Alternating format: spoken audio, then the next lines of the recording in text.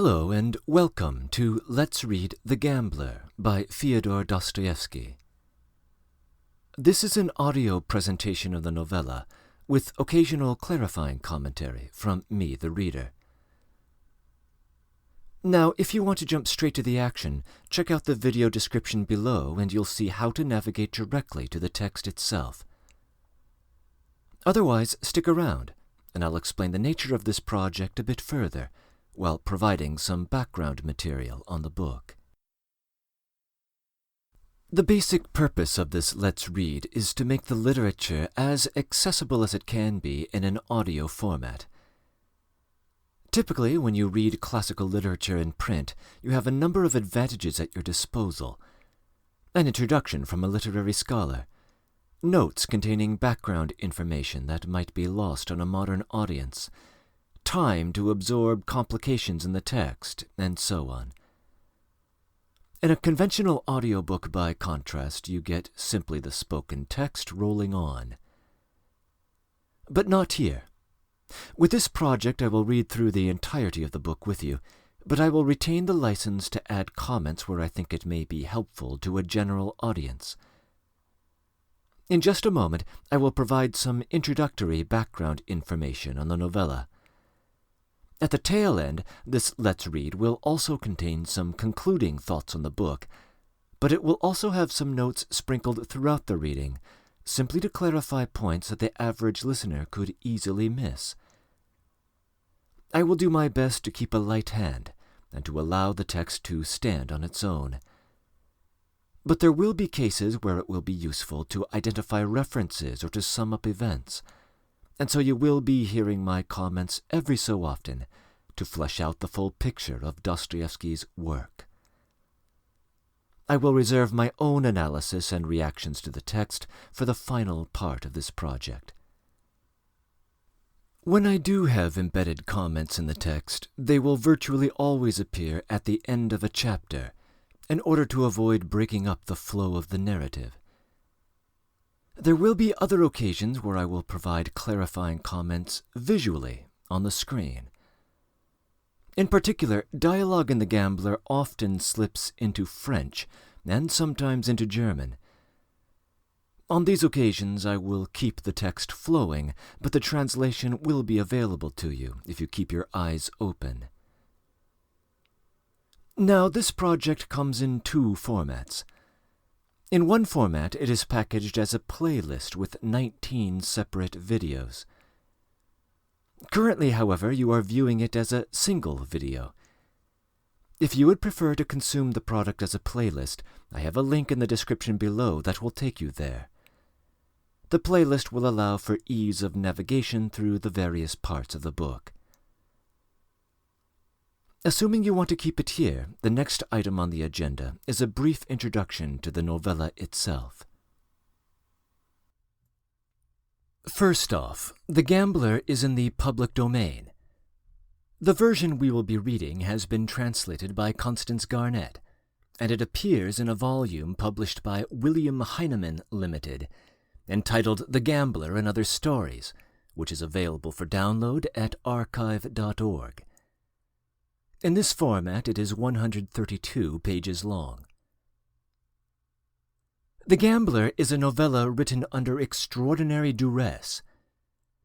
In the autumn of 1866, Dostoevsky had to interrupt the serial publication of Crime and Punishment in order to meet the approaching deadline of an astonishingly draconian contract. The prior year, in straitened circumstances, he had signed an agreement with a publisher named Dostoevsky, according to which the author would need to produce a novella by November 1st, 1866, or else hand over the rights to all of his future works with no payment for 9 years.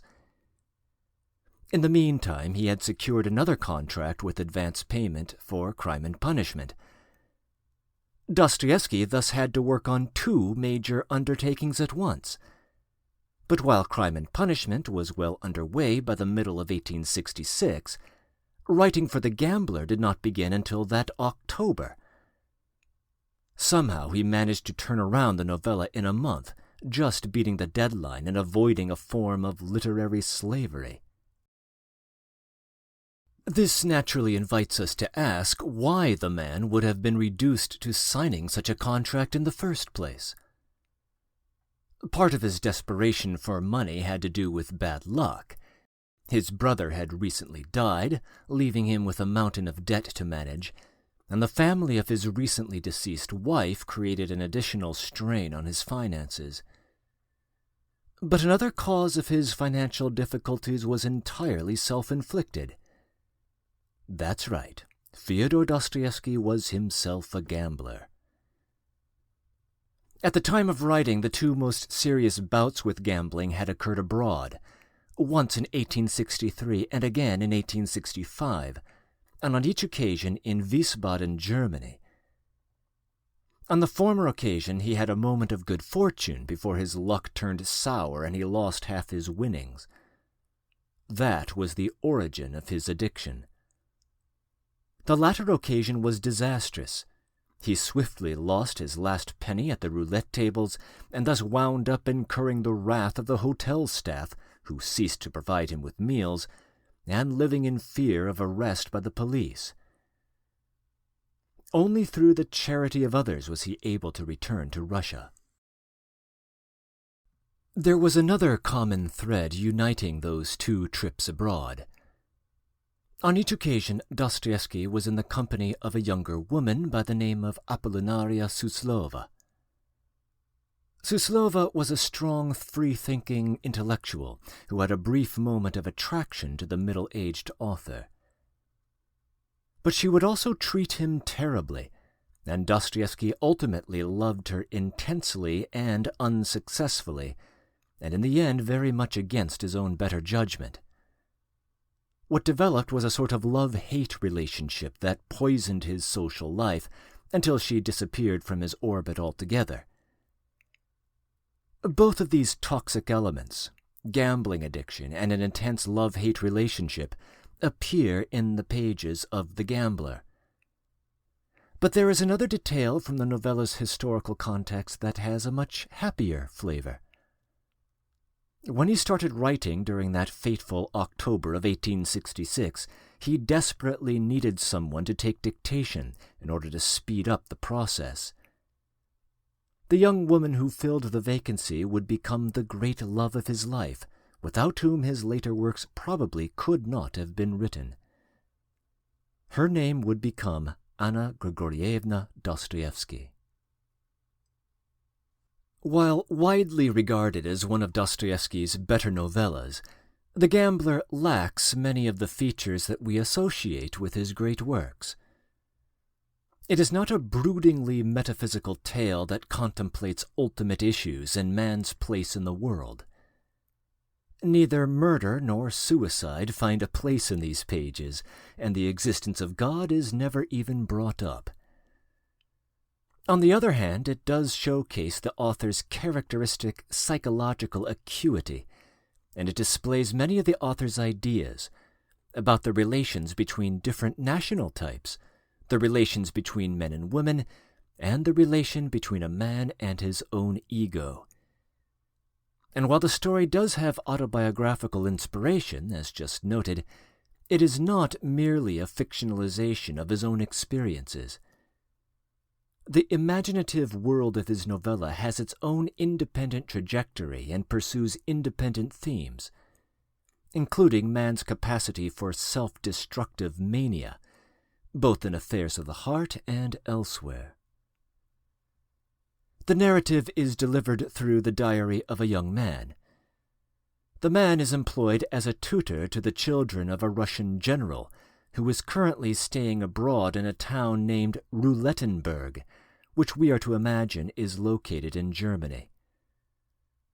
The town is apparently a tourist destination for travelers of all nationalities, and we encounter several of them in the course of the novella. Most notably, the plot features a man and a woman from France.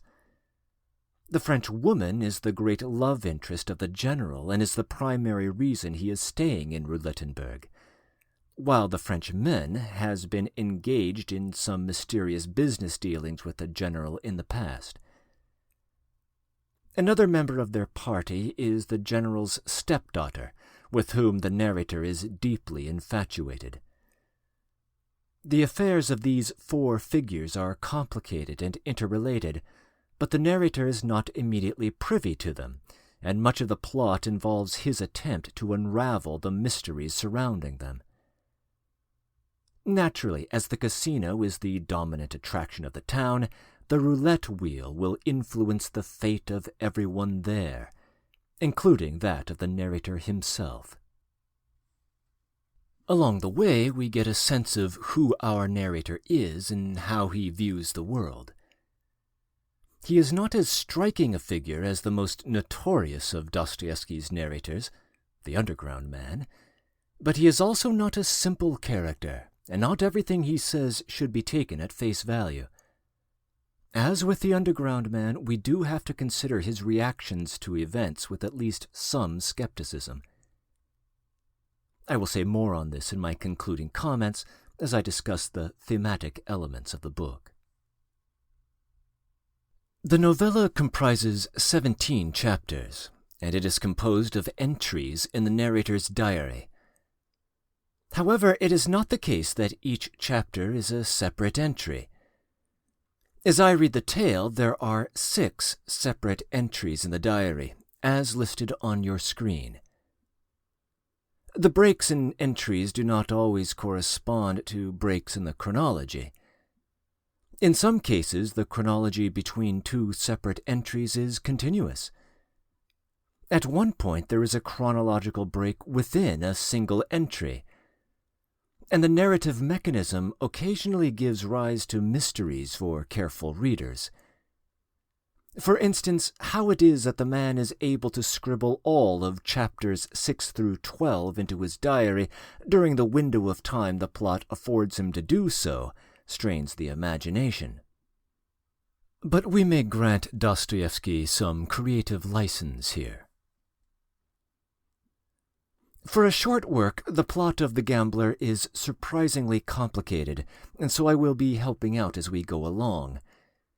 But one important thing to get straight is the cast of characters, and so I am providing a Dramatis personae here.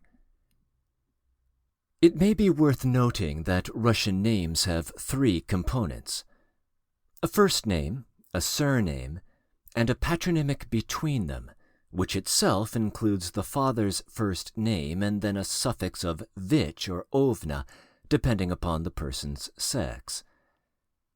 So our author's name is Fyodor Mikhailovich Dostoevsky, as his father's name was Mikhail.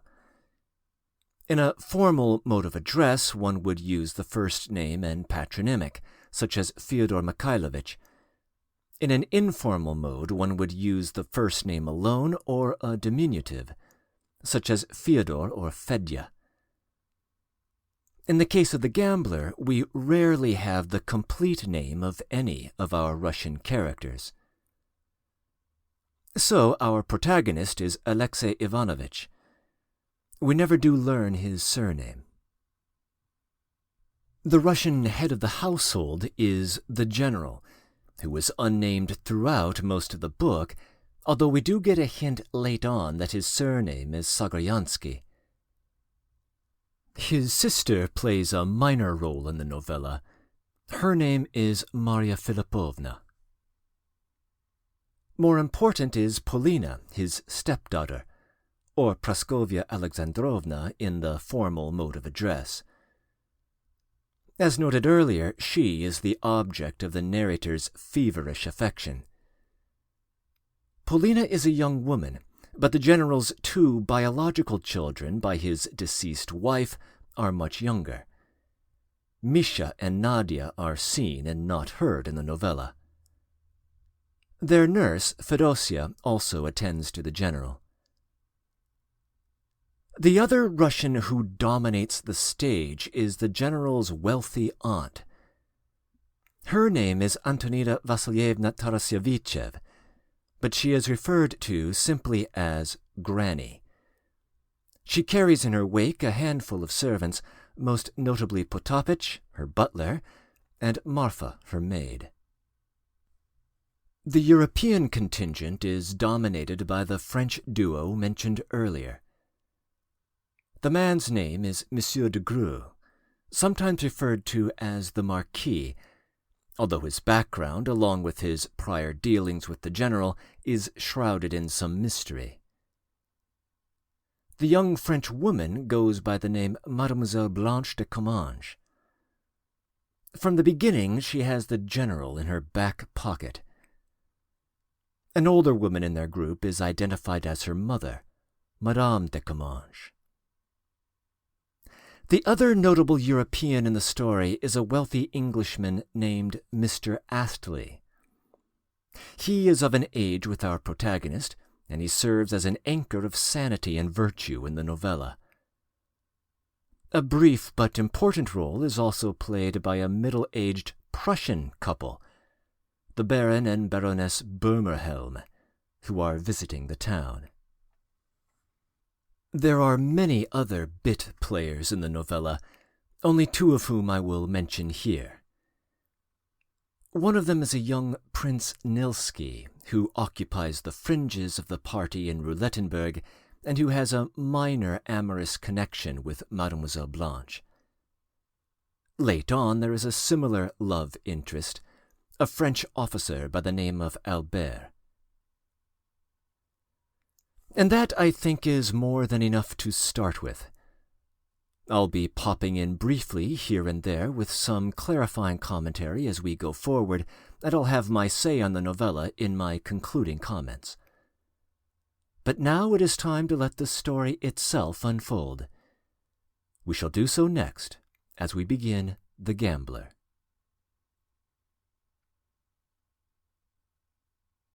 The Gambler. A novel. From the Diary of a Young Man. Chapter 1. At last I have come back from my fortnight's absence. Our friends have already been 2 days in Roulettenberg. I imagined that they were expecting me with the greatest eagerness. I was mistaken, however. The general had an extremely independent air. He talked to me condescendingly and sent me away to his sister. I even fancied that the general was a little ashamed to look at me. Marya Philippovna was tremendously busy and scarcely spoke to me. She took the money, however, counted it, and listened to my whole report. They were expecting Mtsentsov, the little Frenchman, and some Englishmen.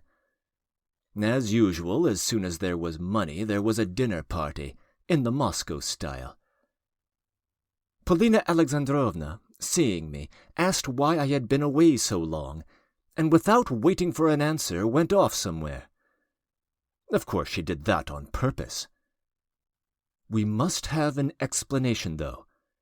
Things have accumulated. They had assigned me a little room on the 4th story of the hotel. They know here that I belong to the general's suite. It all looks as though they had managed to impress the people. The general is looked upon by everyone here as a very rich Russian grandee. Even before dinner he commissioned me, among other things, to change 2 notes for 1,000 francs each. I changed them at the office of the hotel. Now we shall be looked upon as millionaires for a whole week at least. I wanted to take Misha and Nadia out for a walk, but on the stairs I was summoned back to the general. He had graciously bethought him to inquire where I was taking them. The man is absolutely unable to look me straight in the face.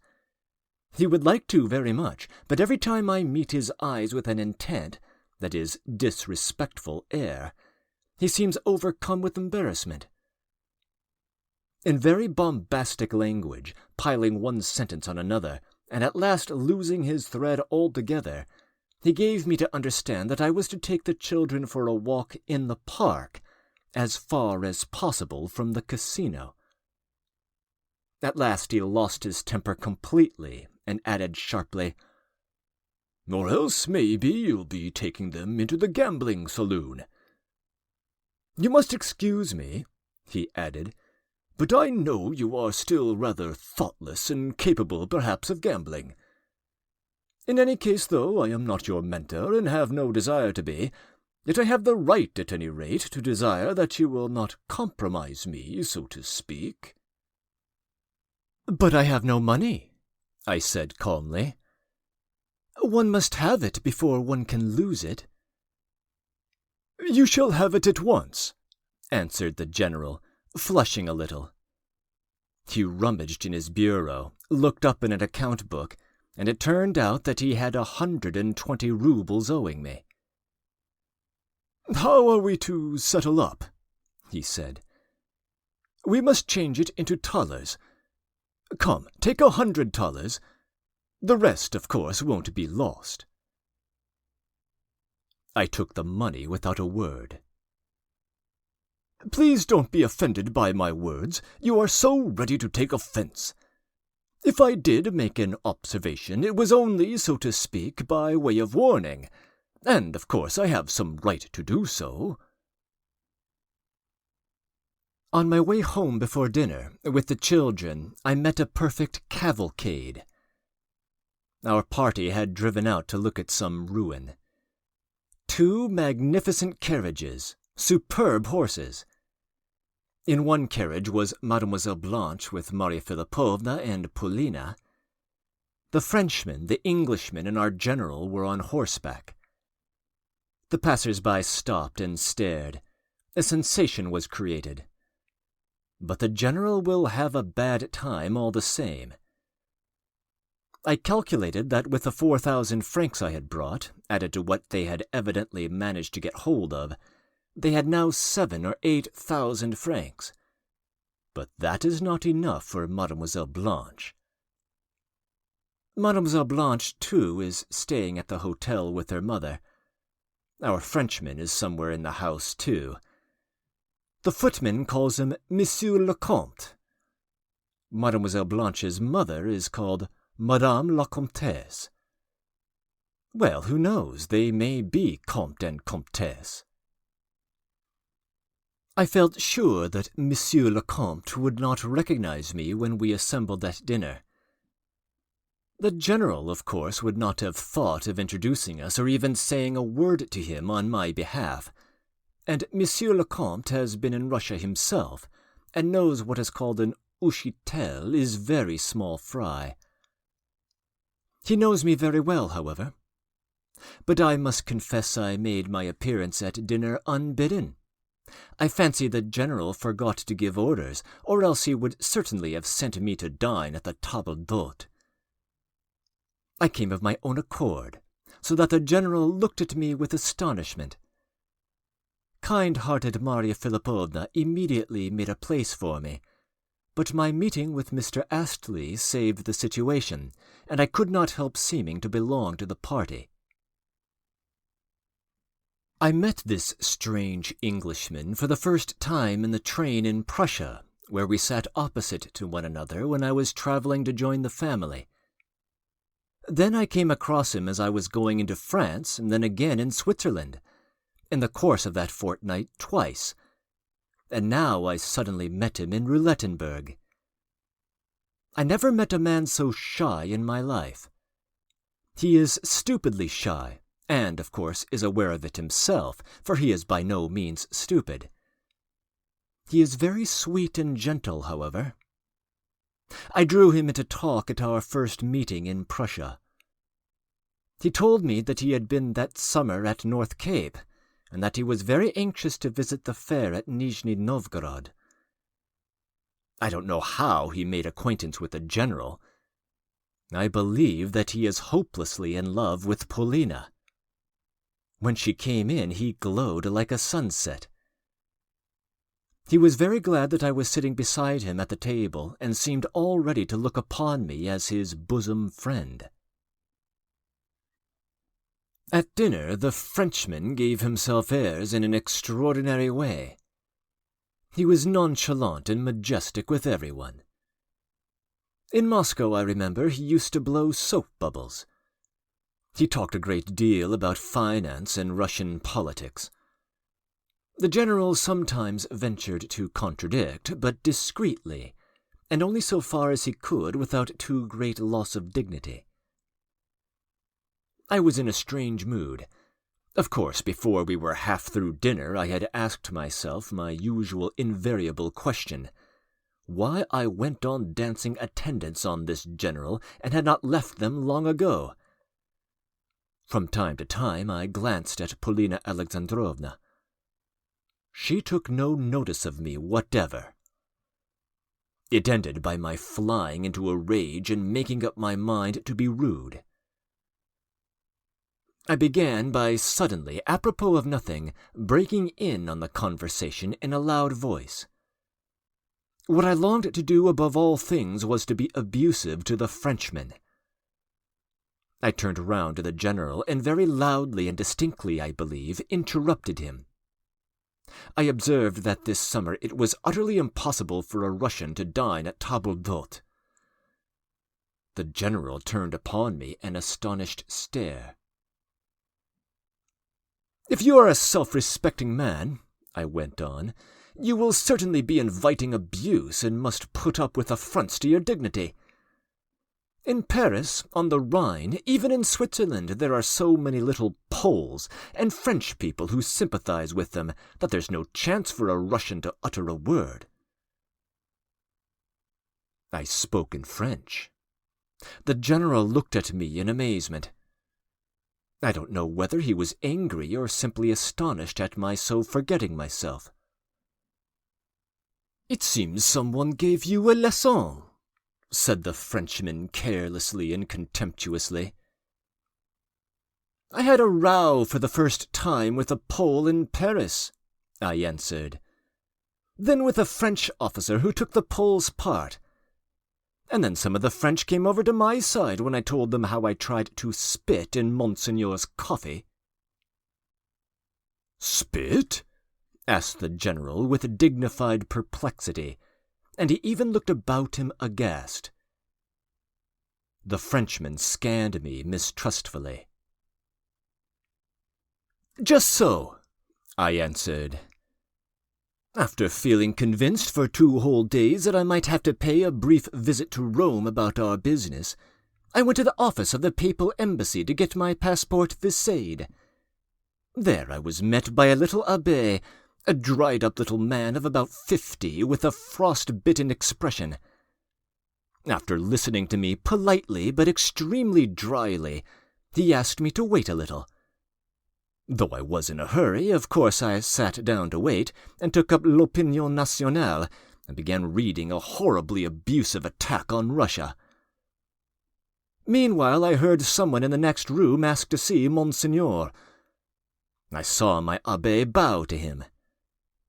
I addressed the same request to him again. He asked me to wait, more dryly than ever. A little later someone else entered, a stranger, but on business, some Austrian. He was listened to and at once conducted upstairs. Then I felt very much vexed. I got up, went to the abbé and said resolutely that as Monseigneur was receiving, he might settle my business too. At once the abbé drew back in great surprise. It was beyond his comprehension that an insignificant Russian should dare to put himself on a level with Monseigneur's guests. As though delighted to have an opportunity of insulting me, he looked me up and down and shouted in the most insolent tone, "Can you really suppose that Monseigneur is going to leave his coffee on your account?" Then I shouted too, but more loudly than he. "Let me tell you, I'm ready to spit in your Monseigneur's coffee. If you don't finish with my passport this minute, I'll go to him in person." "What, when the cardinal is sitting with him?" cried the abbé, recoiling from me with horror, and flinging wide his arms, he stood like a cross, with an air of being ready to die rather than let me pass. Then I answered him that I was a heretic and a barbarian, que je suis hérétique et barbare, and that I cared nothing for all these archbishops, cardinals, monseigneurs, and all of them. In short, I showed I was not going to give way. The abbé looked at me with uneasy ill humour, then snatched my passport and carried it upstairs. A minute later it had been viséed. Here, wouldn't you like to see it? I took out the passport and showed the Roman vise. "Well, I must say," the general began. "What saved you was saying that you were an heretic and barbarian," the Frenchman observed with a smile. "Cela n'était pas si bête." "Why, am I to model myself upon our Russians here? They sit, not daring to open their lips, and almost ready to deny they are Russians. In Paris, anyway in my hotel, they began to treat me much more attentively when I told everyone about my passage at arms with the abbé. The fat Polish pan, the person most antagonistic to me at table d'hôte, sank into the background. The Frenchmen did not even resent it when I told them that I had, 2 years previously, seen a man at whom, in 1812, a French chasseur had shot simply in order to discharge his gun. The man was at that time a child of 10, and his family had not succeeded in leaving Moscow. "That's impossible," the Frenchman boiled up. "A French soldier would not fire at a child." "Yet it happened," I answered. "I was told it by a most respectable captain on the retired list, and I saw the scar on his cheek from the bullet myself." The Frenchman began talking rapidly and at great length. The general began to support him, but I recommended him to read, for instance, passages in the notes of General Perovsky, who was a prisoner in the hands of the French in 1812. At last Marya Philippovna began talking of something else to change the conversation. The general was very much displeased with me, for the Frenchman and I had almost begun shouting at one another. But I fancy my dispute with the Frenchman pleased Mr. Astley very much. Getting up from the table, he asked me to have a glass of wine with him. In the evening I duly succeeded in getting a quarter of an hour's talk with Polina Alexandrovna. Our conversation took place when we were all out for a walk. We all went into the park by the casino. Polina sat down on a seat facing the fountain and let Nadenka play with some children not far from her. I, too, let Misha run off to the fountain, and we were at last left alone. We began, of course, at first with business. Polina simply flew into a rage when I gave her only 700 guldens. She had reckoned positively on my pawning her diamonds in Paris for 2,000 guldens, if not more. "I must have money, come what may," she said. "I must get it or I am lost." I began asking her what had happened during my absence. "Nothing but the arrival of 2 pieces of news from Petersburg. First, that Granny was very ill, and then 2 days later that she seemed to be dying. The news came from Timofey Petrovitch," added Polina, "and he's a trustworthy man. We are expecting every day to hear news of the end." "So you are all in suspense here?" I asked. "Of course, all of us, and all the time. We've been hoping for nothing else for the last 6 months. "And are you hoping for it?" I asked.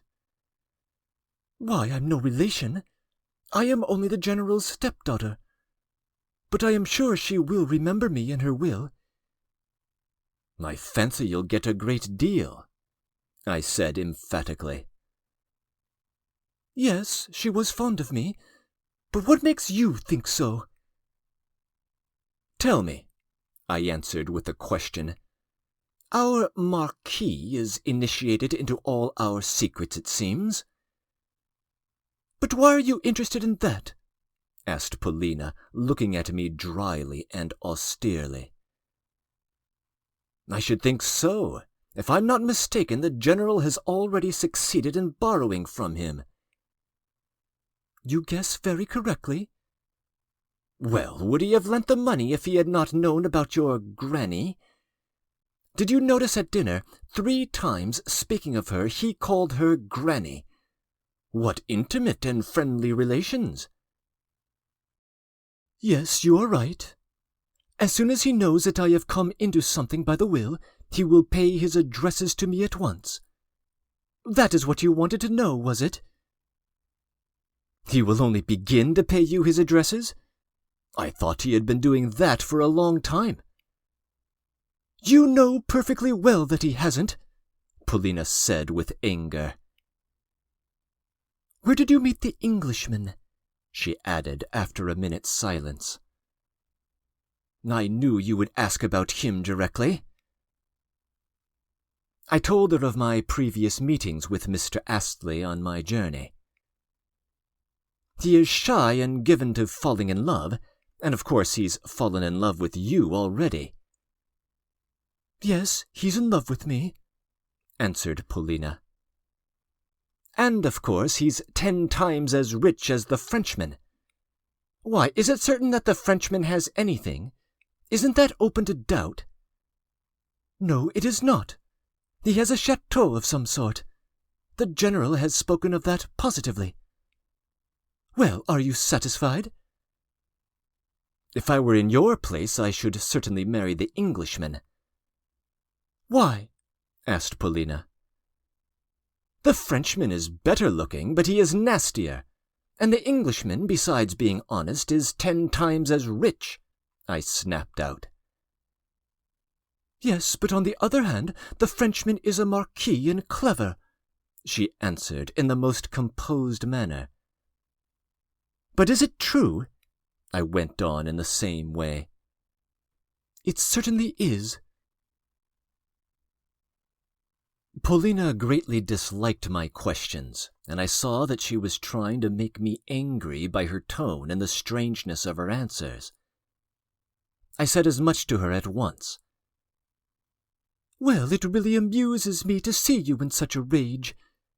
You must pay for the very fact of my allowing you to ask such questions and make such suppositions. I certainly consider myself entitled to ask you any sort of question, I answered calmly, just because I am prepared to pay any price you like for it, and I set no value at all on my life now. Polina laughed. You told me last time at the Schlagenberg that you were prepared, at a word from me, to throw yourself head foremost from the rock, and it is 1,000 feet high, I believe. Some day I shall utter that word, solely in order to see how you will pay the price, and trust me, I won't give way. You are hateful to me just because I've allowed you to take such liberties, and even more hateful because you are so necessary to me. But so long as you are necessary to me, I must take care of you. She began getting up. She spoke with irritation. Of late she had always ended every conversation with me in anger and irritation, real anger. "Allow me to ask you, what about Mademoiselle Blanche?" I asked, not liking to let her go without explanation. You know all about Mademoiselle Blanche. Nothing more has happened since. Mademoiselle Blanche will no doubt be Madame la Générale. That is, if the rumor of Granny's death is confirmed, of course, for Mademoiselle Blanche and her mother and her cousin twice removed, the Marquis, all know very well that we are ruined. And is the General hopelessly in love? That's not the point now. Listen and remember. Take these 700 florins and go and play. Win me as much as you can at roulette. I must have money now, come what may. Saying this, she called Nadenka and went into the casino, where she joined the rest of the party. I turned into the first path to the left, wondering and reflecting. I felt as though I had had a blow on the head after the command to go and play roulette. Strange to say, I had plenty to think about, but I was completely absorbed in analyzing the essential nature of my feeling towards Paulina. It was true I had been more at ease during that fortnight's absence than I was now on the day of my return, though on the journey I had been as melancholy and restless as a madman, and at moments had even seen her in my dreams. Once, waking up in the train, in Switzerland, I began talking aloud, I believe, with Paulina, which amused all the passengers in the carriage with me. And once more I now asked myself the question, do I love her? And again I could not answer it, or rather I answered for the 100th time that I hated her. Yes, she was hateful to me. There were moments, on every occasion at the end of our talks, when I would have given my life to strangle her. I swear, if it had been possible on the spot to plunge a sharp knife in her bosom, I believe I should have snatched it up with relish. And yet I swear by all that's sacred, that if at the Schlagenberg, at the fashionable peak, she really had said to me, "Throw yourself down," I should have thrown myself down at once, also with positive relish. I knew that. In one way or another it must be settled. All this she understood wonderfully well, and the idea that I knew, positively and distinctly, how utterly beyond my reach she was, how utterly impossible my mad dreams were of fulfillment, that thought, I am convinced, afforded her extraordinary satisfaction. If not, how could she, cautious and intelligent as she was, have been on such intimate and open terms with me? I believe she had hitherto looked on me as that empress of ancient times looked on the slave before whom she did not mind undressing because she did not regard him as a human being. Yes, often she did not regard me as a human being. I had her commission, however, to win at roulette, at all costs. I had no time to consider why must I play, and why such haste, and what new scheme was hatching in that ever-calculating brain. Moreover, it was evident that during that fortnight new facts had arisen of which I had no idea yet. I must discover all that and get to the bottom of it, and as quickly as possible. But there was no time now. I must go to roulette.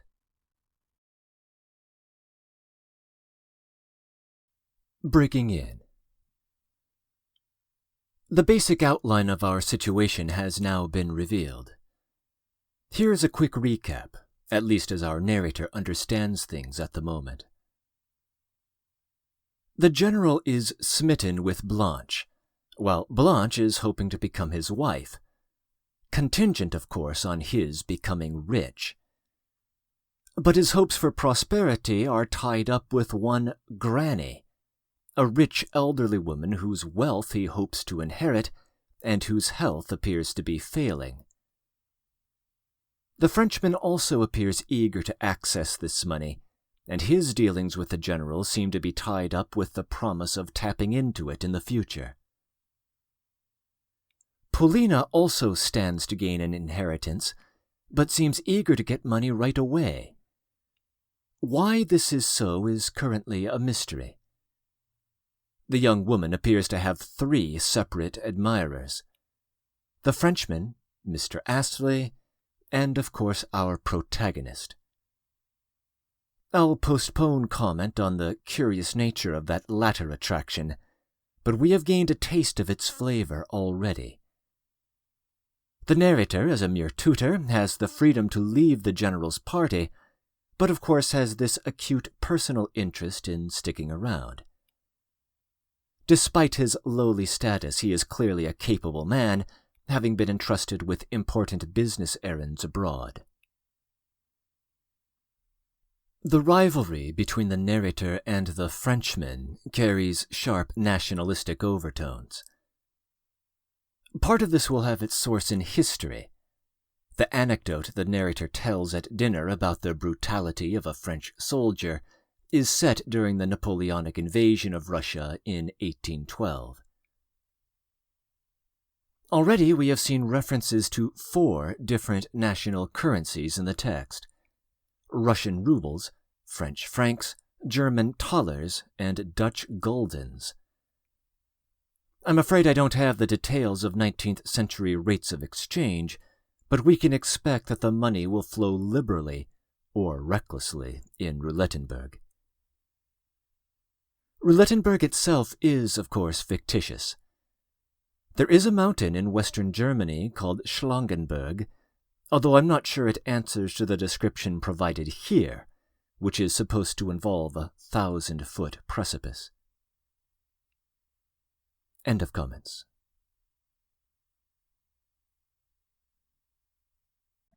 Chapter 2. I confess it was disagreeable to me. Though I had made up my mind that I would play, I had not proposed to play for other people. It rather threw me out of my reckoning, and I went into the gambling saloon with very disagreeable feelings. From the first glance I disliked everything in it. I cannot endure the flunkeyishness of the newspapers of the whole world, and especially our Russian papers, in which almost every spring the journalists write articles upon 2 things. First, on the extraordinary magnificence and luxury of the gambling saloons on the Rhine, and secondly, on the heaps of gold which are said to lie on the tables. They are not paid for it. It is simply done from disinterested obsequiousness. There was no sort of magnificence in these trashy rooms, and not only were there no piles of gold lying on the table, but there was hardly any gold at all. No doubt sometime in the course of the season, some eccentric person, either an Englishman or an Asiatic of some sort, a Turk perhaps, as it was that summer, would suddenly turn up and lose or win immense sums. All the others play for paltry guldens, and on an average there is very little money lying on the tables. As soon as I went into the gambling saloon, for the first time in my life, I could not for some time make up my mind to play. There was a crush besides. If I had been alone, even then I believe I should soon have gone away and not have begun playing. I confess my heart was beating and I was not cool. I knew for certain, and had made up my mind long before, that I should not leave Roulettenberg unchanged, that some radical and fundamental change would take place in my destiny. So it must be, and so it would be. Ridiculous as it may be that I should expect so much for myself from roulette, yet I consider even more ridiculous the conventional opinion accepted by all that it is stupid and absurd to expect anything from gambling. And why should gambling be worse than any other means of making money? For instance, commerce.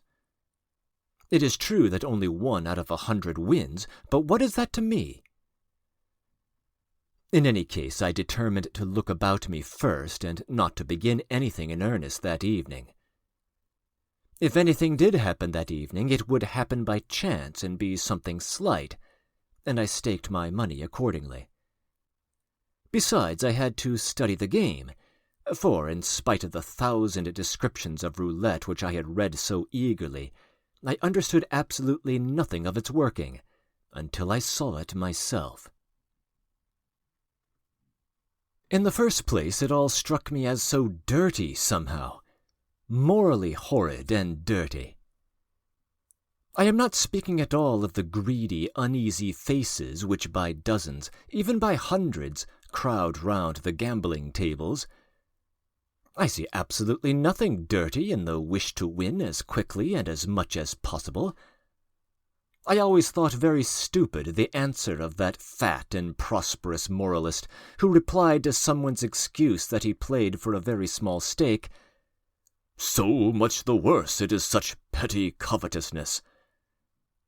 As though covetousness were not exactly the same whether on a big scale or a petty one. It is a matter of proportion. What is paltry to Rothschild is wealth to me, and as for profits and winnings, people, not only at roulette but everywhere, do nothing but try to gain or squeeze something out of one another.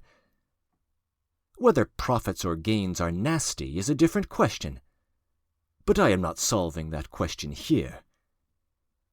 Since I was myself possessed by an intense desire of winning, I felt as I went into the hall all this covetousness, and all this covetous filth, if you like, in a sense congenial and convenient. It is most charming when people do not stand on ceremony with one another, but act openly and above board. And indeed, why deceive oneself? Gambling is a most foolish and imprudent pursuit. What was particularly ugly at first sight in all the rabble round the roulette table was the respect they paid to that pursuit, the solemnity and even reverence with which they all crowded round the tables. That is why a sharp distinction is drawn here between the kind of game that is mauvais genre and the kind that is permissible to well-bred people.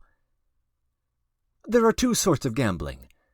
One the gentlemanly sort, the other the plebeian mercenary sort, the game played by all sorts of riff-raff. The distinction is sternly observed here, and how contemptible this distinction really is. A gentleman may stake, for instance, 5 or 10 louis d'or, rarely more. He may, however, stake as much as 1,000 francs if he is very rich, but only for the sake of the play, simply for amusement. That is, simply to look on at the process of winning or of losing, but must on no account display an interest in winning. If he wins, he may laugh aloud, for instance, may make a remark to one of the bystanders. He may even put down another stake, and may even double it, but solely from curiosity, for the sake of watching and calculating the chances, and not from the plebeian desire to win. In fact, he must look on all gambling, roulette, trente et quarante, as nothing else than a pastime got up entirely for his amusement. He must not even suspect the greed for gain and the shifty dodges on which the bank depends. It would be extremely good form, too, if he should imagine that all the other gamblers, all the rabble trembling over a gulden, were rich men and gentlemen like himself, and were playing simply for their diversion and amusement. This complete ignorance of reality and innocent view of people would be, of course, extremely aristocratic. I have seen many mammas push forward their daughters, innocent and elegant misses of 15 and 16, and, giving them some gold coins, teach them how to play. The young lady wins or loses, invariably smiles and walks away, very well satisfied. Our general went up to the table with solid dignity. A flunky rushed to hand him a chair, but he ignored the flunky. He very slowly and deliberately took out his purse, very slowly and deliberately took 300 francs in gold from his purse, staked them on the black, and won. He did not pick up his winnings, but left them on the table. Black turned up again. He didn't pick up his winnings that time either. And when, the third time, red turned up, he lost at once 1,200 francs. He walked away with a smile and kept up his dignity. I am positive he was raging inwardly, and if the stake had been 2 or 3 times as much, he would not have kept up his dignity, but would have betrayed his feelings. A Frenchman did, however, before my eyes, win and lose as much as 30,000 francs with perfect gaiety and no sign of emotion. A real gentleman should not show excitement even if he loses his whole fortune. Money ought to be so much below his gentlemanly dignity as to be scarcely worth noticing. Of course, it would have been extremely aristocratic not to notice the sordidness of all the rabble and all the surroundings. Sometimes, however, the opposite pose is no less aristocratic.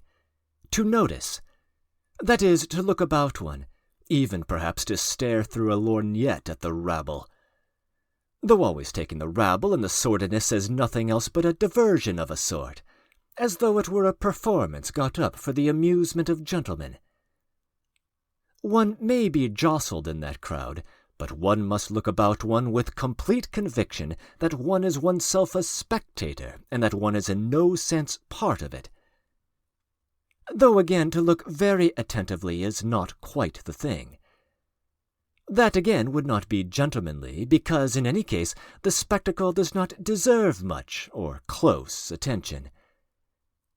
And in fact few spectacles do deserve a gentleman's close attention. And yet it seemed to me that all this was deserving of very close attention, especially for one who had come not only to observe it, but sincerely and genuinely reckoned himself as one of the rabble. As for my hidden moral convictions, there is no place for them, of course, in my present reasonings. Let that be enough for the present. I speak to relieve my conscience. But I notice one thing, that of late it has become horribly repugnant to me to test my thoughts and actions by any moral standard whatever. I was guided by something different. The rabble certainly did play very sordidly. I am ready to believe, indeed, that a great deal of the most ordinary thieving goes on at the gaming table. The croupiers who sit at each end of the table look at the stakes and reckon the winnings. They have a great deal to do. They are rabble too. For the most part they are French. However, I was watching and observing not with the object of describing roulette. I kept a sharp lookout for my own sake, so that I might know how to behave in the future. I noticed, for instance, that nothing was more common than for someone to stretch out his hand and snatch what one had won. A dispute would begin, often an uproar, and a nice job one would have to find witnesses and to prove that it was one's stake. At first it was all an inexplicable puzzle to me. All I could guess and distinguish was that the stakes were on the numbers, on odd and even, and on the colors. I made up my mind to risk 100 guldens of Polina Alexandrovna's money. The thought that I was not playing for myself seemed to throw me out of my reckoning. It was an extremely unpleasant feeling, and I wanted to be rid of it as soon as possible. I kept feeling that by beginning for Polina I should break my own luck. Is it impossible to approach the gambling table without becoming infected with superstition? I began by taking out 5 Friedrichs d'Or, 50 gulden, and putting them on the even. The wheel went round and 13 turned up. I had lost. With a sickly feeling I staked another 5 Friedrichs d'Or on red, simply in order to settle the matter and go away. Red turned up. I staked all the 10 Friedrichs d'Or. Red turned up again. I staked all the money again on the same, and again red turned up. On receiving 40 Friedrichs d'Or, I staked 20 upon the 12 middle figures, not knowing what would come of it. I was paid 3 times my stake. In this way, from 10 Friedrichs d'Or, I had all at once 80. I was overcome by a strange, unusual feeling which was so unbearable that I made up my mind to go away. It seemed to me that I should not have been playing at all like that if I had been playing for myself. I staked the whole 80 Friedrichs d'Or, however, on even. This time 4 turned up. Another 80 Friedrichs d'Or was poured out to me, and gathering up the whole heap of 160 Friedrichs d'Or, I set off to find Polina Alexandrovna. They were all walking somewhere in the park, and I only succeeded in seeing her after supper. This time the Frenchman was not of the party, and the general unbosomed himself. Among other things, he thought fit to observe to me that he would not wish to see me at the gambling tables. It seemed to him that it would compromise him if I were to lose too much. "But even if you were to win a very large sum, I should be compromised too," he added significantly. "Of course I have no right to dictate your actions, but you must admit yourself—" At this point he broke off, as his habit was. I answered dryly that I had very little money, and so I could not lose very conspicuously even if I did play. Going upstairs to my room, I succeeded in handing Polina her winnings, and told her that I would not play for her another time. "Why not?" she asked in a tremor. "Because I want to play on my own account," I answered, looking at her with surprise. "And it hinders me." "Then you will continue in your conviction that roulette is your only escape and salvation?" she asked ironically. I answered very earnestly that I did. That as for my confidence that I should win, it might be absurd. I was ready to admit it, but that I wanted to be let alone. Polina Alexandrovna began insisting I should go halves with her in today's winnings, and was giving me 80 Friedrich's d'Or, suggesting that I should go on playing on those terms.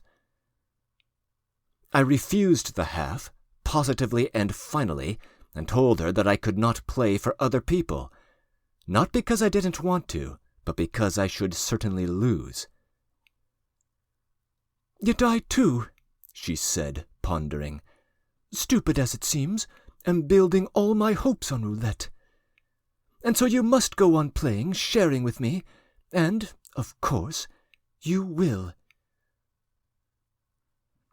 At this point she walked away, without listening to further objections.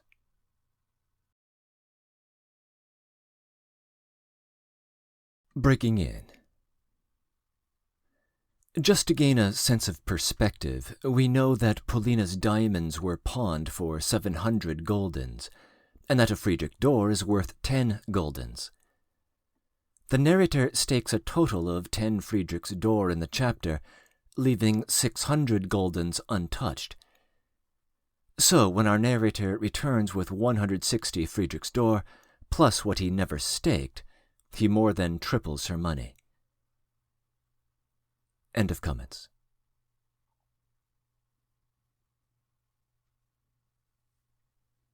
Chapter 3. Yet all yesterday she did not say a single word to me about playing, and avoided speaking to me altogether. Her manner to me remained unchanged, the same absolute carelessness on meeting me. There was even a shade of contempt and dislike. Altogether, she did not care to conceal her aversion. I noticed that. In spite of that, she did not conceal from me either that I was in some way necessary to her, and that she was keeping me for some purpose. A strange relation had grown up between us, incomprehensible to me in many ways when I considered her pride and haughtiness with everyone.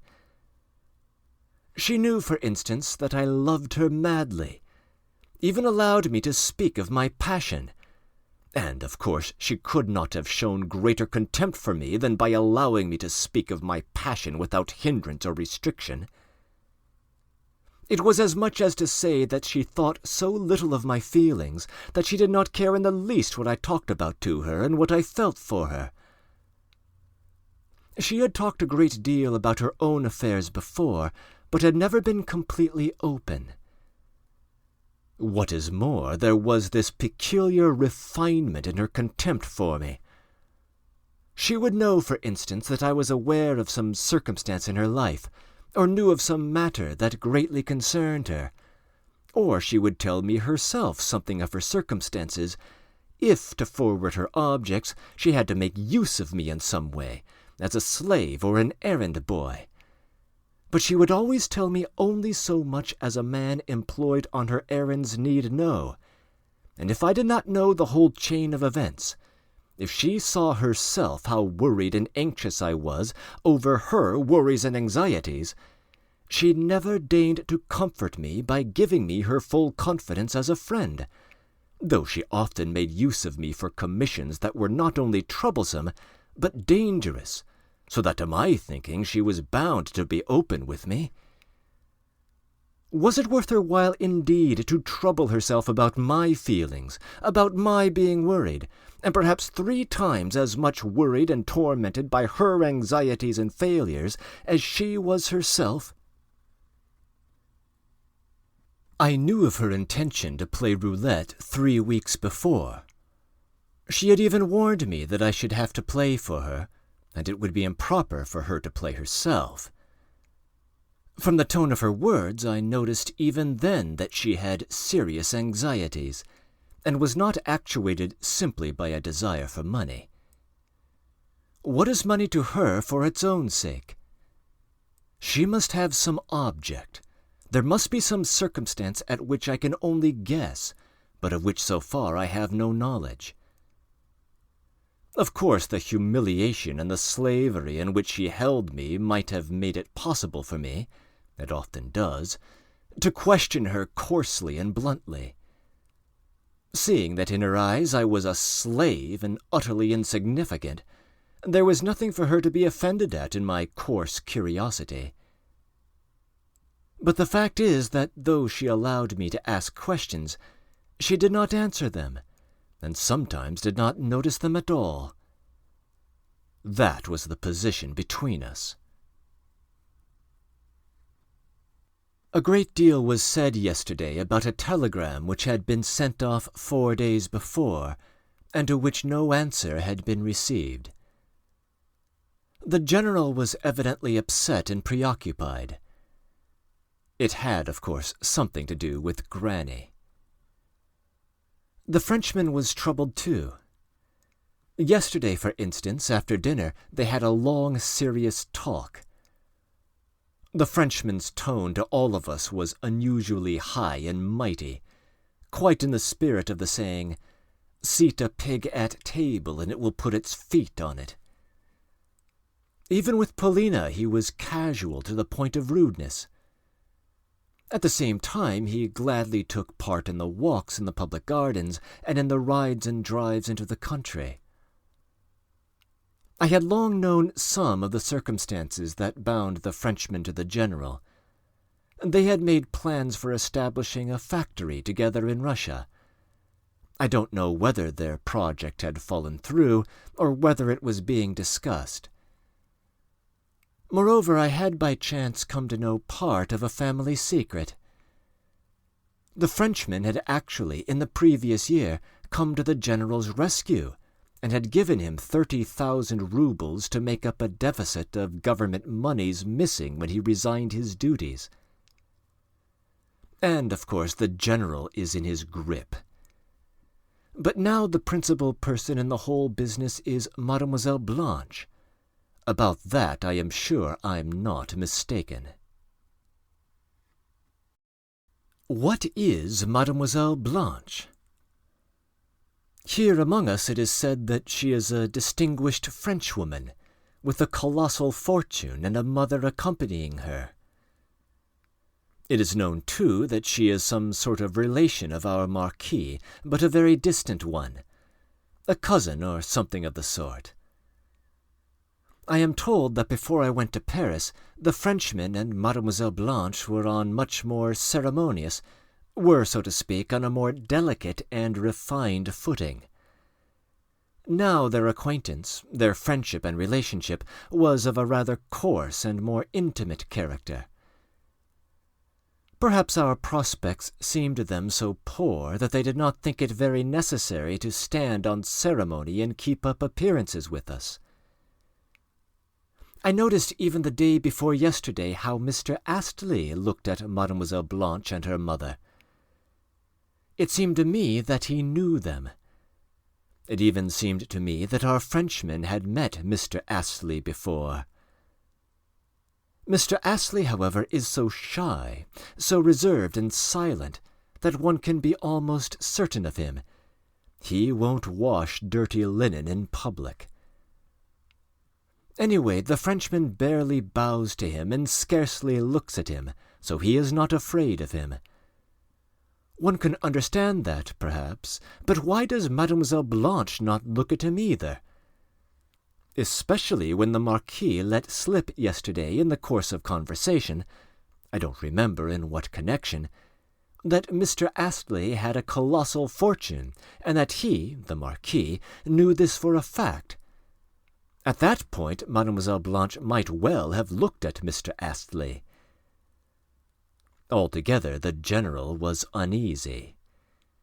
One can understand what a telegram announcing his aunt's death would mean.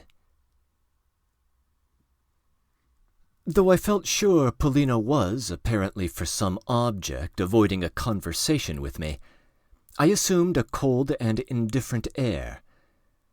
I kept thinking that before long she would come to me of herself.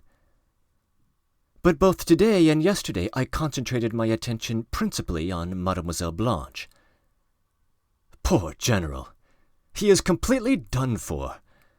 To fall in love at 55 with such a violent passion is a calamity, of course.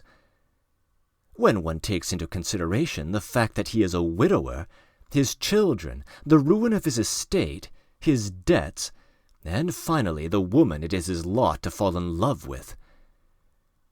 Mademoiselle Blanche is handsome, but I don't know if I shall be understood if I say that she has the face of the type of which one might feel frightened. I, anyway, have always been afraid of women of that sort. She is probably 25. She is well grown and broad, with sloping shoulders. She has a magnificent throat and bosom. Her complexion is swarthy yellow. Her hair is as black as Indian ink, and she has a tremendous lot of it, enough to make 2 ordinary coiffures. Her eyes are black with yellowish whites. She has an insolent look in her eyes. Her teeth are very white. Her lips are always painted. She smells of musk. She dresses effectively, richly, and with chic, but with much taste. Her hands and feet are exquisite. Her voice is a husky contralto. Sometimes she laughs, showing all her teeth, but her usual expression is a silent and impudent stare. Before Paulina and Marya Philippovna, anyway. There is a strange rumor that Marya Philippovna is going back to Russia. I fancy that Mademoiselle Blanche has had no sort of education. Possibly she is not even intelligent, but on the other hand she is striking and she is artful. I fancy her life has not passed without adventures. If one is to tell the whole truth, it is quite possible that the Marquis is no relation of hers at all, and that her mother is not her mother. But there is evidence that in Berlin, where we went with them, her mother and she had some decent acquaintances. As for the Marquis himself, though I still doubt his being a Marquis, yet the fact that he is received in decent society, among Russians, for instance, in Moscow and in some places in Germany, is not open to doubt. I don't know what he is in France. They say he has a chateau. I thought that a great deal would have happened during this fortnight, and yet I don't know if anything decisive has been said between Mademoiselle Blanche and the General. Everything depends on our fortune, however. That is, whether the General can show them plenty of money. If, for instance, news were to come that Granny were not dead, I am convinced that Mademoiselle Blanche would vanish at once. It surprises and amuses me to see what a gossip I've become. Oh, how I loathe it all. How delighted I should be to drop it all, and them all. But can I leave Paulina, Can I give up spying round her? Spying, of course, is low, but what do I care about that? I was interested in Mr. Astley, too, today and yesterday. Yes, I am convinced he's in love with Paulina. It is curious and absurd how much may be expressed by the eyes of a modest and painfully chaste man, moved by love, at the very time when the man would gladly sink into the earth rather than express or betray anything by word or glance. Mr. Astley very often meets us on our walks. He takes off his hat and passes by, though of course he is dying to join us. If he is invited to do so, he immediately refuses. At places where we rest, at the casino, by the bandstand, or before the fountain, he always stands somewhere not far from our seat, and wherever we may be, in the park, in the wood, or on the Schlangenberg, one has only to glance round, to look about one, and somewhere, either in the nearest path or behind the bushes, Mr. Astley's head appears. I fancy he is looking for an opportunity to have a conversation with me apart. This morning we met and exchanged a couple of words. He sometimes speaks very abruptly. Without saying good morning, he began by blurting out, "Oh, Mademoiselle Blanche! I have seen a great many women like Mademoiselle Blanche." He paused, looking at me significantly. What he meant to say by that I don't know, for on my asking what he meant, he shook his head with a sly smile and added, "Oh, well, that's how it is. Is Mademoiselle Pauline very fond of flowers?" I don't know at all," I answered. "What? You don't even know that?" he cried with the utmost amazement. "I don't know. I haven't noticed at all," I repeated, laughing. That gives me a queer idea." Then he shook his head and walked away. He looked pleased, though. We talked the most awful French together.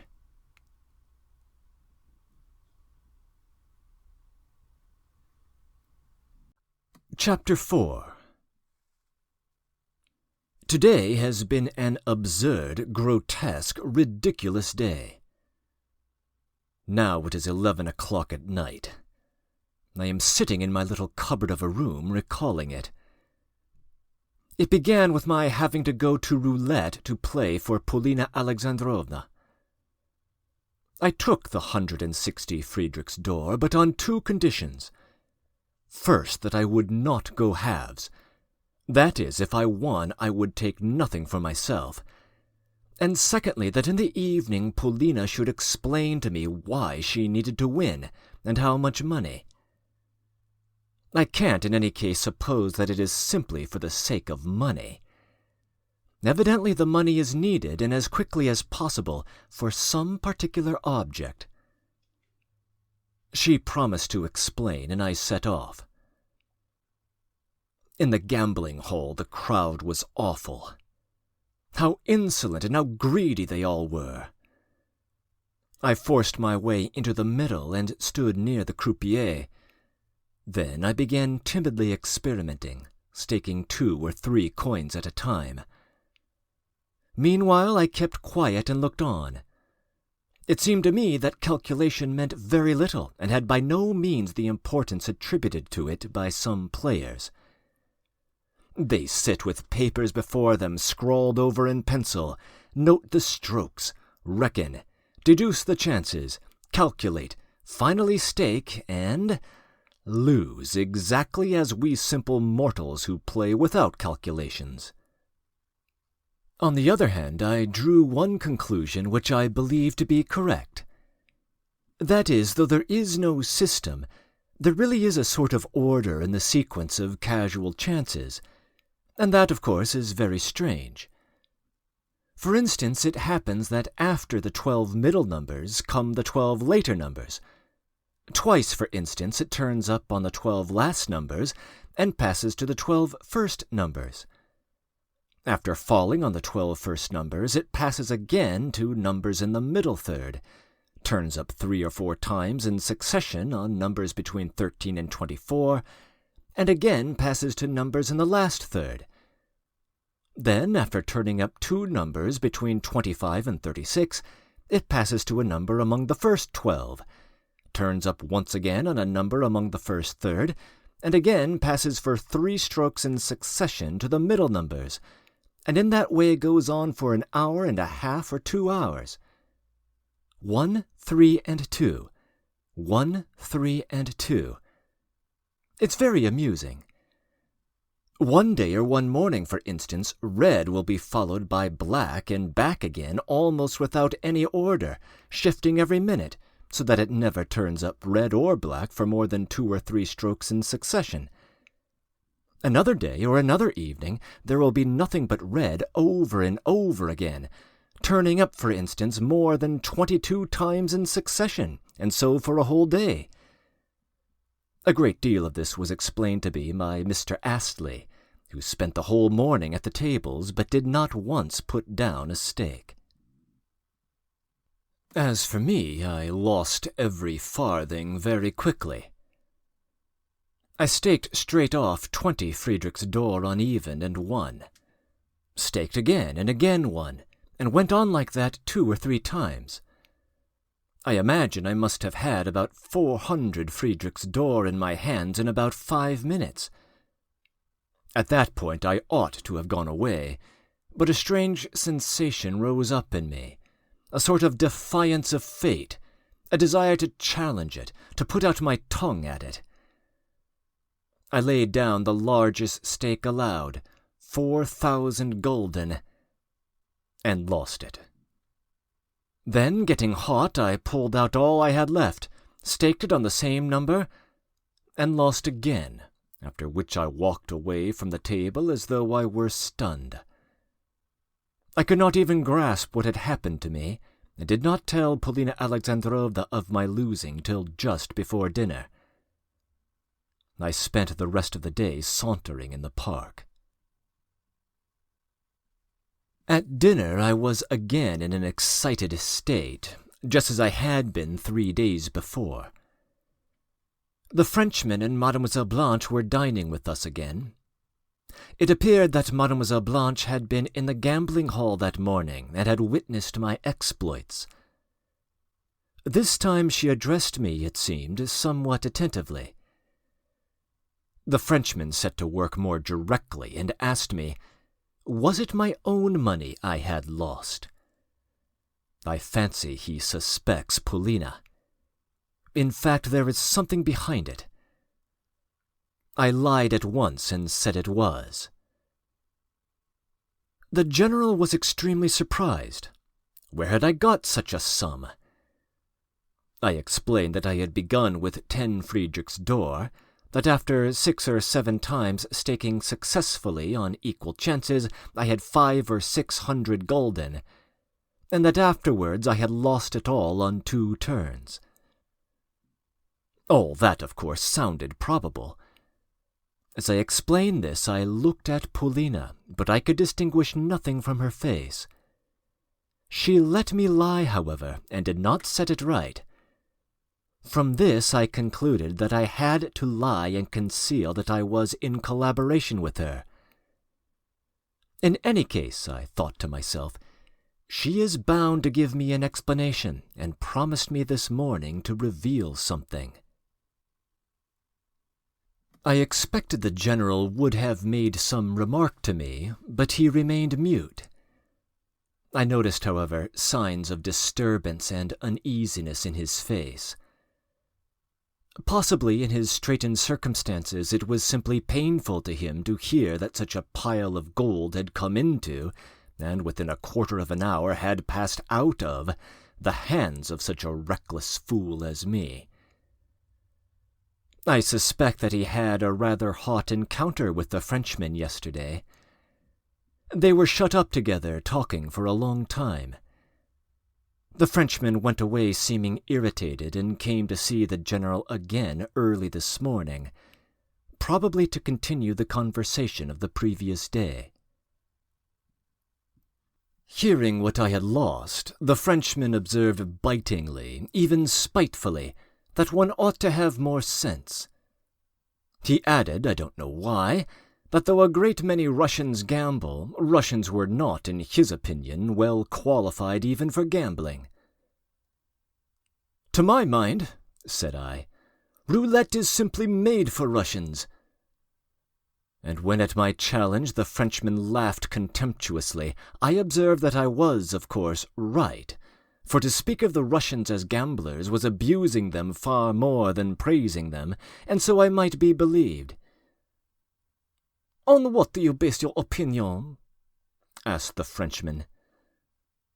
"On the fact that the faculty of amassing capital has, with the progress of history, taken a place, and almost the foremost place, among the virtues and merits of the civilized man of the West. The Russian is not only incapable of amassing capital, but dissipates it in a reckless and unseemly way. Nevertheless, we Russians need money too," I added, "and consequently we are very glad and very eager to make use of such means as roulette, for instance, in which one can grow rich all at once, in 2 hours, without work. That's very fascinating to us, and since we play badly, recklessly, without taking trouble, we usually lose." "That's partly true," observed the Frenchman complacently. "No, it is not true, and you ought to be ashamed to speak like that of your country," observed the General, sternly and impressively. "Excuse me," I answered, "I really don't know which is more disgusting, Russian unseemliness or the German faculty of accumulation by honest toil." "What an unseemly idea!" exclaimed the General. "What a Russian idea!" exclaimed the Frenchman. I laughed. I had an intense desire to provoke them. "Well, I should prefer to dwell all my life in a Kirghiz tent," I cried, "than bow down to the German idol." "What idol?" cried the General, beginning to be angry in earnest. "The German faculty for accumulating wealth. I've not been here long, but yet all I have been able to observe and verify revolts my Tatar blood. My God, I don't want any such virtue. I succeeded yesterday in making a round of 8 miles, and it's all exactly as in the edifying German picture books. There is here in every house a Vater, horribly virtuous and extraordinarily honest. So honest that you are afraid to go near him. I can't endure honest people whom one is afraid to go near. Every such German Vater has a family, and in the evening they read improving books aloud. Elms and chestnut trees rustle over the house. The sun is setting, there is a stork on the roof, and everything is extraordinarily practical and touching. Don't be angry, General, let me tell it in a touching style.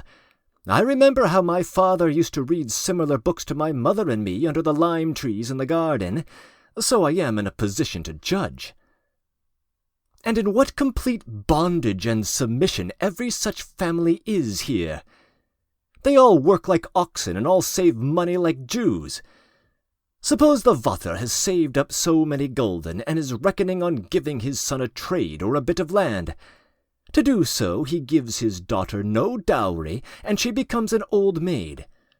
To do so, the youngest son is sold into bondage or into the army, and the money is added to the family capital. That is actually done here. I've been making inquiries. All this is done from nothing but honesty, from such intense honesty that the younger son who is sold believes that he is sold from nothing but honesty. And that is the ideal when the victim himself rejoices at being led to the sacrifice. What more? Why, the elder son is no better off. He has an Amalia and their hearts are united, but they can't be married because the pile of gulden is not large enough. They, too, wait with perfect morality and good faith, and go to the sacrifice with a smile. Amalia's cheeks grow thin and hollow. At last, in 20 years, their prosperity is increased. The golden have been honestly and virtuously accumulating. The Vater gives his blessing to the 40-year-old son and his Amalia of 35, whose chest has grown hollow and whose nose has turned red. With that he weeps, reads them a moral sermon, and dies. The eldest son becomes himself a virtuous Vater and begins the same story over again. In that way, in 50 or 70 years, the grandson of the first Vater really has a considerable capital, and he leaves it to his son, and he to his, and he to his, till in 5 or 6 generations one of them is a Baron Rothschild or goodness knows who. Come, isn't that a majestic spectacle? 100 or 200 years of continuous toil, patience, intelligence, honesty, character, determination, prudence, the stork on the roof. What more do you want? Why, there's nothing loftier than that, and from that standpoint they are beginning to judge the whole world and to punish the guilty. That is, any who are ever so little unlike them. Well, so that's the point. I would rather waste my substance in the Russian style or grow rich at roulette. I don't care to be Goppa and company in 5 generations. I want money for myself, and I don't look upon myself as something subordinate to capital and necessary to it. I know that I have been talking awful nonsense, but never mind. Such are my convictions. I don't know whether there is much truth in what you have been saying, said the general thoughtfully. But I do know you begin to give yourself insufferable airs as soon as you are permitted to forget yourself in the least. As his habit was, he broke off without finishing. If our general began to speak of anything in the slightest degree more important than his ordinary everyday conversation, he never finished his sentences. The Frenchman listened carelessly, with rather wide-open eyes. He had scarcely understood anything of what I had said. Paulina gazed with haughty indifference. She seemed not to hear my words or anything else that was said that day at table.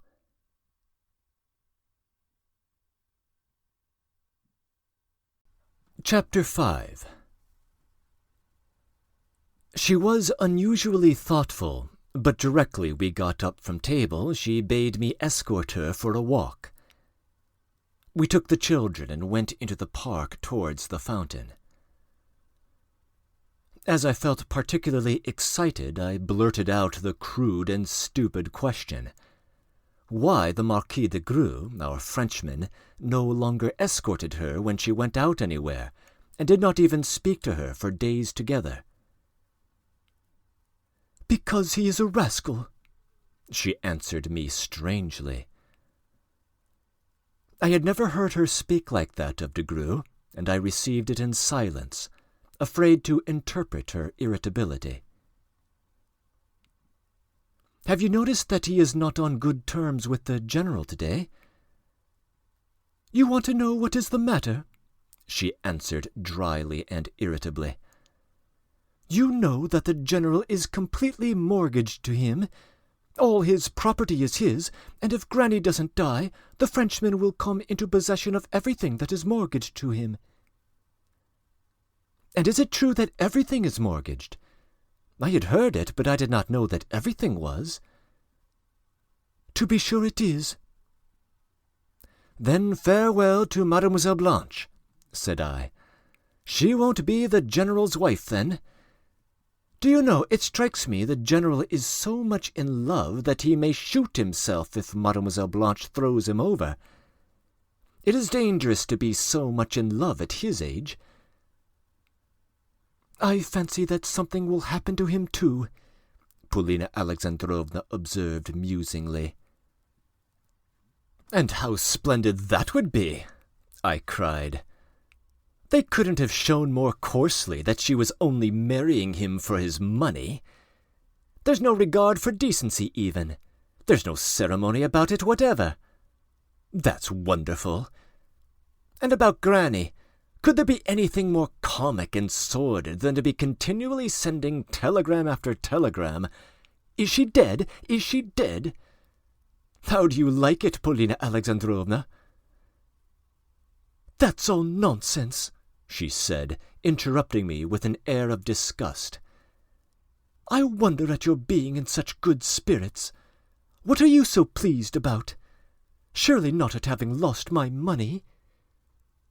Why did you give it to me to lose? I told you I could not play for other people, especially for you. I obey you, whatever you order me to do, but I can't answer for the result. I warned you that nothing would come of it. Are you very much upset at losing so much money? What do you want so much for? Why these questions? Why, you promised to explain to me. Listen, I am absolutely convinced that when I begin playing for myself, and I've got 12 Friedrich's door, I shall win. Then you can borrow as much from me as you like. She made a contemptuous grimace. Don't be angry with me for such a suggestion, I went on. I am so deeply conscious that I am nothing beside you, that is in your eyes, that you may even borrow money from me. Presents from me cannot insult you. Besides, I lost yours. She looked at me quickly, and seeing that I was speaking irritably and sarcastically, interrupted the conversation again. There's nothing of interest to you in my circumstances. If you want to know, I'm simply in debt. I've borrowed money, and I wanted to repay it. I had the strange and mad idea that I should be sure to win here at the gambling table. Why I had the idea I can't understand, but I believed in it. Who knows, perhaps I believed it because no other alternative was left me. Or because it was quite necessary you should win. It's exactly like a drowning man clutching at a straw. You will admit that if he were not drowning, he would not look at a straw as a branch of a tree. Polina was surprised. Why, she said, you were reckoning on the same thing yourself. A fortnight ago you said a great deal to me about your being absolutely convinced that you could win here at roulette, and tried to persuade me not to look upon you as mad. Or were you joking then? But I remember you spoke so seriously that it was impossible to take it as a joke. That's true, I answered thoughtfully. I am convinced to this moment that I shall win. I confess you have led me now to wonder why my senseless and unseemly failure today has not left the slightest doubt in me. I am still fully convinced that as soon as I begin playing for myself, I shall be certain to win. Why are you so positive? If you will have it, I don't know.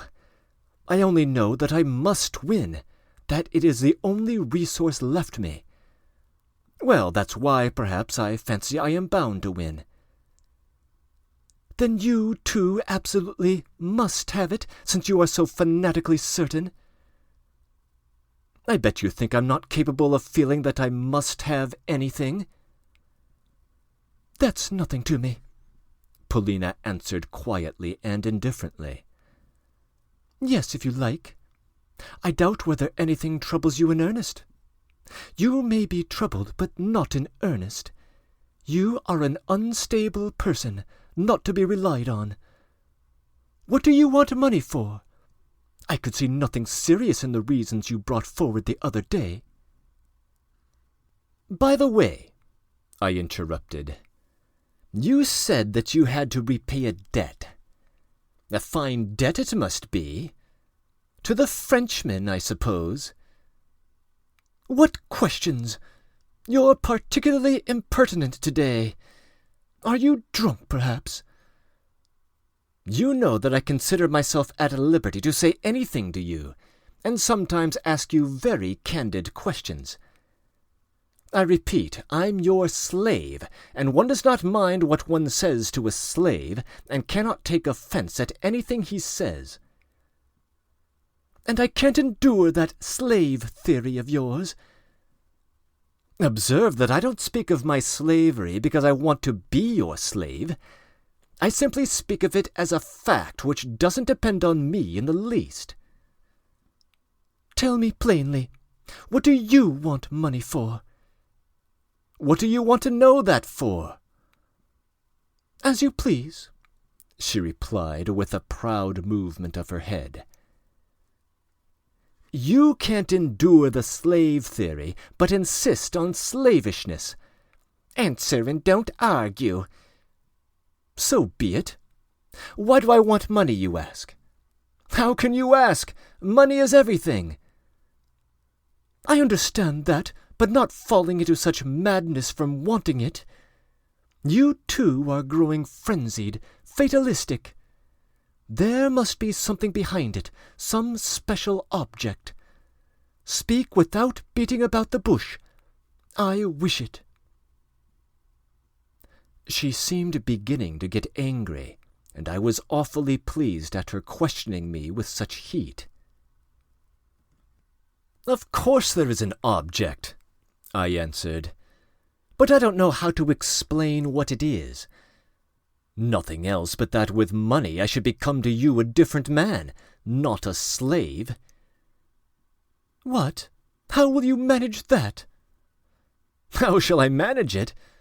What, you don't even understand how I could manage to make you look at me as anything but a slave? Well, that's just what I don't care for, such surprise and incredulity. You said this slavery was a pleasure to you. I thought it was myself. You thought so? I cried with a strange enjoyment. Oh, how delightful such naivete is from you! Oh, yes, yes, slavery to you is a pleasure. There is a pleasure in the utmost limit of humiliation and insignificance. I went on maundering. Goodness knows, perhaps there is in the knout when the knout lies on the back and tears the flesh. But I should perhaps like to enjoy another kind of enjoyment. Yesterday, in your presence, the General thought fit to read me a lecture for the 700 roubles a year, which perhaps I may not receive from him after all. The Marquis de Greux raises his eyebrows and stares at me without noticing me. And I perhaps have a passionate desire to pull the Marquis de Greux by the nose in your presence.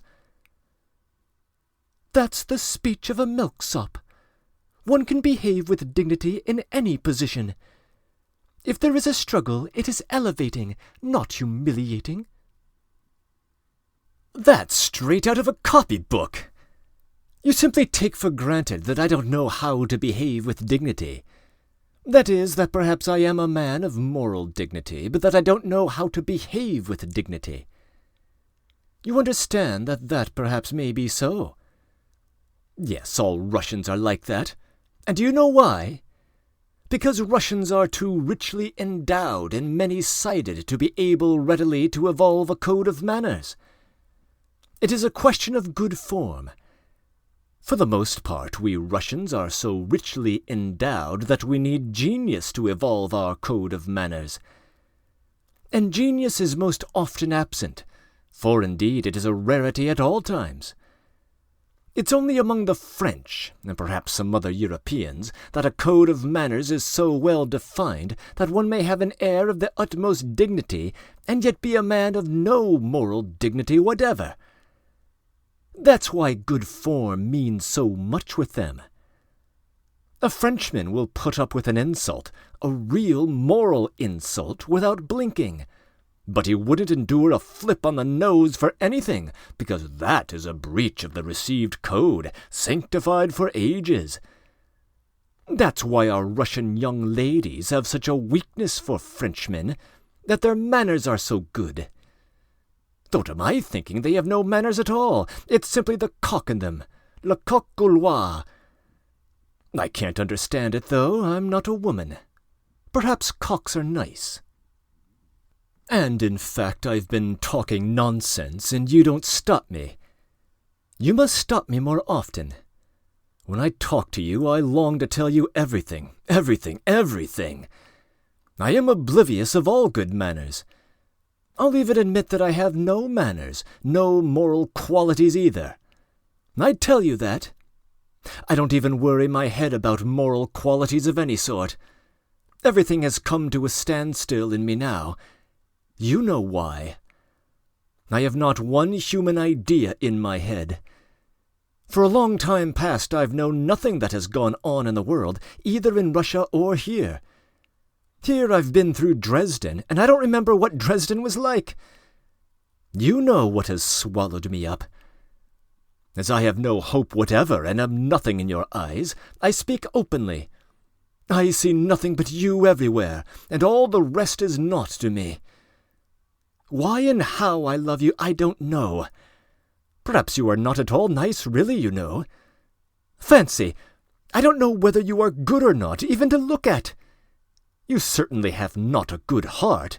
Your mind may very well be ignoble.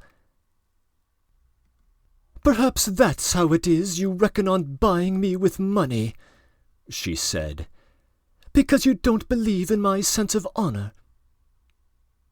When did I reckon on buying you with money? I cried. You have been talking till you don't know what you are saying. If you don't think of buying me, you think of buying my respect with your money. No, that's not it at all. I told you it was difficult for me to explain. You are overwhelming me. Don't be angry with my chatter. You know why you can't be angry with me. I'm simply mad. Though I really don't care even if you are angry. When I am upstairs in my little garret, I have only to remember and imagine the rustle of your dress, and I am ready to bite off my hands. And what are you angry with me for? For calling myself your slave? Make use of my being your slave. Make use of it. Make use of it. Do you know that I shall kill you one day? I shall kill you not because I shall cease to love you or be jealous. I shall simply kill you because I have an impulse to devour you. You laugh. I'm not laughing, she answered wrathfully. I order you to be silent. She stood still, almost breathless with anger. Upon my word, I don't know whether she was handsome, but I always liked to look at her when she stood facing me like that, and so I often liked to provoke her anger. Perhaps she had noticed this and was angry on purpose. I said as much to her. How disgusting, she said with an air of repulsion. I don't care, I went on. Do you know, too, that it is dangerous for us to walk together? I often have an irresistible longing to beat you, to disfigure you, to strangle you. And what do you think? Won't it come to that? You are driving me into brain fever. Do you suppose I am afraid of a scandal? Your anger. Why, what is your anger to me?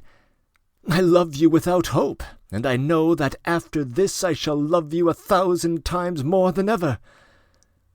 If ever I do kill you, I shall have to kill myself too. Oh, well, I shall put off killing myself as long as possible, so as to go on feeling this insufferable pain of being without you. Do you know something incredible? I love you more every day, and yet that is almost impossible. And how can I help being a fatalist? Do you remember the day before yesterday, on the Schlangenberg, I whispered at your provocation, "Say the word and I will leap into that abyss"? If you had said that word, I should have jumped in then. Don't you believe that I would have leapt down? What stupid talk, she cried. I don't care whether it is stupid or clever, I cried. I know that in your presence I must talk and talk and talk, and I do talk. I lose all self-respect in your presence, and I don't care. What use would it be for me to order you to jump off the Schlangenberg? She said in a dry and peculiarly insulting manner. It would be absolutely useless to me. Splendid, I cried. You said that splendid useless on purpose to overwhelm me. I see through you. Useless, you say? But pleasure is always of use, and savage, unbounded power, if only over a fly, is a pleasure in its way too. Man is a despot by nature, and loves to be a torturer. You like it awfully. I remember she looked at me with peculiar fixed attention. My face must have expressed my incoherent and absurd sensations. I remember to this moment that our conversation actually was almost word for word exactly as I have described it here. My eyes were bloodshot. There were flecks of foam on my lips. And as for the Schlangenberg, I swear on my word of honor even now, if she had told me to fling myself down, I should have flung myself down. If only for a joke she had said it, with contempt, if with a jeer at me she had said it, I should even then have leapt down. No, why? I believe you, she pronounced, as only she knows how to speak, with such contempt and venom, with such scorn that, by God, I could have killed her at the moment. She risked it. I was not lying about that too in what I said to her. You are not a coward? She asked me suddenly. Perhaps I am a coward. I don't know. I have not thought about it for a long time. If I were to say to you, kill this man, would you kill him? Whom? Whom I choose? The Frenchman? Don't ask questions, but answer. Whom I tell you. I want to know whether you spoke seriously just now. She waited for my answer so gravely and impatiently that it struck me as strange. Come, do tell me, what has been happening here? I cried. What are you afraid of? Me or what? I see all the muddle here for myself. You are the stepdaughter of a mad and ruined man possessed by a passion for that devil, Blanche. Then there is this Frenchman with his mysterious influence over you, and here you ask me now so gravely, such a question. At any rate let me know, or I shall go mad on the spot and do something. Are you ashamed to deign to be open with me? Surely you can't care what I think of you. I am not speaking to you of that at all. I asked you a question, and I'm waiting for an answer.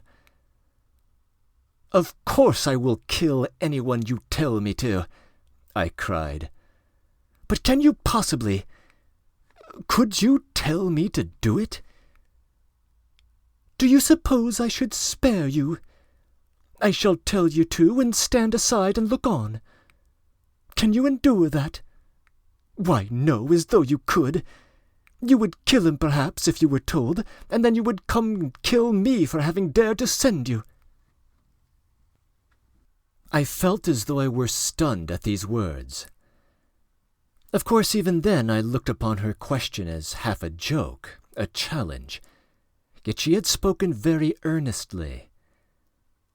I was struck, nevertheless, at her speaking out so frankly, at her maintaining such rights over me, at her accepting such power over me, and saying so bluntly, "Go to ruin, and I'll stand aside and look on." In those words there was something so open and cynical that to my mind it was going too far. That, then, was how she looked at me. This was something more than slavery or insignificance. If one looks at a man like that, one exalts him to one's own level, and absurd and incredible as all our conversation was, yet there was a throb at my heart. Suddenly she laughed. We were sitting on a bench before the playing children, facing the place where the carriages used to stop and people used to get out in the avenue before the casino. "Do you see that stout Baroness?" she cried. "That is the Baroness Burmerhelm. She has only been here 3 days. Do you see her husband, a tall, lean Prussian with a stick?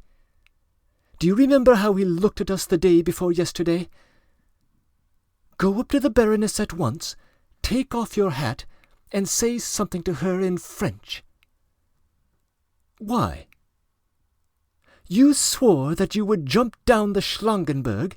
You swore you are ready to kill anyone if I tell you. Instead of these murders and tragedies, I only want to laugh. Go without discussing it. I want to see the Baron thrash you with his stick." "You challenge me. You think I won't do it?"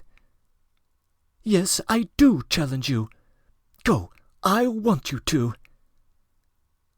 "By all means I am going, though it's a wild freak. Only I say I hope it won't be unpleasant for the General, and through him for you. Upon my honour, I am not thinking of myself, but of you and the General. And what a mad idea to insult a woman!" "Yes, you are only a chatterer, I see," she said contemptuously. "Your eyes were fierce and bloodshot, but perhaps that was only because you had too much wine at dinner. Do you suppose that I don't understand that it is stupid and vulgar, and that the General would be angry? I simply want to laugh. I want to, and that's all about it. And what should you insult a woman for? Why, just to be thrashed." I turned and went in silence to carry out her commission. Of course it was stupid, and of course I did not know how to get out of it. But as I began to get closer to the Baroness, I remember, as it were, something within myself urging me on. It was an impulse of schoolboyish mischief. Besides, I was horribly overwrought, and felt just as though I were drunk.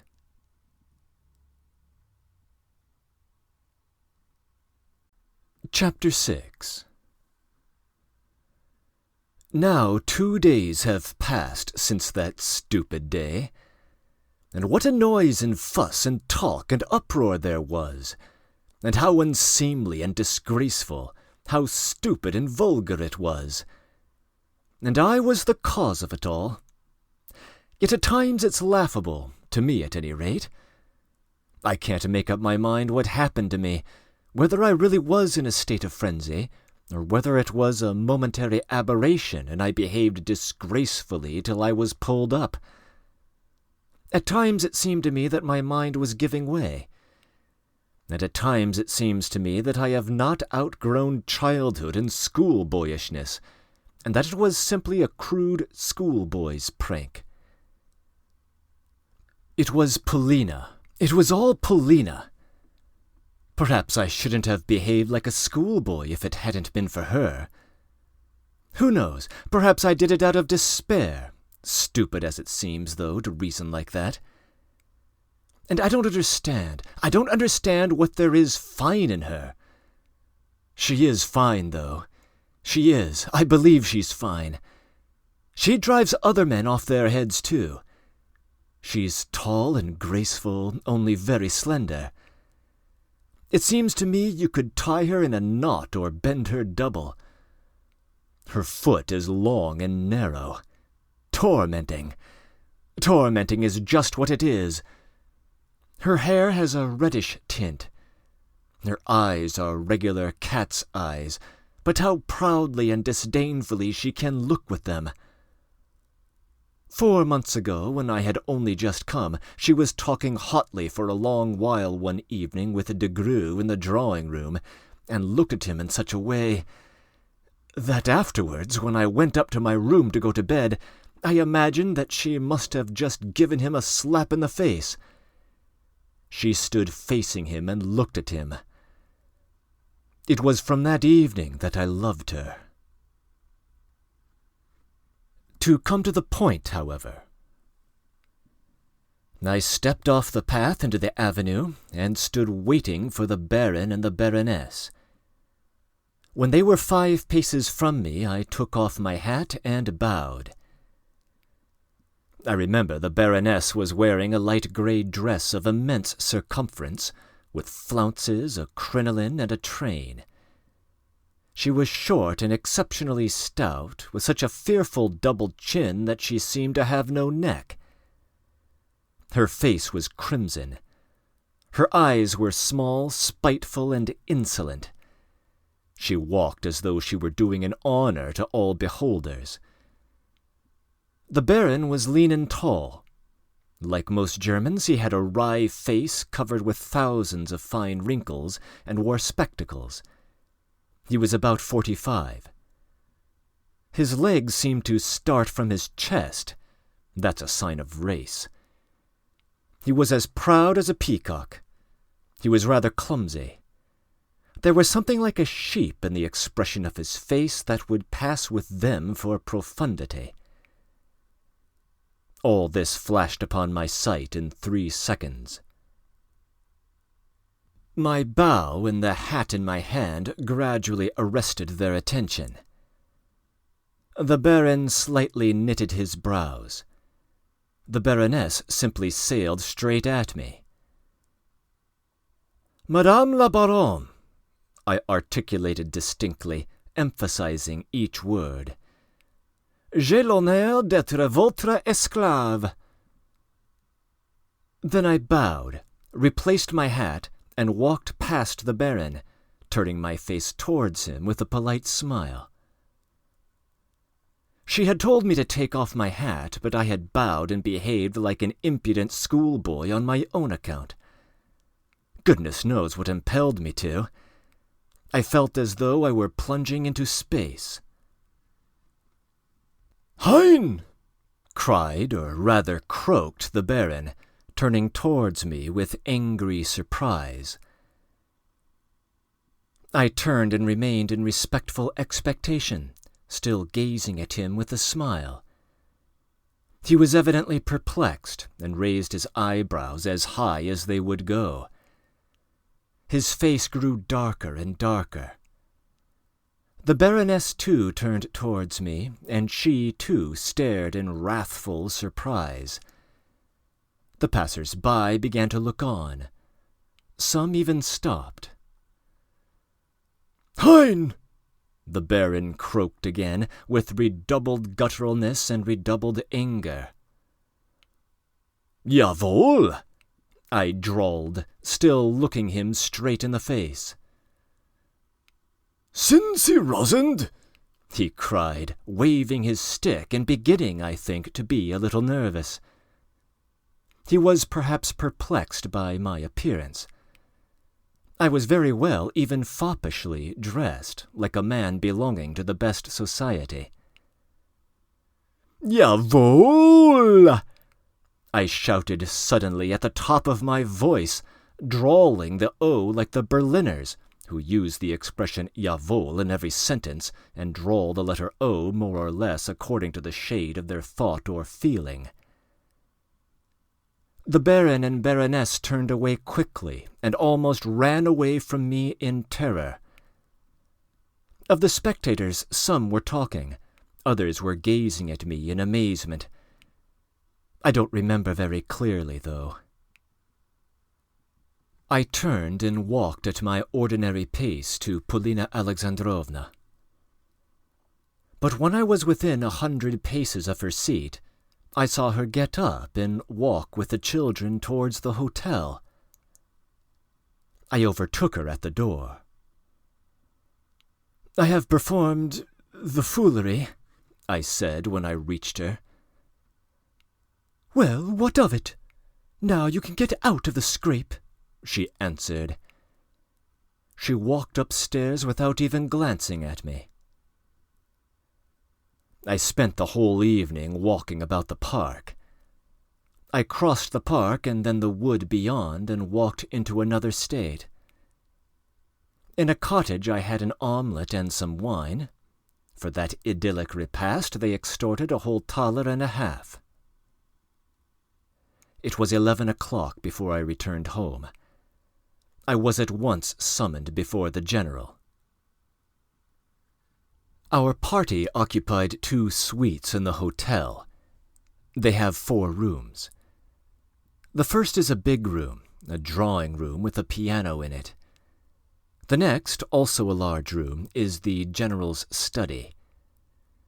Here he was awaiting me, standing in the middle of the room in a majestic pose. De Greux sat lolling on the sofa. "Allow me to ask you, sir, what have you been about?" began the general, addressing me.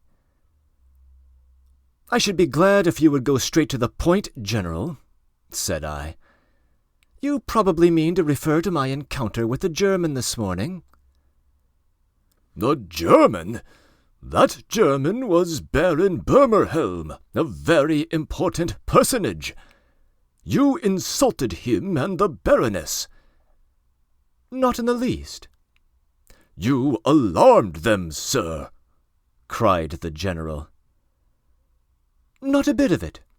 When I was in Berlin, the sound was forever in my ears of that jawohl, continually repeated at every word and disgustingly drawled out by them. When I met them in the avenue, that jawohl suddenly came into my mind. I don't know why, and, well, it had an irritating effect on me. Besides, the Baroness, who has met me 3 times, has the habit of walking straight at me, as though I were a worm who might be trampled underfoot. You must admit that I, too, may have my proper pride. I took off my hat and said politely, I assure you I said it politely, "Madame, j'ai l'honneur d'être votre esclave." When the Baron turned round and said Hein, I felt an impulse to shout, "Jawohl!" I shouted it twice. The first time in an ordinary tone, and the second, I drawled it as much as I could. That was all. I must own I was intensely delighted at this extremely schoolboyish explanation. I had a strange desire to make the story as absurd as possible in the telling. And as I went on, I got more and more to relish it. "Are you laughing at me?" cried the general.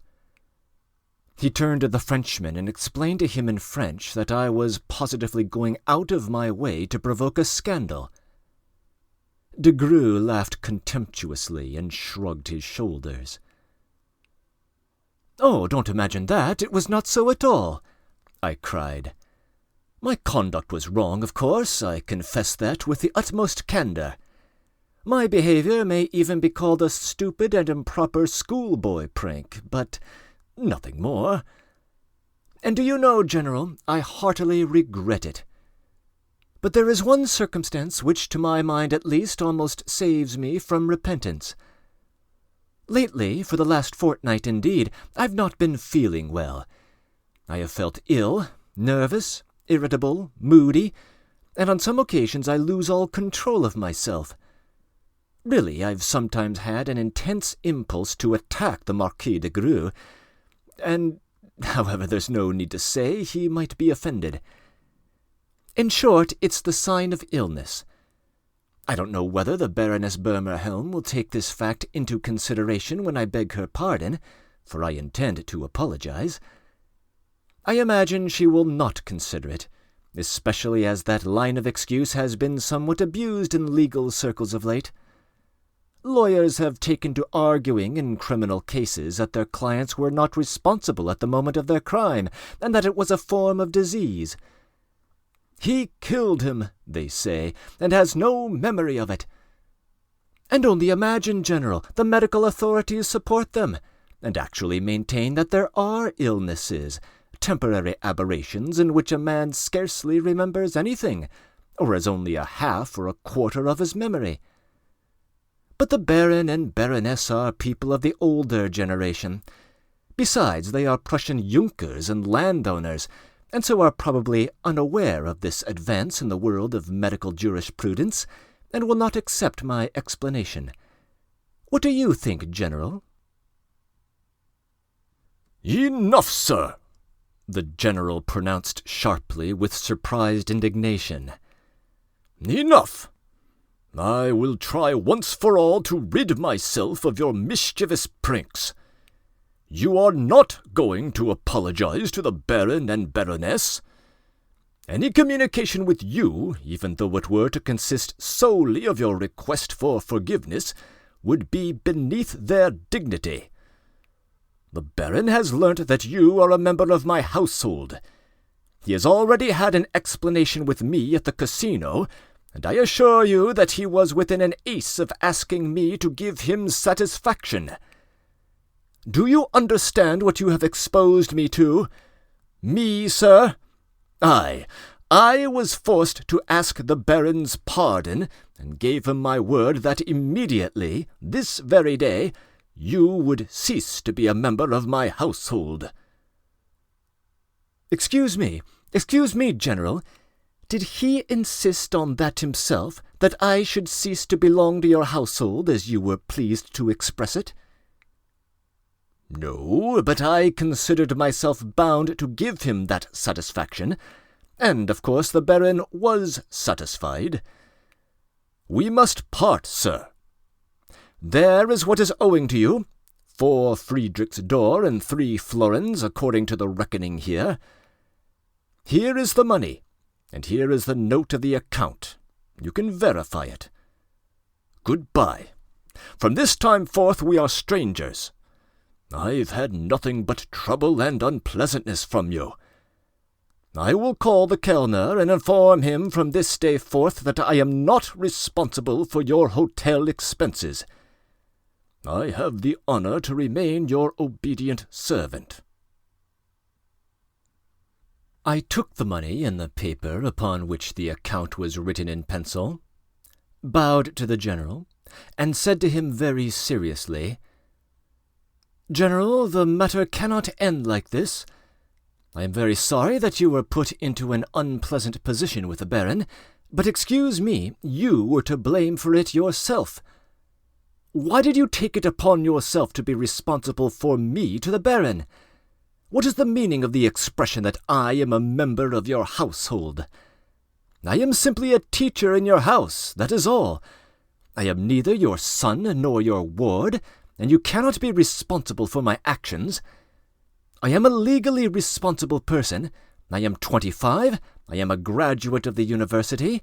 I am a nobleman. I am not connected with you in any way. Nothing but my unbounded respect for your dignity prevents me now from demanding from you the fullest explanation and satisfaction for taking upon yourself the right to answer for me." The General was so much amazed that he flung up his hands, then turned suddenly to the Frenchman and hurriedly informed him that I had just all but challenged him to a duel. The Frenchman laughed aloud. "But I am not going to let the Baron off," I said with complete composure, not in the least embarrassed by Monsieur de Gru's laughter.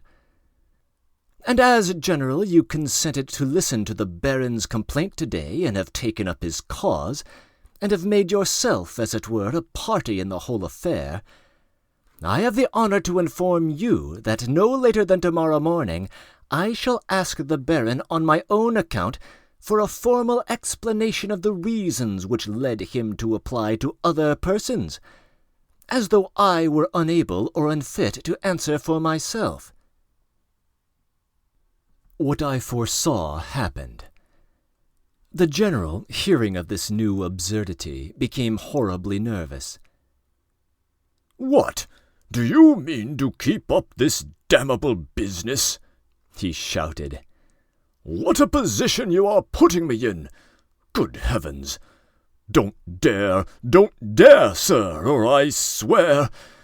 There are police here, too, and I... In fact, by my rank, and the Baron's too. In fact, you shall be arrested and turned out of the state by the police to teach you not to make a disturbance. Do you understand that, sir?" And although he was breathless with anger, he was also horribly frightened. "General," I answered with a composure that was insufferable to him, "you can't arrest anyone for making a disturbance before they have made a disturbance. I have not yet begun to make my explanations to the Baron, and you don't know in the least in what form or on what grounds I intend to proceed. I only wish to have an explanation of a position insulting to me. That is, that I am under the control of a person who has authority over my freedom of action. There is no need for you to be so anxious and uneasy." For goodness sake, Alexey Ivanovitch, drop this insane intention," muttered the general, suddenly changing his wrathful tone for one of entreaty, and even clutching me by the hand. "Fancy what it will lead to! Fresh unpleasantness! You must see for yourself that I must be particular here, particularly now. Oh, you don't know all my circumstances. When we leave this place, I shall be willing to take you back again. I was only speaking of now, in fact. Of course you understand there are reasons," he cried in despair. Alexey Ivanovitch! Retreating to the door, I begged him more earnestly not to worry himself, promised him that everything should go off well and with propriety, and hastily withdrew. The Russian abroad is sometimes too easily cowed, and horribly afraid what people will say, how they will look at him, and whether this or that will be the proper thing. In short, they behave as though they were in corsets, especially those who have pretensions to consequence. The thing that pleases them most is a certain established traditional etiquette, which they follow slavishly in hotels, on their walks, in assemblies, on a journey. But the general had let slip that, apart from this, there was a particular circumstance, that he must be particular. That was why he so weakly showed the white feather and changed his tone with me. I took this as evidence and made a note of it. And, of course, he might have brought my folly to the notice of the authorities, so that I really had to be careful. I did not particularly want to anger the general, however, but I did want to anger Polina. Polina had treated me so badly, and had thrust me into such a stupid position, that I could not help wanting to force her to beg me to stop. My schoolboyish prank might compromise her, too. Moreover, another feeling and desire was taking shape in me. Though I might be reduced to a nonentity in her presence, that did not prove that I could not hold my own before other people, or that the Baron could thrash me. I longed to have the laugh against them all, and to come off with flying colors. Let them see. She would be frightened by the scandal and call me back again, or even if she didn't, at least she would see that I could hold my own. A wonderful piece of news. I have just heard from the nurse, whom I met on the stairs, that Marya Philippovna set off today, entirely alone, by the evening train to Carlsbad to see her cousin. What's the meaning of that? Nurse says that she has long been meaning to go, but how was it no one knew of it? Though perhaps I was the only one who did not know it. The nurse let slip that Marya Philippovna had words with the general the day before yesterday. I understand. No doubt that is Mademoiselle Blanche. Yes, something decisive is coming. Breaking in. If I'm reading events correctly, the final parenthetical passage of this chapter is an anachronism. The general's sister, Marya Philippovna, will indeed drop out of the plot at this stage of the novella, having played her bit role. But the narrator tells us at the beginning of this chapter that he is writing in his diary 2 days after his prank with the Burmerhelms, which, as we will see, is after the decisive event he is anticipating in this final paragraph. Ah, well, we can forgive Dostoevsky this oversight. The big mystery of this chapter concerns why it is that the general should be so upset over that episode with the Baron and Baroness. This puzzle will be resolved in due course. End of comments.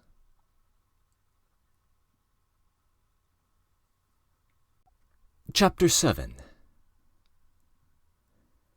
In the morning I called for the Kellner and told him to make out a separate bill for me. My room was not such an expensive one as to make me feel alarmed and anxious to leave the hotel. I had 16 Friedrich's door, and there perhaps was wealth.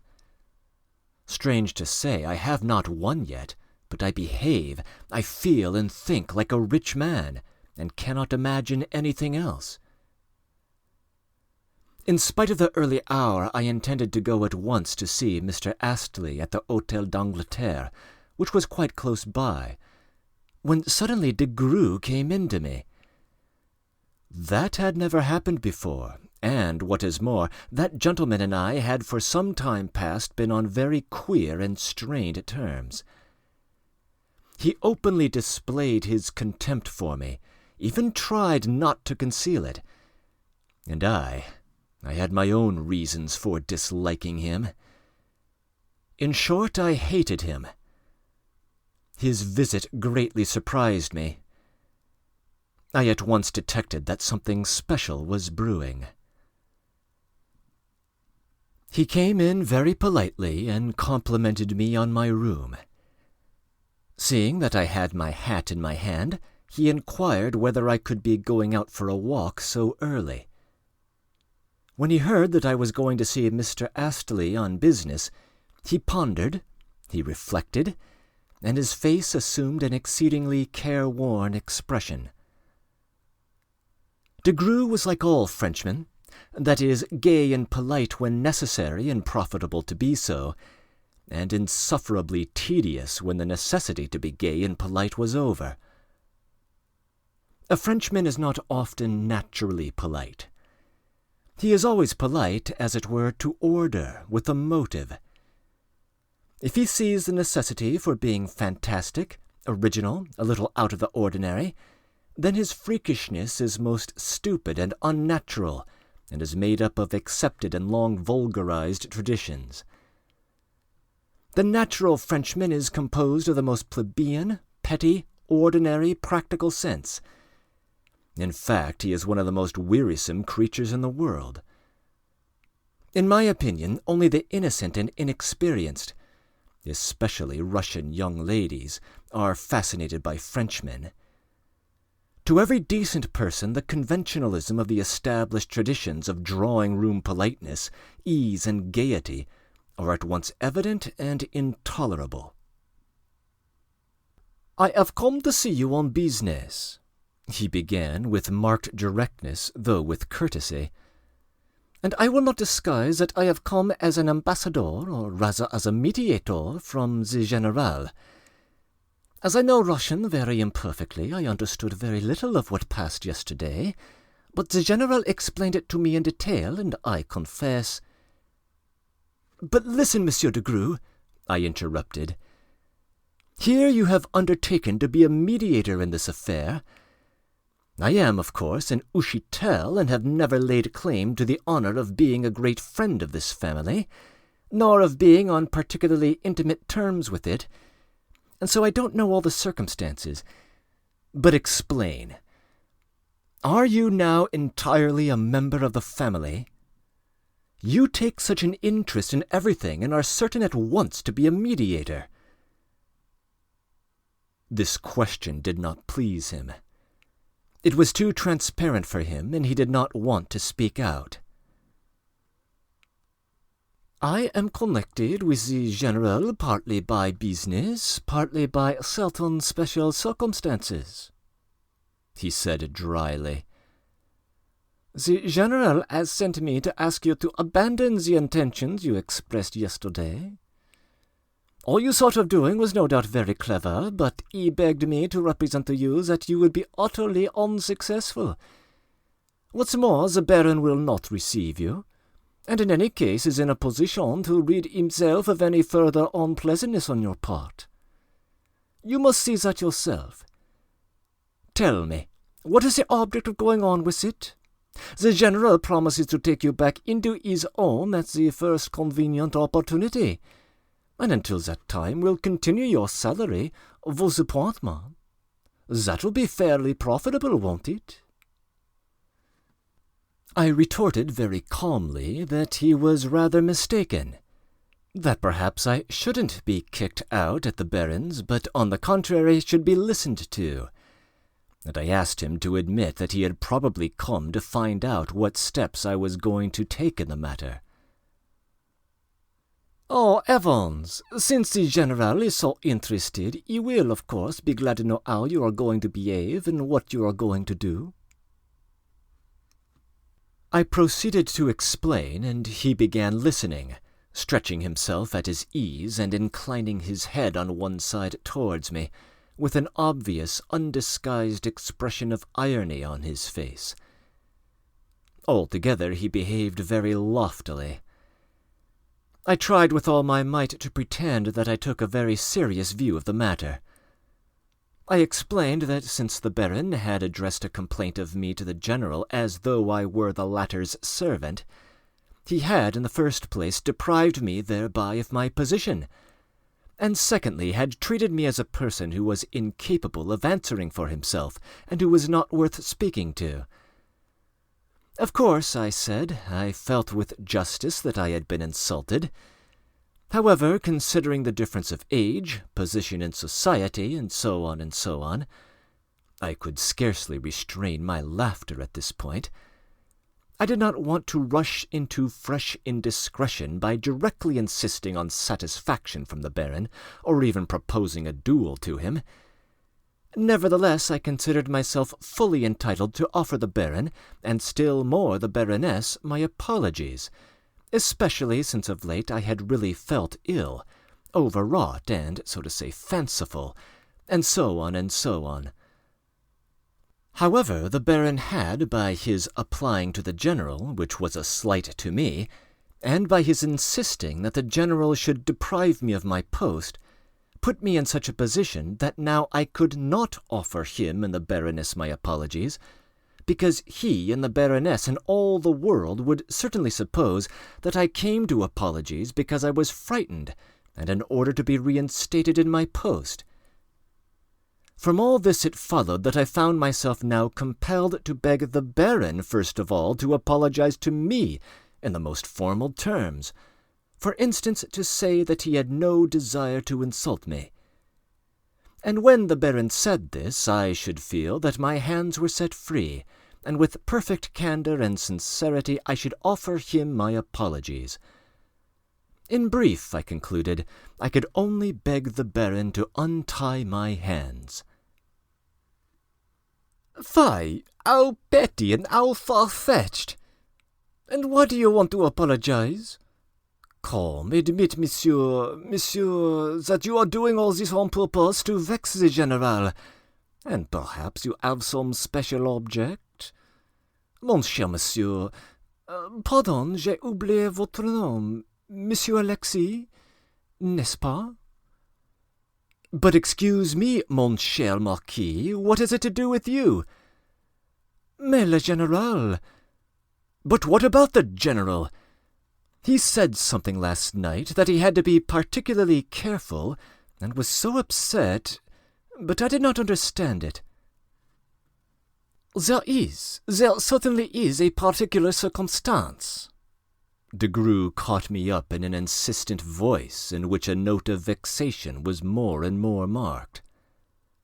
You know Mademoiselle de Comminges? That is Mademoiselle Blanche? Why, yes, Mademoiselle Blanche de Comminges, and Madame sa mère. You see for yourself, the General... In short, the General is in love. In fact, the marriage may be celebrated here. And fancy, scandal, gossip. I see no scandal or gossip connected with the marriage in this. But le baron est irascible un caractère prussien, vous savez. Enfin, il fera une carrière d'allemand. With me, then, and not with you, for I no longer belong to the household. I tried to be as irrational as possible on purpose. But excuse me, is it settled, then, that Mademoiselle Blanche is to marry the General? What are they waiting for? I mean, why conceal this from us, at any rate, from the members of the household? I cannot... However, it is not quite... Besides, you know, they are expecting news from Russia. The General has to make arrangements. La babulinka. De Greux looked at me with hatred. In short, he interrupted, I fully rely on your innate courtesy, on your intelligence, on your tact. You will certainly do this for the family in which you have been received like one of themselves, in which you have been liked and respected. Excuse me, I've been dismissed. You maintain now that that is only an appearance, but you must admit, if you were told, I won't send you packing, but for the look of the thing, kindly take yourself off, you see, it comes almost to the same thing. Well, if that's how it is, if no request will have any influence on you, he began sternly and haughtily, allow me to assure you that steps will be taken. There are authorities here. You'll be turned out today, que diable! Un blanc-bain comme vous wants to challenge a personage like the Baron? And do you think that you will not be interfered with? And let me assure you, nobody is afraid of you here. I have approached you on my own account because you have been worrying the General. And do you imagine that the Baron will not order his flunkies to turn you out of the house? But you see, I'm not going myself, I answered with the utmost composure. You are mistaken, Monsieur de Greux. All this will be done much more decorously than you imagine. I am just setting off to Mr. Astley, and I am going to ask him to be my intermediary, in fact, to be my second. The man likes me, and certainly will not refuse. He will go to the Baron, and the Baron will receive him.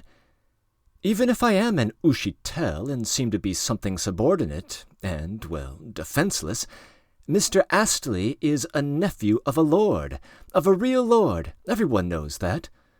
Lord Pembroke, and that lord is here. Believe me, the Baron will be courteous to Mr. Astley, and will listen to him. And if he won't listen, Mr. Astley will look upon it as a personal affront. You know how persistent Englishmen are, and will send a friend to call on the Baron. He has powerful friends. You may reckon now upon things not turning out quite as you expect. The Frenchman was certainly scared. All this was really very much like the truth, and so it seemed that I really might be able to get up a scandal. "Come, I beg you," he said in a voice of actual entreaty. "Do drop the whole business. It seems to please you that it will cause a scandal. It is not satisfaction you want, but a scandal. As I have told you, it is very amusing and even witty, which is perhaps what you are aiming at. But in short," he concluded, seeing that I had got up and was taking my hat, "I've come to give you these few lines from a certain person. Read them. I was charged to wait for an answer." Saying this, he took out of his pocket a little note, folded and sealed with a wafer, and handed it to me. It was in Paulina's handwriting. I fancy that you intend to go on with this affair, but there are special circumstances which I will explain to you perhaps later. Please leave off and give way. It is all such silliness. I need you, and you promised yourself to obey me. Remember the Schlangenberg. I beg you to be obedient, and if necessary, I command you. Your P. P.S. If you are angry with me for what happened yesterday, forgive me. Everything seemed to be heaving before my eyes when I read these lines. My lips turned white and I began to tremble. The accursed Frenchman watched me with an exaggerated air of discretion, with his eyes turned away as though to avoid noticing my confusion. He had better have laughed at me outright. Very good, I answered. Tell mademoiselle that she may set her mind at rest. Allow me to ask you, I added sharply, why you have been so long giving me this letter. Instead of chattering about all sorts of nonsense, I think you ought to have begun with that, if you came expressly with that object. Oh, I wanted... All this is so strange that you must excuse my natural impatience. I was in haste to learn from you in person what you intended to do. Besides, I don't know what is in that note, and I thought there was no hurry for me to give it you. I understand. The long and the short of it is, you were told only to give me the letter in case of the utmost necessity, and if you could settle it by word of mouth, you were not to give it me. Is that right? Tell me plainly, Monsieur de Grue. Peut-être, he said, assuming an air of peculiar reserve, and looking at me with a peculiar glance. I took off my hat. He took off his hat and went out. It seemed to me that there was an ironical smile on his lips.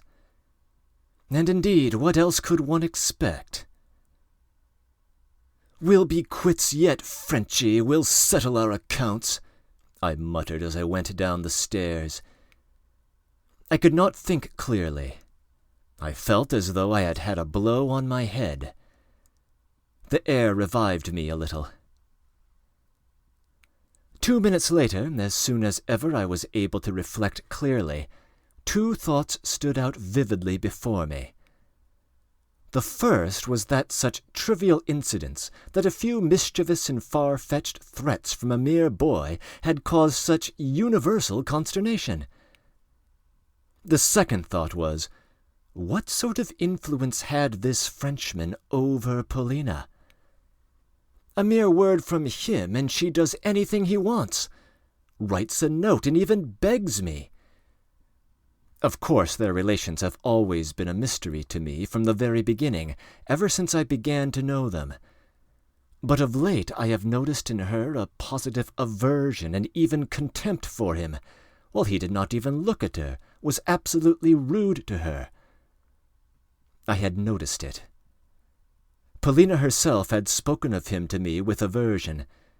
She had dropped some extremely significant admissions. So he simply had her in his power. She was in some sort of bondage to him.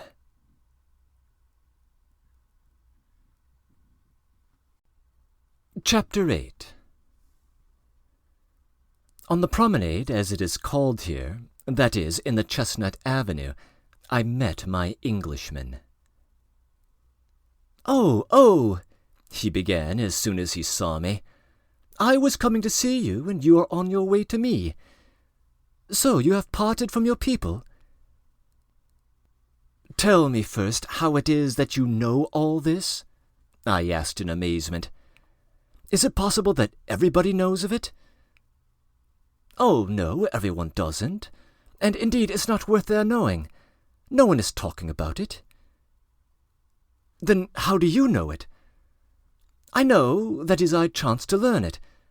Now, where are you going when you leave here? I like you, and that is why I was coming to see you.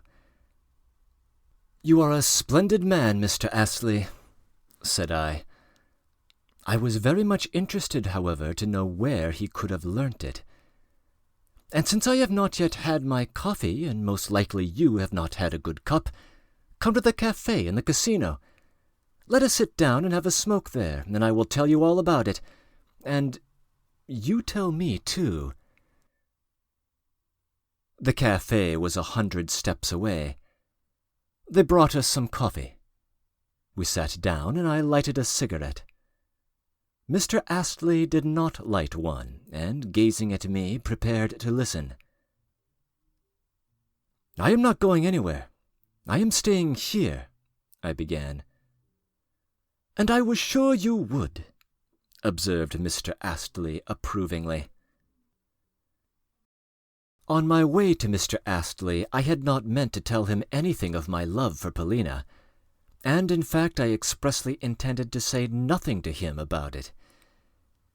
He was, besides, very reserved. From the first I noticed that Paulina had made a great impression upon him, but he never uttered her name. But, strange to say, now no sooner had he sat down and turned upon me his fixed pewtery eyes, than I felt, I don't know why, a desire to tell him everything, that is, all about my love in all its aspects. I was talking to him for half an hour, and it was very pleasant to me. It was the first time I had talked of it. Noticing that at certain ardent sentences he was embarrassed, I purposely exaggerated my ardor. Only one thing I regret. I said perhaps more than I should about the Frenchman. Mr. Astley listened, sitting facing me without moving, looking straight into my eyes, not uttering a word, a sound. But when I spoke of the Frenchman, he suddenly pulled me up and asked me severely whether I had the right to refer to this circumstance which did not concern me.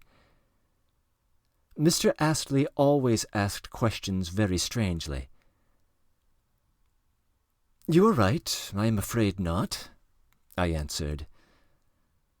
"You can say nothing definite, nothing that is not supposition about that Marquis and Miss Paulina?" I was surprised again at such a point-blank question from a man so reserved as Mr. Astley. "No, nothing definite," I answered. "Of course not." "If so, you have done wrong, not only in speaking of it to me, but even in thinking of it yourself." Very good, I admit it. But that is not the point now," I interrupted, wondering at myself. At this point I told them the whole of yesterday's story in full detail. Paulina's prank, my adventure with the Baron, my dismissal, the General's extraordinary dismay, and finally I described in detail de Gru's visit that morning. Finally I showed him the note. "What do you deduce from all this?" I asked. "I came on purpose to find out what you think. For my part, I could kill that Frenchman, and perhaps I shall." "So could I," said Mr. Astley. "As regards Miss Paulina, you know, we may enter into relations even with people who are detestable to us if we are compelled by necessity. There may be relations of which you know nothing, dependent upon outside circumstances. I think you may set your mind at rest, to some extent, of course. As for her action yesterday, it was strange, of course. Not that she wanted to get rid of you and expose you to the Baron's walking-stick. I don't understand why he did not use it, since he had it in his hands. But because such a prank is improper for such an exquisite young lady. Of course, she couldn't have expected that you would carry out her jesting wish so literally." "Do you know what?" I cried suddenly, looking intently at Mr. Astley. "It strikes me that you have heard about this already. Do you know from whom? From Miss Paulina herself." Mr. Astley looked at me with surprise. "Your eyes are sparkling, and I can read your suspicion in them," he said, regaining his former composure. "But you have no right whatever to express your suspicions. I cannot recognize the right, and I absolutely refuse to answer your question." "Enough, there's no need," I cried, strangely perturbed, and not knowing why it had come into my head. And when, where, and how could Mr. Astley have been chosen by Paulina to confide in? Though of late indeed I had to some extent lost sight of Mr. Astley, and Paulina was always an enigma to me. Such an enigma that now, for instance, after launching into an account of my passion to Mr. Astley, I was suddenly struck while I was speaking by the fact that there was scarcely anything positive and definite I could say about our relations. Everything was, on the contrary, strange, unstable, and in fact quite unique. "Oh, very well, very well. I am utterly perplexed, and there is a great detail I can't understand at present," I answered, gasping as though I were breathless. "You are a good man, though. And now another matter, and I ask not your advice, but your opinion." After a brief pause, I began. "What do you think? Why was the general so scared? Why did he make such a to-do over my stupid practical joke? Such a fuss that even de Grue thought it necessary to interfere, and he interferes only in the most important matters. Visited me, think of that! Begged and besought me. He, de Grue, begged and besought me. Note, finally, he came at 9 o'clock, and by that time Miss Paulina's letter was in his hands. One wonders when it was written. Perhaps they waked Miss Paulina up on purpose. Apart from what I see clearly from this, that Miss Paulina is his slave, for she even begs my forgiveness. Apart from that, how is she concerned in all this? She, personally, why is she so much interested? Why are they frightened of some baron? And what if the general is marrying Mademoiselle Blanche Comminges? They say that, owing to that circumstance, they must be particular. But you must admit that this is somewhat too particular. What do you think? I am sure from your eyes you know more about it than I do." Mr. Astley laughed and nodded. "Certainly, I believe I know much more about it than you," he said.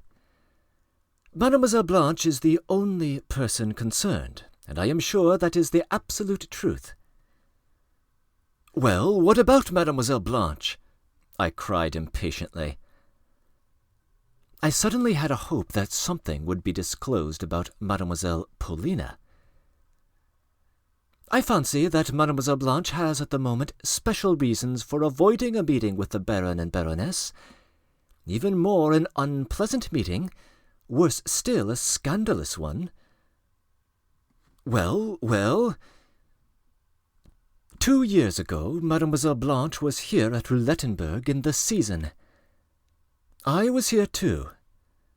Mademoiselle Blanche was not called Mademoiselle de Comminges then, and her mother, Madame la Maman Comminges, was non-existent then. Anyway, she was never mentioned.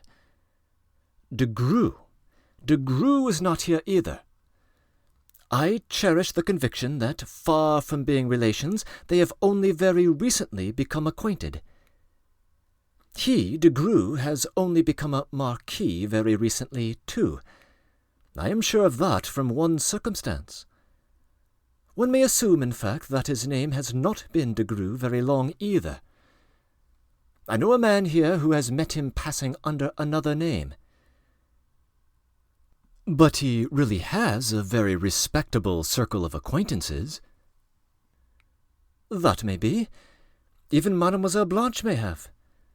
But 2 years ago, at the request of that very Baroness, Mademoiselle Blanche was invited by the police to leave the town. And she did leave it. How was that? She made her appearance here first with an Italian, a prince of some sort with an historical name, Barberini or something like it, a man covered with rings and diamonds, not false ones either. They used to drive about in a magnificent carriage.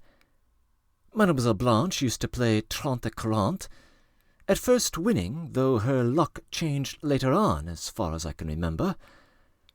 I remember one evening she lost a considerable sum. But worse still, un beau matin, her prince vanished.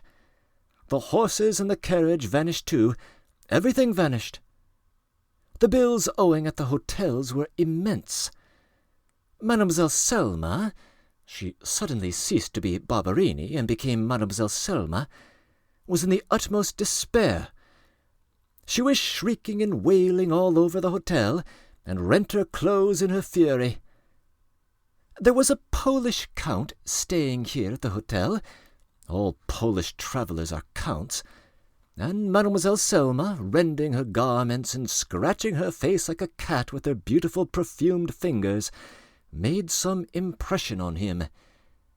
They talked things over, and by dinner-time she was consoled. In the evening he made his appearance at the casino with the lady on his arm. As usual, Mademoiselle Selma laughed very loudly, and her manner was somewhat more free and easy than before. She definitely showed that she belonged to the class of ladies who, when they go up to the roulette table, shoulder the other players aside to clear a space for themselves. That's particularly chic among such ladies. You must have noticed it. Oh, yes. It's not worth noticing. To the annoyance of the decent public, they are not moved on here. At least not those of them who can change a 1,000-ruble note every day at the roulette table. As soon as they cease to produce a note to change, they are asked to withdraw, however. Mademoiselle Selma still went on changing notes, but her play became more unlucky than ever. Note that such ladies are very often lucky in their play. They have a wonderful self-control. However, my story is finished. One day the Count vanished just as the Prince had done.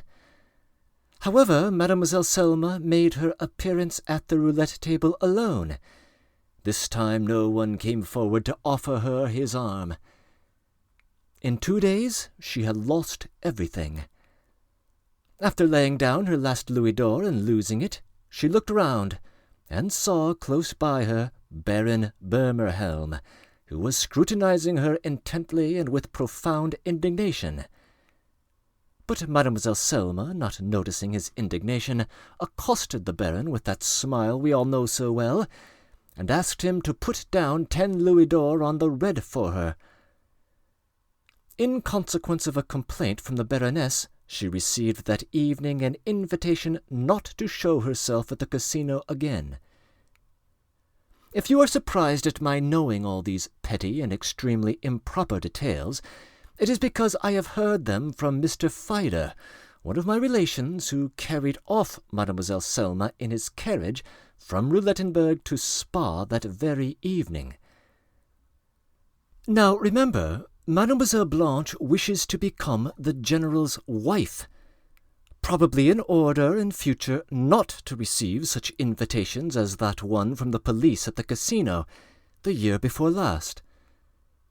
Now she does not play, but that is because, as it seems, she has capital of her own, which she lends out at a percentage to gamblers here. That's a much safer speculation. I even suspect that the luckless general is in debt to her.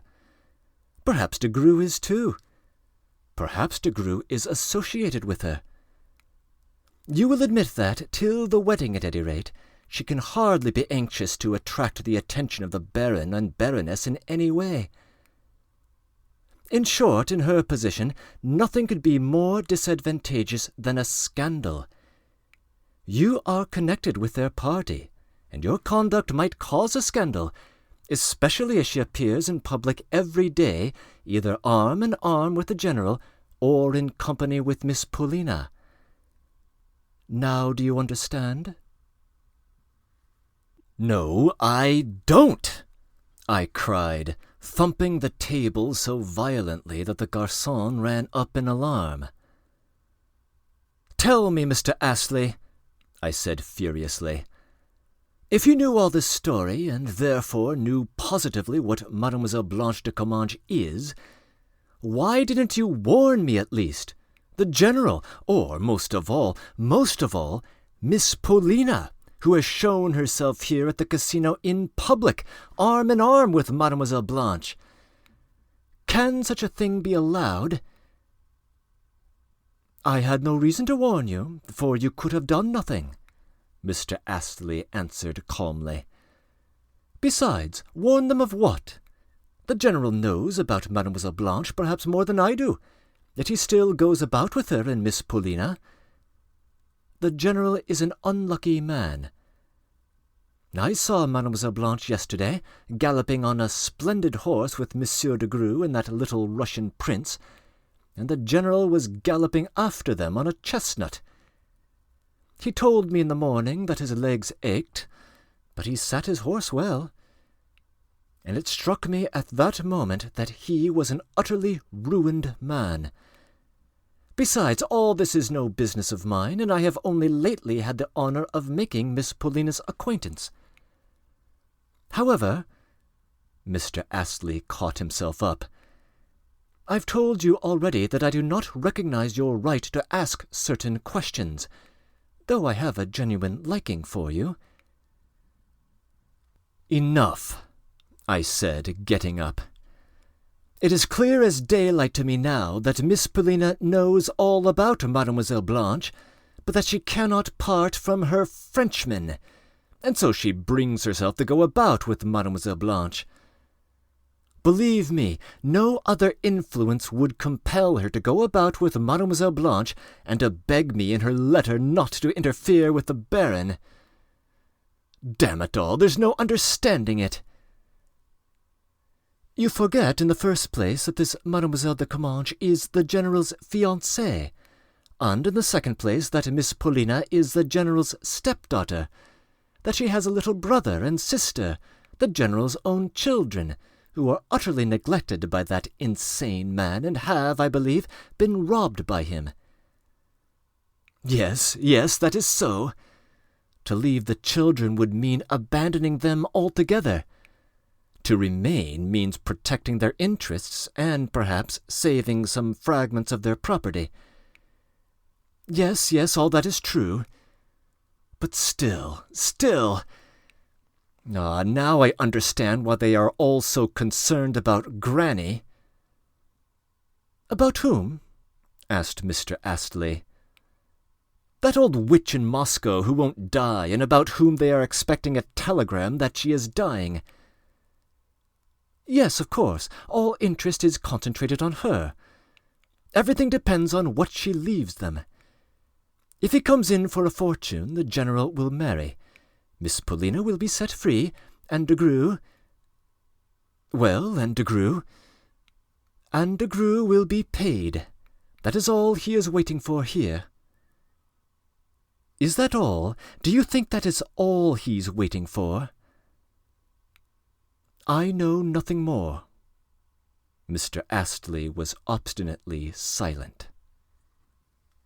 "But I do, I repeated fiercely.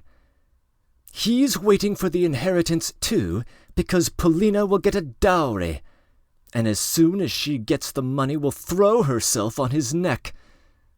All women are like that. Even the proudest of them turn into the meanest slaves. Paulina is only capable of loving passionately, nothing else. That's my opinion of her. Look at her, particularly when she is sitting alone, thinking. It's something predestined, doomed, fated. She is capable of all the horrors of life and passion. She... But who is that calling me?" I exclaimed suddenly. "Who is shouting? I heard someone shout in Russian, 'Alexei Ivanovitch!' A woman's voice. Listen, listen!" At this moment we were approaching the hotel. We had left the café long ago, almost without noticing it. "I did hear a woman calling, but I don't know who is being called. It is Russian." "Now I see where the shouts come from," said Mr. Astley. "It is that woman sitting in a big armchair who has just been carried up the steps by so many flunkies. They are carrying trunks after her, so the train must have just come in. But why is she calling me? She is shouting again. Look, she is waving to us." "I see she is waving," said Mr. Astley. "Alexei Ivanovitch! Alexei Ivanovitch! Mercy on us, what a dolt he is!" came desperate shouts from the hotel steps. We almost ran to the entrance. I ran up the steps and my hands dropped at my sides with amazement, and my feet seemed rooted to the ground.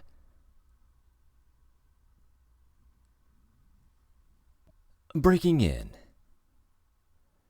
This is a good time to check in with a quick statement on our plot situation as it currently stands, especially given Mr. Astley's very helpful revelations in this chapter. His development of the backstory of our Mademoiselle, along with an occasional comment about our Marquis, reveals them both to be something like con artists. De Grue is apparently not really a Marquis, nor even named de Grue, although he does have connections and wealth. Mademoiselle Blanche, similarly, is not really named de Comminges, and her elderly companion is not really her mother. Blanche appears to make her bread and cheese through the erotic arts. It would be too much to call her a high-priced prostitute. She has great ambitions, after all, and she has business dealings on the side. But her exploitation of rich men puts her roughly in that same genus, but with greater promise of upward mobility. Having fallen afoul of Baron Bermerhelm before, she naturally does not want to attract his ire again during her current stay in Roulettenberg. At any rate, not before making her big score. That score is, of course, the besotted general himself. The man is entirely in the power of both of these figures. He is financially indebted to de Grue and emotionally entangled with Blanche.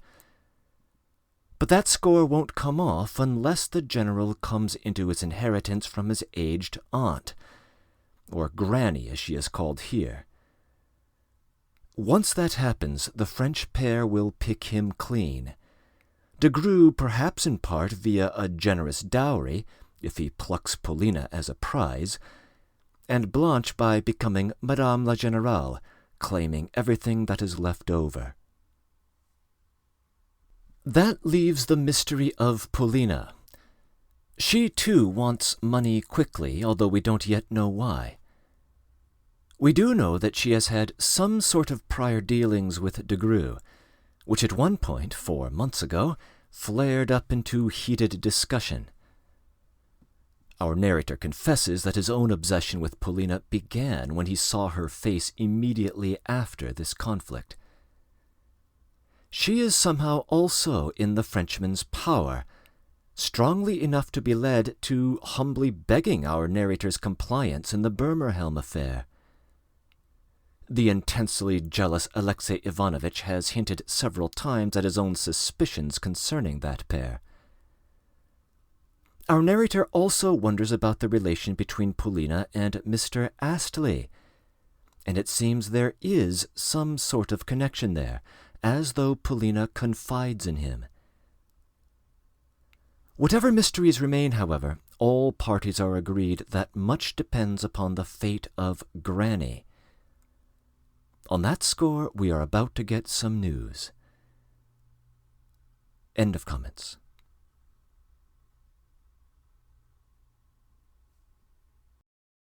Chapter 9. At the top of the broad steps at the hotel entrance, surrounded by footmen and maids and the many obsequious servants of the hotel, in the presence of the Oberkellner himself, eager to receive the exalted visitor who had arrived with her own servants and with so many trunks and boxes, and had been carried up the steps in an invalid chair, was seated Granny.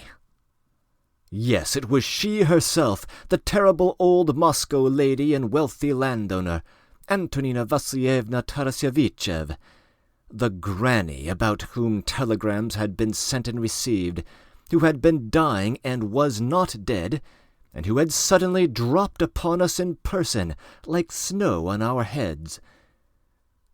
Though she was 75 and had for the last 5 years lost the use of her legs, and had to be carried about everywhere in a chair, yet she had arrived and was, as always, alert, captious, self-satisfied, sitting upright in her chair, shouting in a loud, peremptory voice and scolding everyone.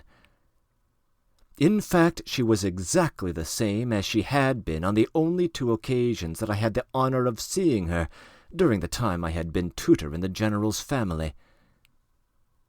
Naturally, I stood rooted to the spot with amazement. As she was being carried up the steps, she had detected me 100 paces away with her lynx-like eyes, had recognized me and called me by my name, which she had made a note of once for all, as she always did. And this was the woman they had expected to be in her coffin, buried, and leaving them her property. That was the thought that flashed into my mind. Why, she will outlive all of us and everyone in the hotel. But, my goodness, what will our friends do now? What will the General do? She will turn the whole hotel upside down. Well, my good man, why are you standing with your eyes starting out of your head? Granny went on shouting to me. Can't you welcome me? Can't you say, how do you do? Or have you grown proud and won't? Or perhaps you don't recognize me? Potapych, do you hear? She turned to her butler, an old man with grey hair and a pink bald patch on his head, wearing a dress coat and white tie. Do you hear? He doesn't recognize me. They had buried me. They sent telegram upon telegram to ask whether I was dead or not. You see, I know all about it. Here, you see, I am quite alive. Upon my word, Antonina Vassilievna, why should I wish you harm? I answered gaily, recovering myself. I was only surprised, and how could I help being surprised at such an unexpected— What is there to surprise you? I just got into the train and came. The train was comfortable and not jolting. Have you been for a walk? Yes, I've been a walk to the casino. It's pleasant here, said Granny, looking about her. It's warm and the trees are magnificent. I like that. Are the family at home? The General? Oh, yes, at this time they are sure to be all at home. So they have fixed hours here and everything in style. They set the tone. I am told they keep their carriage, les seigneurs Russes. They spend all their money and then they go abroad. And is Praskovia with them? Yes, Polina Alexandrovna too. And the Frenchie? Now, well, I shall see them all for myself. Alexey Ivanovitch, show me the way straight to him. Are you comfortable here? Fairly so, Antonina Vassilievna. Potapych, tell that dolt, the Kellner, to give me a nice convenient set of rooms, not too high up, and take my things there at once. Why are they all so eager to carry me? Why do they put themselves forward? The slavish creatures. Who is this with you? She asked, addressing me again. This is Mr. Astley, I answered. What Mr. Astley? A traveller, a good friend of mine, An acquaintance of the General's, too. An Englishman. To be sure, he stares at me and keeps his mouth shut. I like Englishmen, though. Well, carry me upstairs, straight to their rooms. Where are they?" They carried Granny up. I walked up the broad staircase in front. Our procession was very striking. Everyone we met stopped and stared. Our hotel is considered the best, the most expensive, and the most aristocratic in the place. Magnificent ladies and dignified Englishmen were always to be met on the staircase and in the corridors. Many people were making inquiries below of the Oberkellner, who was greatly impressed. He answered, of course, that this was a distinguished foreign lady, une Russe, une comtesse, grande dame, and that she was taking the very apartments that had been occupied the week before by la Grande Duchesse de N. Granny's commanding and authoritative appearance as she was carried up in the chair was chiefly responsible for the sensation she caused. Whenever she met anyone fresh, she scrutinized him inquisitively and questioned me about him in a loud voice. Granny was powerfully built, and though she did not get up from her chair, it could be seen that she was very tall. Her back was as straight as a board, and she did not lean back in her chair. Her big grey head with its large, bold features was held erect. She had a positively haughty and defiant expression, and it was evident that her air and gestures were perfectly natural. In spite of her 75 years, there was still a certain vigor in her face, and even her teeth were almost perfect. She was wearing a black silk dress and a white cap. "She interests me very much," Mr. Astley, who was going up beside me, whispered to me. "She knows about the telegrams," I thought. "She knows about de Greux, too, but I fancy she does not know much about Mademoiselle Blanche as yet." I communicated this thought to Mr. Astley.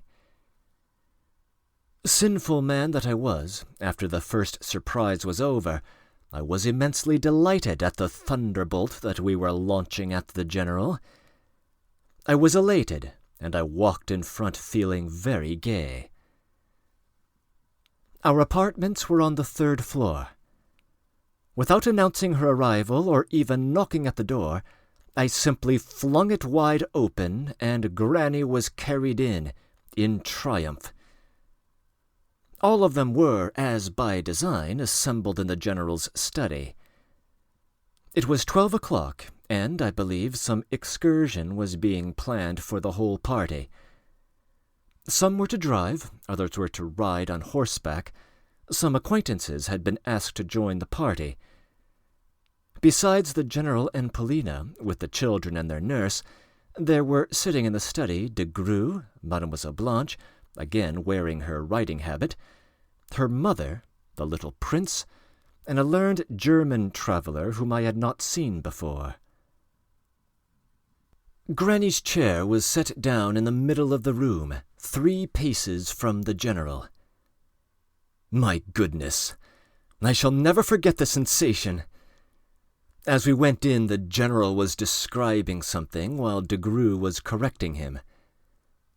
I must observe that Mademoiselle Blanche and de Greux had, for the last few days, been particularly attentive to the little prince, à la barbe du pauvre général, and the tone of the party was extremely gay and genially intimate, though perhaps it was artificial. Seeing Granny, the General was struck dumb.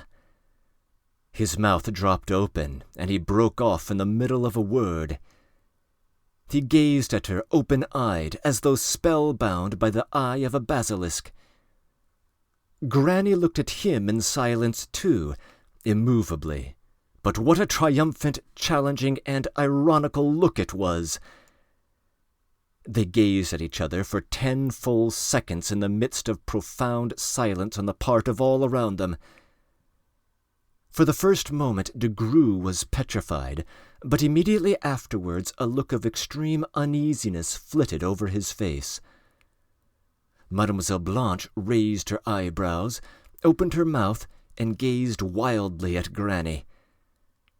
The prince and the learned German stared at the whole scene in great astonishment. Paulina's eyes expressed the utmost wonder and perplexity, and she suddenly turned white as a handkerchief. A minute later the blood rushed rapidly into her face, flushing her cheeks. Yes, this was a catastrophe for all of them. I kept turning my eyes from Granny to all surrounding her and back again. Mr. Astley stood on one side, calm and polite as usual. "Well, here I am, instead of a telegram." Granny broke the silence by going off into a peal of laughter. "Well, you didn't expect me." Antonina Vasilievna! Auntie! But how on earth? Muttered the unhappy general. If Granny had remained silent for a few seconds longer, he would perhaps have had a stroke. "How on earth what? I got into the train and came. What's the railway for? You all thought that I had been laid out and had left you a fortune. You see, I know how you sent telegrams from here. What a lot of money you must have wasted on them. They cost a good bit from here. I simply threw my legs over my shoulders and came off here. Is this the Frenchman, Monsieur de Grue, I fancy?" "Oui, madame," de Grue responded. "Écoutez, je suis si enchanté.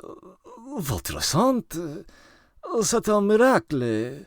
Vous voyez ici une surprise charmante." "Charmante, I dare say. I know you, you mummer. I haven't this much faith in you." And she pointed her little finger at him. "Who is this?" she asked, indicating Mademoiselle Blanche. The striking-looking Frenchwoman, in a riding habit with a whip in her hand, evidently impressed her. "Someone living here?" "This is Mademoiselle Blanche de Comminges, and this is her mamma, Madame de Comminges. They are staying in this hotel," I explained. "Is the daughter married?" Granny questioned me without ceremony.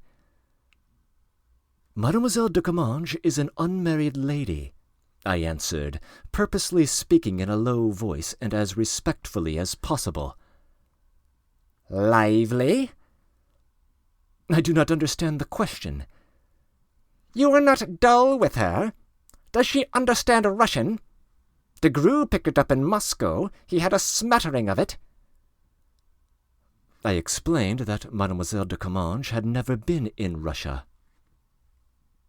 "Bonjour," said Granny, turning abruptly to Mademoiselle Blanche. "Bonjour, madame." Mademoiselle Blanche made an elegant and ceremonious curtsy, hastening under the cover of modesty and politeness to express by her whole face and figure her extreme astonishment at such a strange question and manner of address. "Oh, she casts down her eyes. She is giving herself airs and graces. You can see the sort she is at once, an actress of some kind. I'm stopping here below in the hotel," she said, turning suddenly to the general. "I shall be your neighbour. Are you glad or sorry?" "No, auntie, do believe in my sincere feelings of pleasure," the general responded. He had by now recovered himself to some extent, and as, upon occasion, he could speak appropriately and with dignity, and even with some pretension to effectiveness, he began displaying his gifts now. "We have been so alarmed and upset by the news of your illness. We received such despairing telegrams, and all at once—" "Come, you are lying, you are lying. Granny interrupted at once. "But how could you?" The general, too, made haste to interrupt, raising his voice and trying not to notice the word lying. "How could you bring yourself to undertake such a journey? You must admit that at your age and in your state of health, at any rate, it is all so unexpected that our surprise is very natural. But I am so pleased, and we all—" He began smiling with an ingratiating and delighted air. "We'll try our utmost that you shall spend your season here as agreeably as possible." "Come, that's enough. That's idle chatter. You are talking nonsense as usual. I can dispose of my time for myself. Though I've nothing against you, I don't bear a grudge. You ask how I could come? What is there surprising about it? It was the simplest thing. And why are you so surprised? How are you, Praskovia? What do you do here?" "How do you do, Granny?" said Polina, going up to her. "Have you been long on the journey?" "Well, she's asked a sensible question. The others could say nothing but oh and ah. Why, you see, I lay in bed and was doctored and doctored, so I sent the doctors away and called in the sexton from St. Nicholas. He had cured a peasant woman of the same disease by means of hayseed. And he did me good, too. On the third day I was in a perspiration all day, and I got up. Then my Germans gathered round again, put on their spectacles, and began to argue. 'If you were to go abroad now,' said they, 'and take a course of the waters, all your symptoms would disappear.' And why shouldn't I thought. The fools of Zazigins began sighing and moaning. 'Where are you off to?' they said. Well, so here I am. It took me a day to get ready, and the following week, on a Friday, I took a maid, and Potapich, and the footman Fyodor, but I sent Fyodor back from Berlin because I saw he was not wanted, and I could have come quite alone.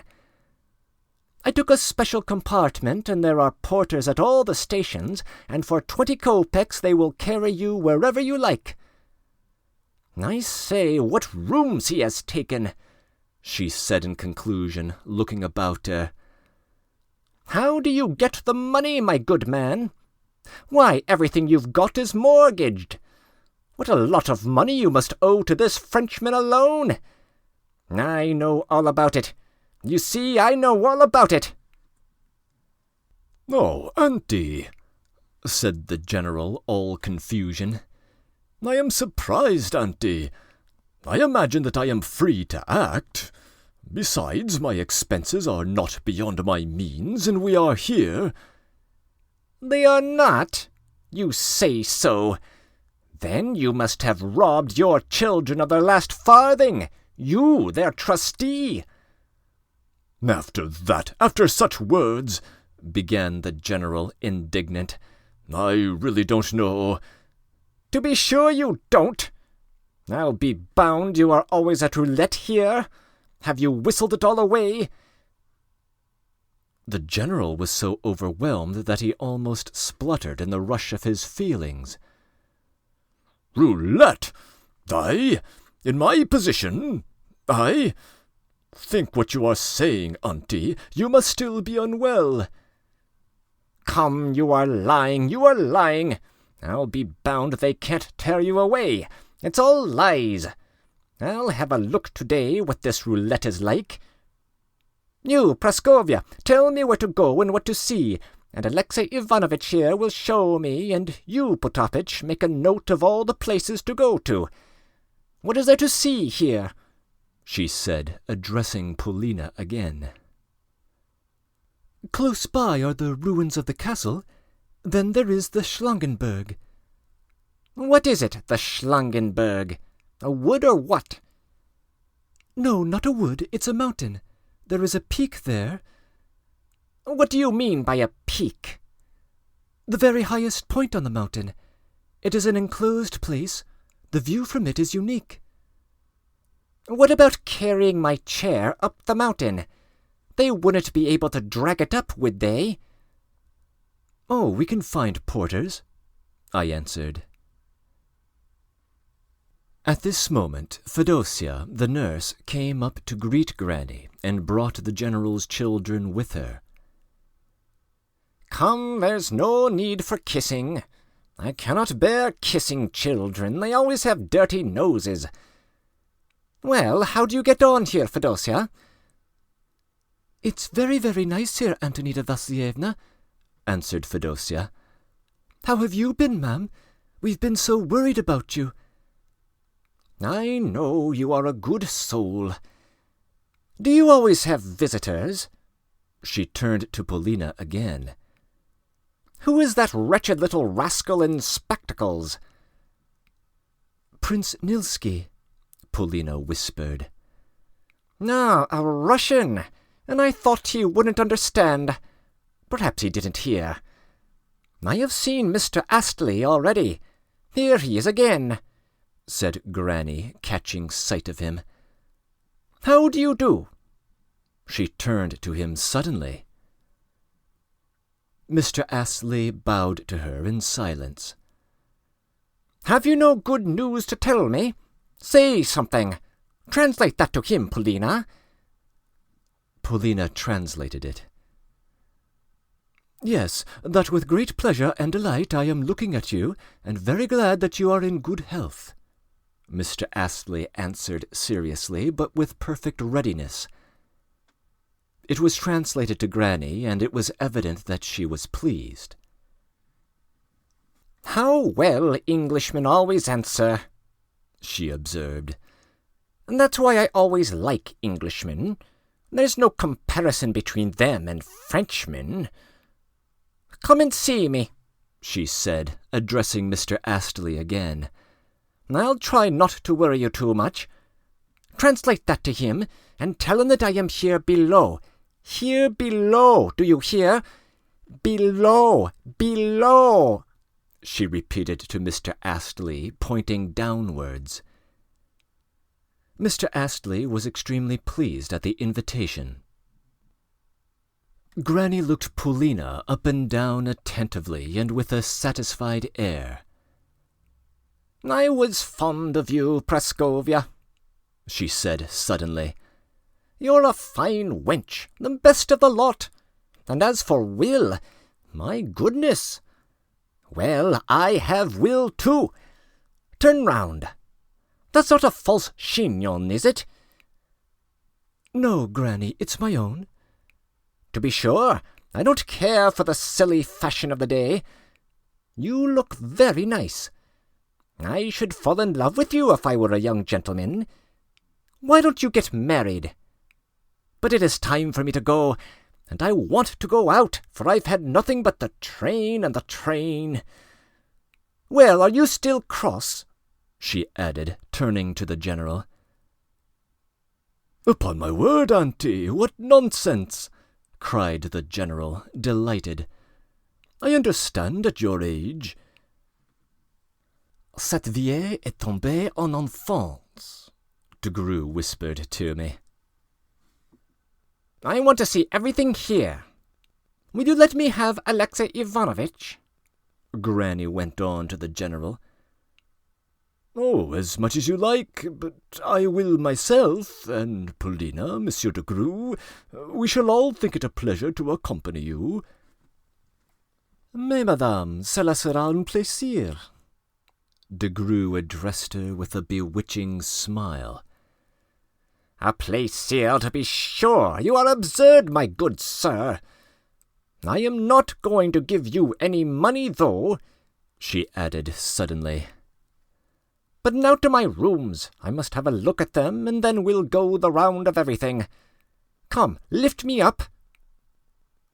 Granny was lifted up again, and we all flocked downstairs behind her chair. The general walked as though stunned by a blow on the head. Degru was considering something. Mademoiselle Blanche seemed about to remain, but for some reason she made up her mind to come with the rest. The prince followed her at once, and no one was left in the general study but Madame de Comminges and the German.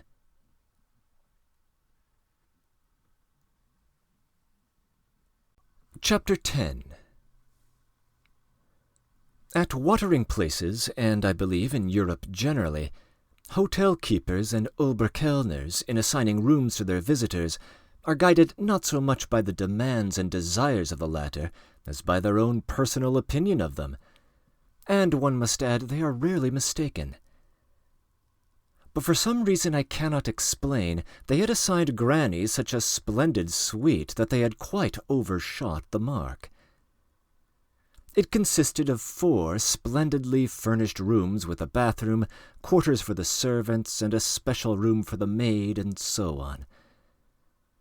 Some Grande Duchesse really had been staying in those rooms the week before, a fact of which the new occupant was informed at once in order to enhance the value of the apartments. Granny was carried, or rather wheeled, through all the rooms, and she looked at them attentively and severely. The Oberkellner, an elderly man with a bald head, followed her respectfully at this first survey. I don't know what they all took Granny to be, but apparently for a very important, and above all, wealthy lady. They put down in the book at once, Madame la Générale Princesse de Tarasevitchev, though Granny had never been a princess. Her servants, her special compartment in the train, the mass of useless bags, portmanteaux, and even chests that had come with Granny, probably laid the foundation of her prestige, while her invalid chair, her abrupt tone and voice, her eccentric questions, which were made with a most unconstrained air that would tolerate no contradiction, in short, Granny's whole figure, erect, brisk, imperious, increased the awe in which she was held by all. As she looked at the rooms, Granny sometimes told them to stop her chair, pointed to some object in the furniture, and addressed unexpected questions to the Oberkellner, who still smiled respectfully, though he was beginning to feel nervous. Granny put her questions in French, which she spoke, however, rather badly, so that I usually translated. The Oberkellner's answers, for the most part, did not please her and seemed unsatisfactory. And indeed, she kept asking about all sorts of things quite irrelevant. Suddenly, for instance, stopping before a picture, a rather feeble copy of some well-known picture of a mythological subject, she would ask, "Whose portrait is that?" The Oberkellner replied that no doubt it was some countess. "How is it you don't know? You live here and don't know. Why is it here? Why is she squinting?" The Oberkellner could not answer these questions satisfactorily, and positively lost his head. "Oh, what a blockhead," commented Granny in Russian. She was wheeled on. The same performance was repeated with a Dresden statuette, which Granny looked at for a long time, and then ordered them to remove, no one knew why. Finally she worried the Oberkellner about what the carpets in the bedroom cost, and where they had been woven.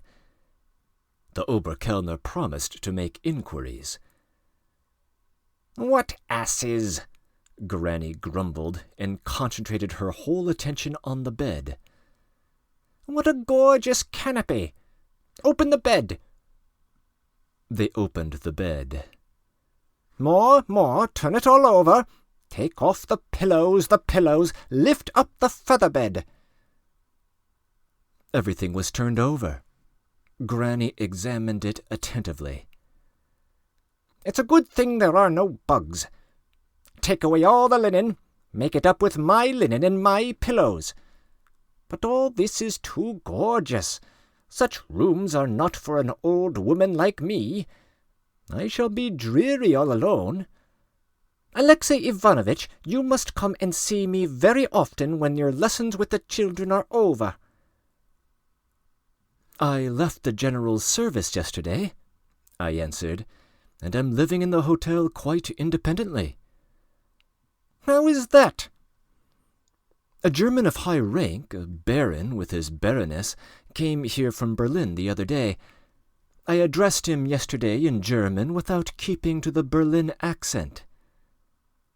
"Well, what then?" "He thought it an impertinence and complained to the general, and yesterday the general discharged me." "Why, did you swear at the baron or what? Though if you had, it wouldn't have mattered." "Oh, no. On the contrary, the baron raised his stick to thrash me." "And did you, sniveller, allow your tutor to be treated like that?" she said suddenly, addressing the general. "And turned him out of his place, too? Noodles! You're all a set of noodles, as I see." "Don't disturb yourself, Auntie," said the general with a shade of condescending familiarity. "I can manage my own business. Besides, Alexey Ivanovitch has not given you quite a correct account of it." "And you just put up with it?" She turned to me. "I meant to challenge the baron to a duel," I answered as calmly and modestly as I could. "But the general opposed it." "Why did you oppose it?" Granny turned to the general again. "And you can go, my good man, you can come when you are called," she said, addressing the Oberkellner. "No need to stand about gaping. I can't endure this Nuremberg rabble." The man bowed and went out, not, of course, understanding Granny's compliments. "Upon my word, Auntie, surely a duel was out of the question." "Why out of the question? Men are all cocks, so they should fight. You are all noodles, I see. You don't know how to stand up for your country. Come, take me up, Potapitch. See that there are always 2 porters. Engage them. I don't want more than 2. I shall only want them to carry me up and down stairs and to wheel me on the levels in the street. Explain that to them, and pay them beforehand. They will be more respectful. You will always be with me yourself, and you, Alexey Ivanovitch, point out that baron to me when we are out, that I may have a look at the von Baron. Well, where is the roulette?" I explained that the roulette tables were in rooms in the casino. Then followed questions. Were there many of them? Did many people play? Did they play all day long? How was it arranged? I answered at last that she had much better see all this with her own eyes, and that it was rather difficult to describe it. "Well then, take me straight there. You go first, Alexey Ivanovitch." "Why, Auntie, don't you really mean to rest after your journey?" the general asked anxiously. He seemed rather flurried, and indeed they all seemed embarrassed and were exchanging glances. Probably they all felt it rather risky and indeed humiliating to accompany Granny to the casino, where, of course, she might do something eccentric and in public. At the same time, they all proposed to accompany her. "Why should I rest? I am not tired, and besides, I've been sitting still for 3 days. And then we will go and see the springs and medicinal waters. Where are they? And then we'll go and see, what was it you said, Praskovia? Peak, wasn't it?" "Yes, Granny." "Well, peak then, if it is a peak. And what else is there here?" "There are a great many objects of interest, Granny," Polina exerted herself to say. "Why don't you know them? Marfa, you shall come with me too," she said, addressing her maid. "But why should she come?" the general said fussily. "And in fact it's out of the question. And I doubt whether Potapitch will be admitted into the casino." "What nonsense! Am I to abandon her because she is a servant? She's a human being too. Here we have been on our travels for a week. She wants to have a look at things too. With whom could she go except me? She wouldn't dare show her nose in the street by herself." "But, Granny—" "Why, are you ashamed to be with me? Then stay at home. You are not asked. Why, what a general! I am a general's widow myself. And why should you all come trailing after me?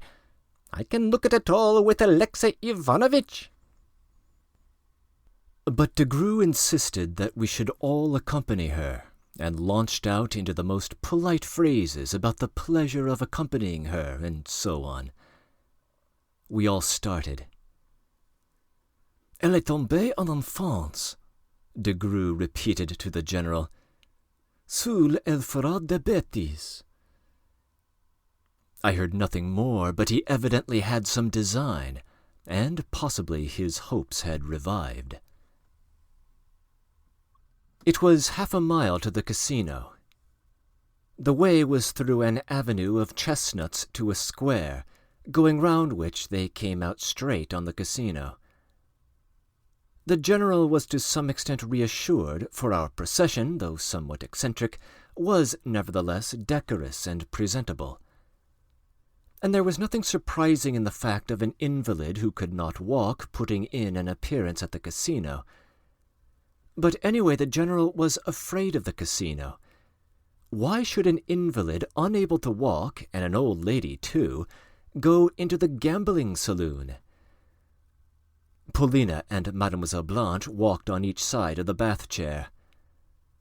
Mademoiselle Blanche laughed, was modestly animated, and even sometimes jested very politely with Granny, so much so that the latter spoke of her approvingly at last. Paulina, on the other side, was obliged to be continually answering Granny's innumerable questions, such as, "Who was that past? Who was that woman driving past? Is it a big town? Is it a big garden? What are those trees? What's that hill? Do eagles fly here? What is that absurd-looking roof?" Mr. Astley walked beside me and whispered that he expected a great deal from that morning. Potapych and Marfa walked in the background, close behind the bath-chair. Potapych in his swallow-tailed coat and white tie, but with a cap on his head, and Marfa, a red-faced maid-servant, 40 years old and beginning to turn grey, in a cap, cotton gown, and creaking goatskin slippers. Granny turned to them very often and addressed remarks to them. Degrue was talking with an air of determination. Probably he was reassuring the general. Evidently he was giving him some advice. But Granny had already pronounced the fatal phrase, "I am not going to give you money." Perhaps to Degrue this announcement sounded incredible, but the general knew his aunt. I noticed that Degrue and Mademoiselle Blanche were continually exchanging glances. I could distinguish the prince and the German traveller at the farther end of the avenue. They had stopped and were walking away from us. Our visit to the casino was a triumph. The porters and attendants displayed the same deference as in the hotel. They looked at us, however, with curiosity. Granny began by giving orders that she should be wheeled through all the rooms. Some she admired, others made no impression on her. She asked questions about them all. At last we came to the roulette room. The lackeys, who stood like sentinels at closed doors, flung the doors wide open as though they were impressed. Granny's appearance at the roulette table made a profound impression on the public. At the roulette tables and at the other end of the room, where there was a table with 30-40, there was a crowd of 150 or 200 players, several rows deep. Those who had succeeded in squeezing their way right up to the table held fast, as they always do, and would not give up their places to anyone until they had lost. For simple spectators were not allowed to stand at the tables and occupy the space. Though there were chairs set round the table, Few of the players sat down, especially when there was a great crowd, because standing one could get closer and consequently pick out one's place and put down one's stake more conveniently. The second and the third rows pressed up upon the first, waiting and watching for their turn. But sometimes a hand would be impatiently thrust forward through the first row to put down a stake. Even from the third row, people managed to seize chances of poking forward their stakes. Consequently, every 10 or even 5 minutes there was some scene over disputed stakes at one end of the hall or another. The police of the casino were, however, fairly good. It was, of course, impossible to prevent crowding. On the contrary, the owners were glad of the rush of people because it was profitable. But 8 croupiers sitting around the table kept a vigilant watch on the stakes. They even kept count of them, and when disputes arose they could settle them. In extreme cases they called in the police, and the trouble was over in an instant. There were police officers in plain clothes stationed here and there among the players, so that they could not be recognized. They were especially on the lookout for thieves and professional pickpockets, who are very numerous at the roulette tables, as it affords them excellent opportunity for exercising their skill. The fact is, elsewhere thieves must pick pockets or break locks, and such enterprises, when unsuccessful, have a very troublesome ending. But in this case the thief has only to go up to the roulette table, begin playing, and all at once, openly and publicly, take another person's winnings and put them in his pocket.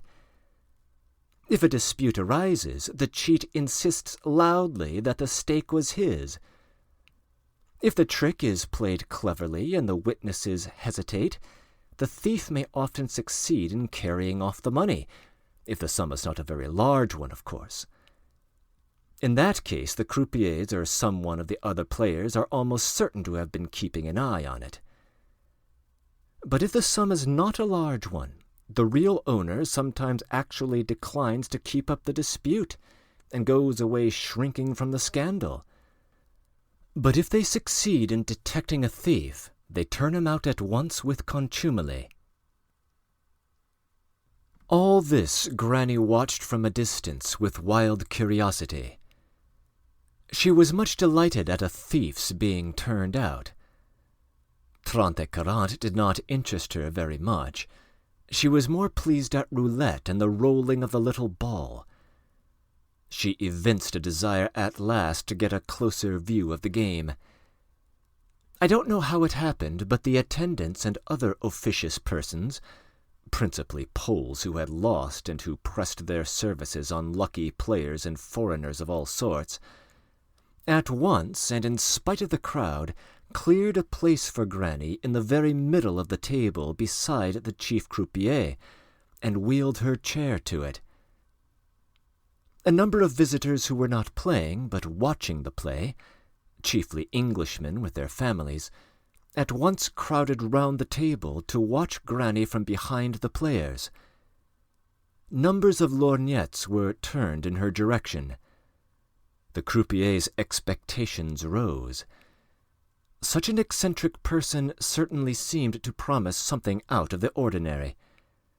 An old woman of 70 who could not walk, yet wished to play, was, of course, not a sight to be seen every day.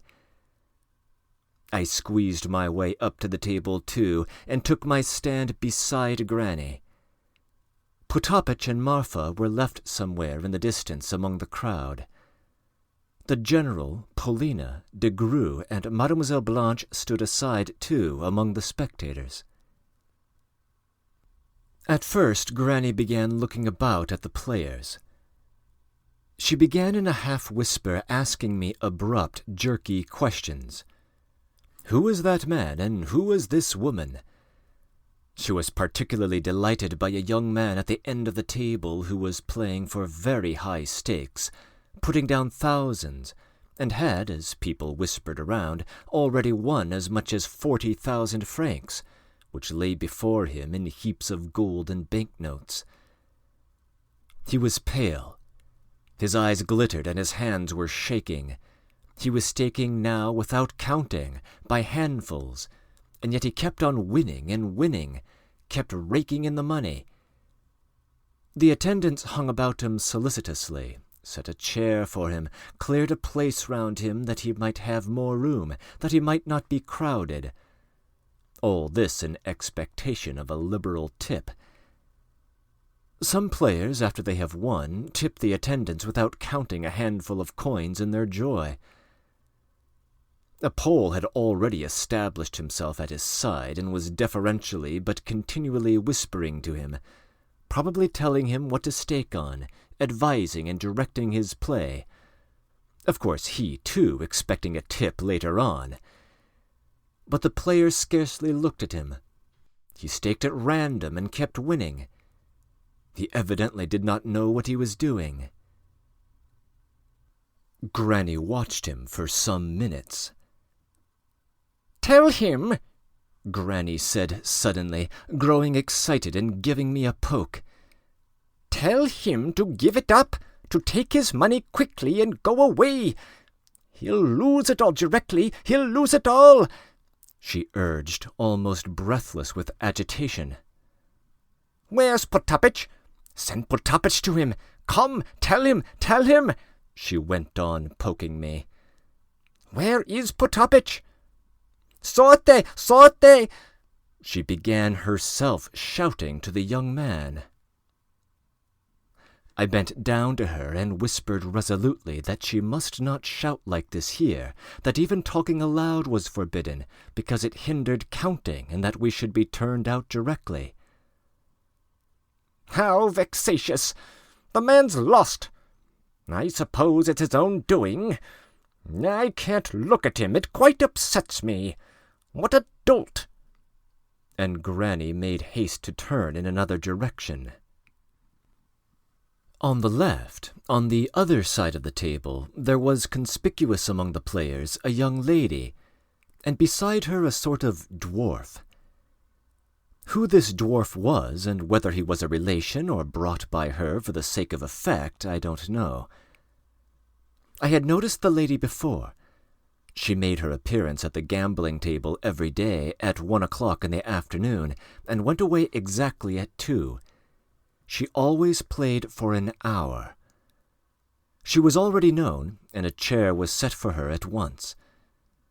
She took out of her pocket some gold, some 1,000-franc notes, and began staking quietly, coolly, prudently, making pencil notes on a bit of paper of the numbers about which the chances grouped themselves, and trying to work out a system. She staked considerable sums. She used to win every day, 1, 2, or at the most 3,000 francs, not more, and instantly went away. Granny scrutinized her for a long time. "Well, that one won't lose. That one there won't lose. Of what class is she? Do you know? Who is she?" "She must be a Frenchwoman of a certain class, you know," I whispered. "Ah, one can tell the bird by its flight. One can see she has a sharp claw. Explain to me now what every turn means and how one has to bet." I explained as far as I could to Granny all the various points on which one could stake. Rouge et noir, pair et impair, manque et passe, and finally the various subtleties in the system of the numbers. Granny listened attentively, remembered, asked questions, and began to master it. One could point to examples of every kind, so that she very quickly and readily picked up a great deal. "But what about 0? You see that croupier, the curly-headed one, the chief one, showed 0 just now. And why did he scoop up everything that was on the table? Such a heap! He took it all for himself. What is the meaning of it?" 0, Granny, means that the bank wins all. If the little ball falls on 0, everything on the table goes to the bank. It is true you can stake your money so as to keep it, but the bank pays nothing." "You don't say so. And shall I get nothing?" No, Granny. If before this you had staked on 0, you would have got 35 times what you staked. What, 35 times?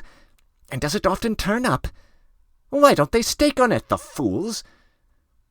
There are 36 chances against it, Granny. What nonsense! Potapich! Stay, I've money with me. Here. She took out of her pocket a tightly packed purse and picked out of it a Friedrich d'Or. Stake it on the 0 at once.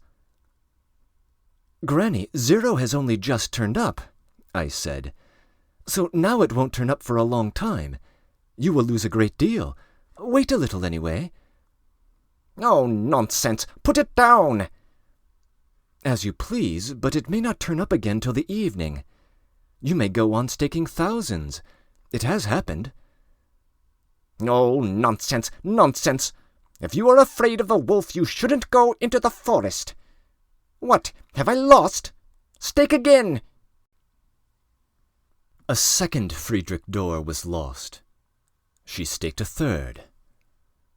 Granny could scarcely sit still in her seat. She stared with feverish eyes at the little ball dancing on the spokes of the turning wheel. She lost a third, too. Granny was beside herself. She could not sit still. She even thumped on the table with her fist when the croupier announced 36 instead of the 0 she was expecting. There, look at it, said Granny angrily. Isn't that cursed little 0 coming soon? As sure as I'm alive, I'll sit here till 0 does come. It's that cursed curly-headed croupier's doing. He'll never let it come.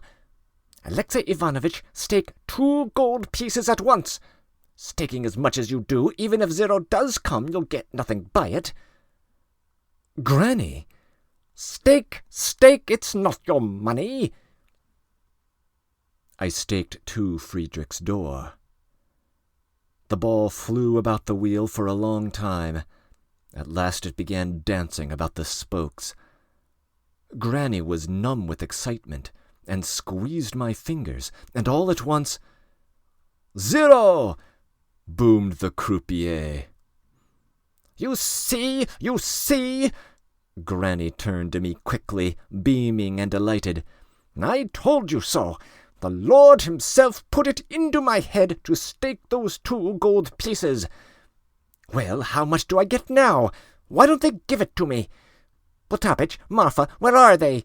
Where have all our people got to? Potapich! Granny, afterwards, I whispered. Potapich is at the door. They won't let him in. Look, Granny, they are giving you the money. Take it. A heavy roll of printed blue notes, worth 50 Friedrichs d'Or, was thrust toward Granny, and 20 Friedrichs d'Or were counted out to her. I scooped it all up in a shovel and handed it to Granny. Faites le jeu, monsieur! Faites le jeu, monsieur! Rien ne va plus! Called the croupier, inviting the public to stake and preparing to turn the wheel. Heavens, we are too late! They're just going to turn it. Put it down! Granny urged me in a flurry. Don't dawdle, make haste! She was beside herself and poked me with all her might. What am I to stake it on, Granny? On 0 again! Stake as much as possible. How much have we got altogether? 70 Friedrichs d'Or. There's no need to spare it. Stake 20 Friedrichs d'Or at once.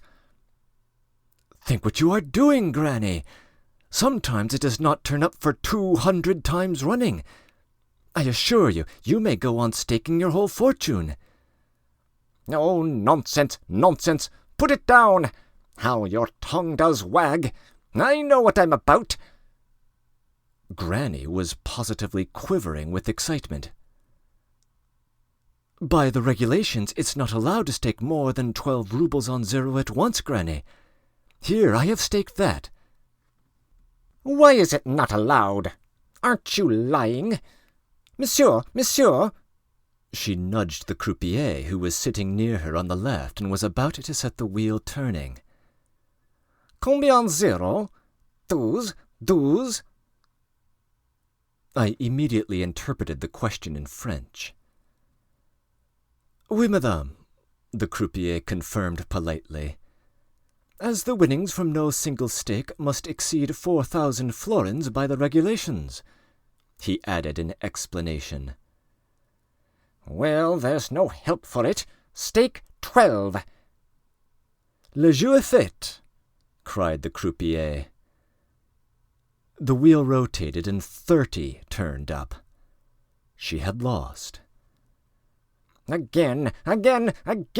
Stake again! Cried Granny. I no longer resisted, and, shrugging my shoulders, staked another 12 Friedrich's door. The wheel turned a long time. Granny was simply quivering as she watched the wheel. Can she really imagine that 0 will win again? I thought, looking at her with wonder. Her face was beaming with a firm conviction of winning, an unhesitating expectation that in another minute they would shout 0. The ball jumped into the cage. 0! cried the croupier. What? Granny turned to me with intense triumph. I was a gambler myself. I felt that at the moment my arms and legs were trembling. There was a throbbing in my head. Of course, this was a rare chance that 0 should have come up 3 times in some dozen turns, but there was nothing particularly wonderful about it. I had myself seen 0 turn up 3 times running 2 days before, and a gambler who had been zealously noting down the numbers observed aloud that, only the day before, 0 had turned up only once in 24 hours. Granny's winnings were counted out to her with particular attention and deference as she had won such a large sum. She received 420 Friedrich's door, that is 4,000 florins and 70 Friedrich's door. She was given 20 Friedrich's door in gold and 4,000 florins in banknotes. This time Granny did not call Potapich. She had other preoccupations. She did not even babble or quiver outwardly. She was, if one may so express it, quivering inwardly. She was entirely concentrated on something, absorbed in one aim. Alexey Ivanovitch, he said that one could only stake 4,000 florins at once, didn't he? Come, take it. Stake the whole 4,000 on red, Granny commanded. It was useless to protest. The wheel began rotating. Rouge! The croupier proclaimed. Again she had won 4,000 florins, making 8 in all. Give me 4 and stake 4 again on red, Granny commanded. Again I staked 4,000. Rouge! The croupier pronounced again. 12,000 altogether. Give it me all here. Pour the gold here into the purse and put away the notes. That's enough. Home! Wheel my chair out.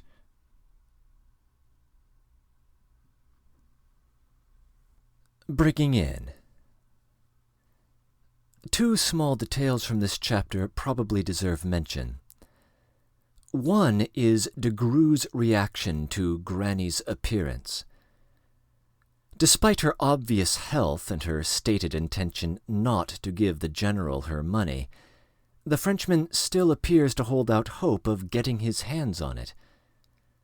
The new plot seems to be to get the general to take control of Granny's estate on the grounds that the old woman is now senile, or has fallen into childhood, as he puts it. Of course, nothing could be further from the truth, as Granny is an astonishingly sharp woman for her age. Whether she is wise is another matter. The other detail is our narrator's statement that he, too, was a gambler. Now, this pronouncement seems at first to be rather at odds with his claim in Chapter 2 that playing with Polina's money marked the first time in his life that he had ever entered a gambling saloon. Alexey Ivanovitch at this point in the narrative has had very little history with the activity. When he claims to be a gambler himself, he appears not to be making a statement about his experience, but about his character. More on this to come. End of comments.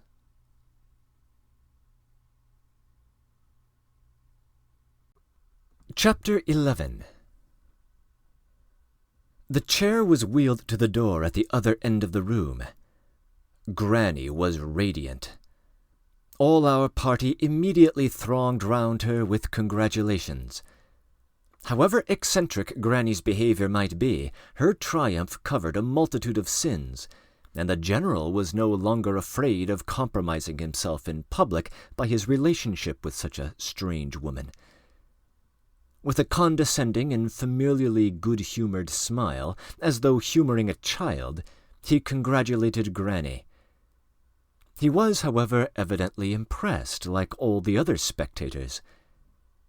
People talked all round and pointed at Granny. Many passed by to get a closer view of her. Mr. Astley was talking of her aside with two English acquaintances. Some majestic ladies gazed at her with majestic amazement, as though at a marvel. De Grue positively showered congratulations and smiles upon her. "Quelle victoire!" he said. "Mais madame, c'était de fou!" Mademoiselle Blanche commented with an ingratiating smile.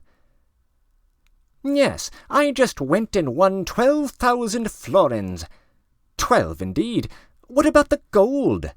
With the gold it makes almost 13. What is that in our money? Will it be 6,000?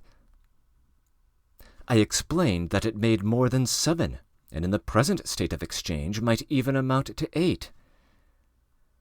Well, that's something worth having, 8,000. And you stay here, you noodles, and do nothing. Potapych, Marfa, did you see? "My goodness, how did you do it, ma'am? 8,000!" exclaimed Marfa, wriggling. There's 5 gold pieces for you. Here." Potapych and Marfa flew to kiss her hand. "And give the porters 2 a Friedrich d'or each.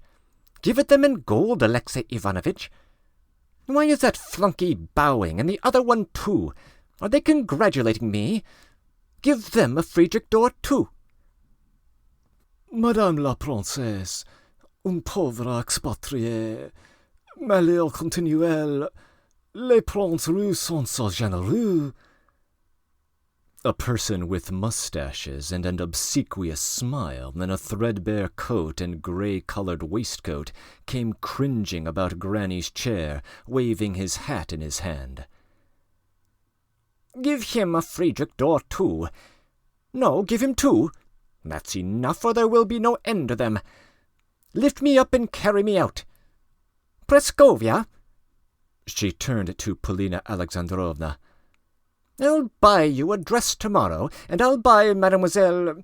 what's her name? Mademoiselle Blanche, isn't it? I'll buy her a dress too. Translate that to her, Praskovia." "Merci, madame." Mademoiselle Blanche made a grateful curtsy while she exchanged an ironical smile with de Grue and the general. The general was rather embarrassed and was greatly relieved when we reached the avenue. "Fedosia! Won't Fedosia be surprised?" said Granny, thinking of the general's nurse. "I must make her a present of a dress. Hey, Alexey Ivanovitch, give this to the poor man." A man in rags, with bent back, passed us on the road and looked at us. "And perhaps he is not a poor man, but a rogue, Granny." "Give him a gulden, give it him." I went up to the man and gave it him. He looked at me in wild amazement, but took the gulden, however. He smelt of spirits. "And you, Alexey Ivanovitch, have you not tried your luck yet?" "No, Granny." "But your eyes were burning. I saw them." "I shall try, Granny. I certainly shall later." "And stake on 0 straight away. You will see. How much have you in hand?" "Only 20 Friedrichsdor, Granny." "That's not much. I will give you 50 Friedrichsdor. I will lend it if you like. Here, take this roll. But don't you expect anything all the same, my good man. I am not going to give you anything," she said, suddenly addressing the general. The latter winced, but he said nothing. De Grue frowned. "Que diable! C'est un terrible vielle," he muttered to the general through his teeth. A beggar, another beggar!" cried Granny. "Give him a gulden too, Alexey Ivanovitch." This time it was a grey-headed old man with a wooden leg, in a long-skirted blue coat and with a long stick in his hand. He looked like an old soldier. But when I held out a gulden to him, he stepped back and looked at me angrily. "Was ist der Teufel?" he shouted, following up with a dozen oaths. "Oh, he's a fool," cried Granny, dismissing him with a wave of her hand. "Go on, I'm hungry. Now we'll have dinner directly, then I'll rest a little, and back here again." "You want to play again, Granny?" I cried. "What do you expect? That you should all sit here and sulk while I watch you?" "Mais, madame," De Grue drew near, "les chances peuvent entraîner. Une seule mauvaise chance et vous perdrez tout, surtout avec votre jeu. C'est terrible." "Vous perdrez absolument," chirped Mademoiselle Blanche. "But what is it to do with all of you? I shouldn't lose your money, but my own. And where is that Mr. Astley?" she asked me. "He stayed in the casino, Granny." "I'm sorry. He's such a nice man." On reaching home, Granny met the Oberkellner on the stairs, called him, and began bragging of her winnings. Then she sent for Fedosia, made her a present of 3 Friedrichsdor, and ordered a dinner to be served. Fedosia and Marfa hovered over her at dinner.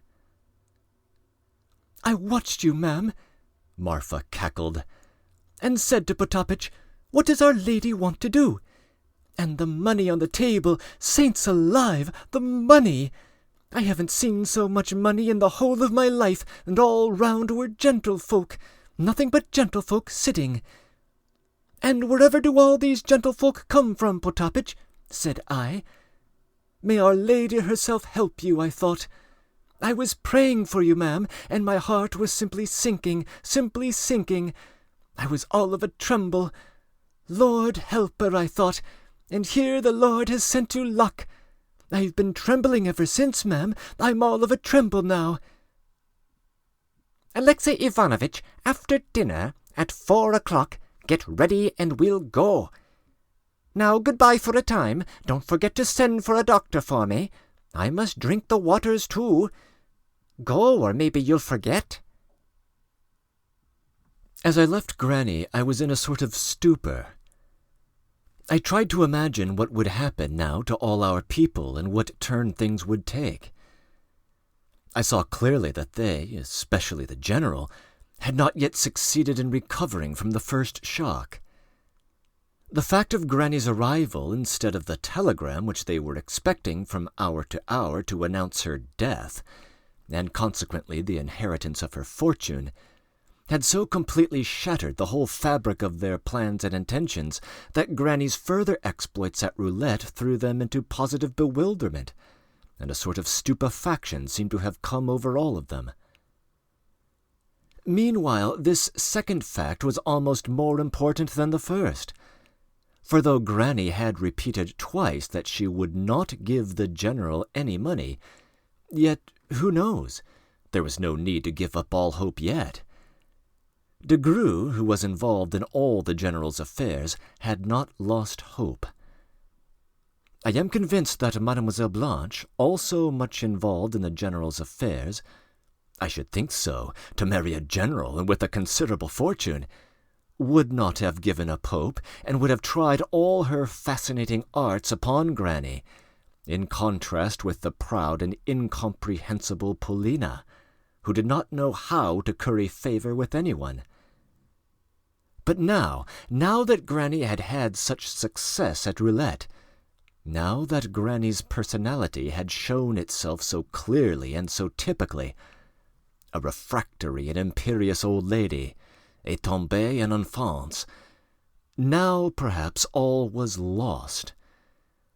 Why, she was as pleased as a child, so pleased that she would go on till she was ruined and had lost everything. Heavens, I thought, and God forgive me with a malignant laugh. Why, every Friedrich door Granny staked just now must have been a fresh sore in the general's heart, must have maddened de Grue and infuriated Mademoiselle de Comminges, who saw the cup slipping from her lips. Another fact, even in her triumph and joy of winning, when Granny was giving money away to everyone and taking every passer-by for a beggar, even then she had let fall to the general, "I'm not going to give you anything, though." That meant that she had fastened upon that idea, was sticking to it, had made up her mind about it. There was danger, danger. All these reflections were revolving in my mind as I mounted the front stairs from Granny's apartments to my garret in the very top story. All this interested me strongly. Though, of course, I could before have divined the strongest leading motives prompting the actors before me, yet I did not know for certain all the mysteries and intrigues of the drama. Paulina had never been fully open with me. Though it did happen at times that she revealed her feelings to me, yet I noticed that almost always after such confidences she would make fun of all she had said, or would try to obscure the matter and put it in a different light. Oh, she had hidden a great deal. In any case, I foresaw that the denouement of this mysterious and constrained position was at hand. One more shock, and everything would be ended and revealed. About my fortunes, which were also involved in all this, I scarcely troubled. I was in a strange mood. I had only 20 Friedrichsdor in my pocket. I was in a foreign land without a job or means of livelihood, without hope, without prospects, and I did not trouble my head about it. If it had not been for the thought of Paulina, I should have abandoned myself to the comic interest of the approaching catastrophe, and would have been shouting with laughter. But I was troubled about Paulina. Her fate was being decided, I divined that. But I regret to say that it was not altogether her fate that troubled me.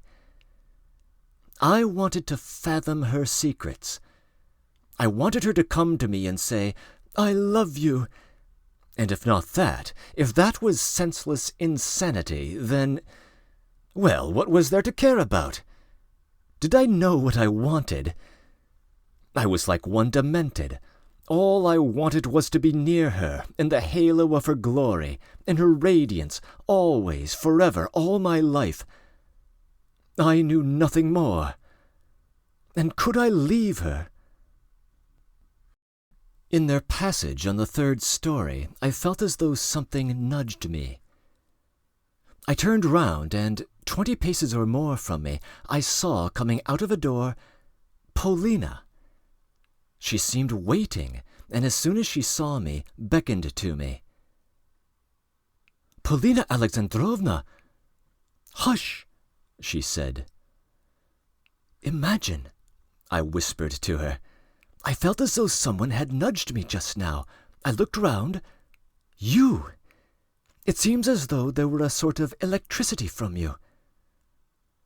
"Take this letter," Polina articulated anxiously with a frown, probably not hearing what I had said, "and give it into Mr. Astley's own hands at once. Make haste, I beg you. There is no need of an answer. He will—" She did not finish. "Mr. Astley?" I repeated in surprise. But Polina had already disappeared behind the door. Aha, so they are in correspondence. I ran at once, of course, to Mr. Astley, first to his hotel, where I did not find him, then to the casino, where I hurried through all the rooms, and at last, as I was returning home in vexation, almost in despair, I met him by chance, with a party of Englishmen and Englishwomen on horseback. I beckoned to him, stopped him, and gave him the letter. We had not time even to exchange a glance. But I suspect that Mr. Astley purposely gave rein to his horse. Was I tortured by jealousy? Anyway, I was in an utterly shattered condition.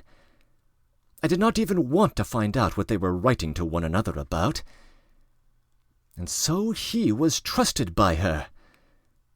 Her friend, I thought. And that is clear. And when has he had time to become her friend? But is there love in the case? Of course not. Common sense whispered to me. But common sense alone counts for little in such cases. Anyway, this, too, had to be cleared up. Things were growing unpleasantly complicated.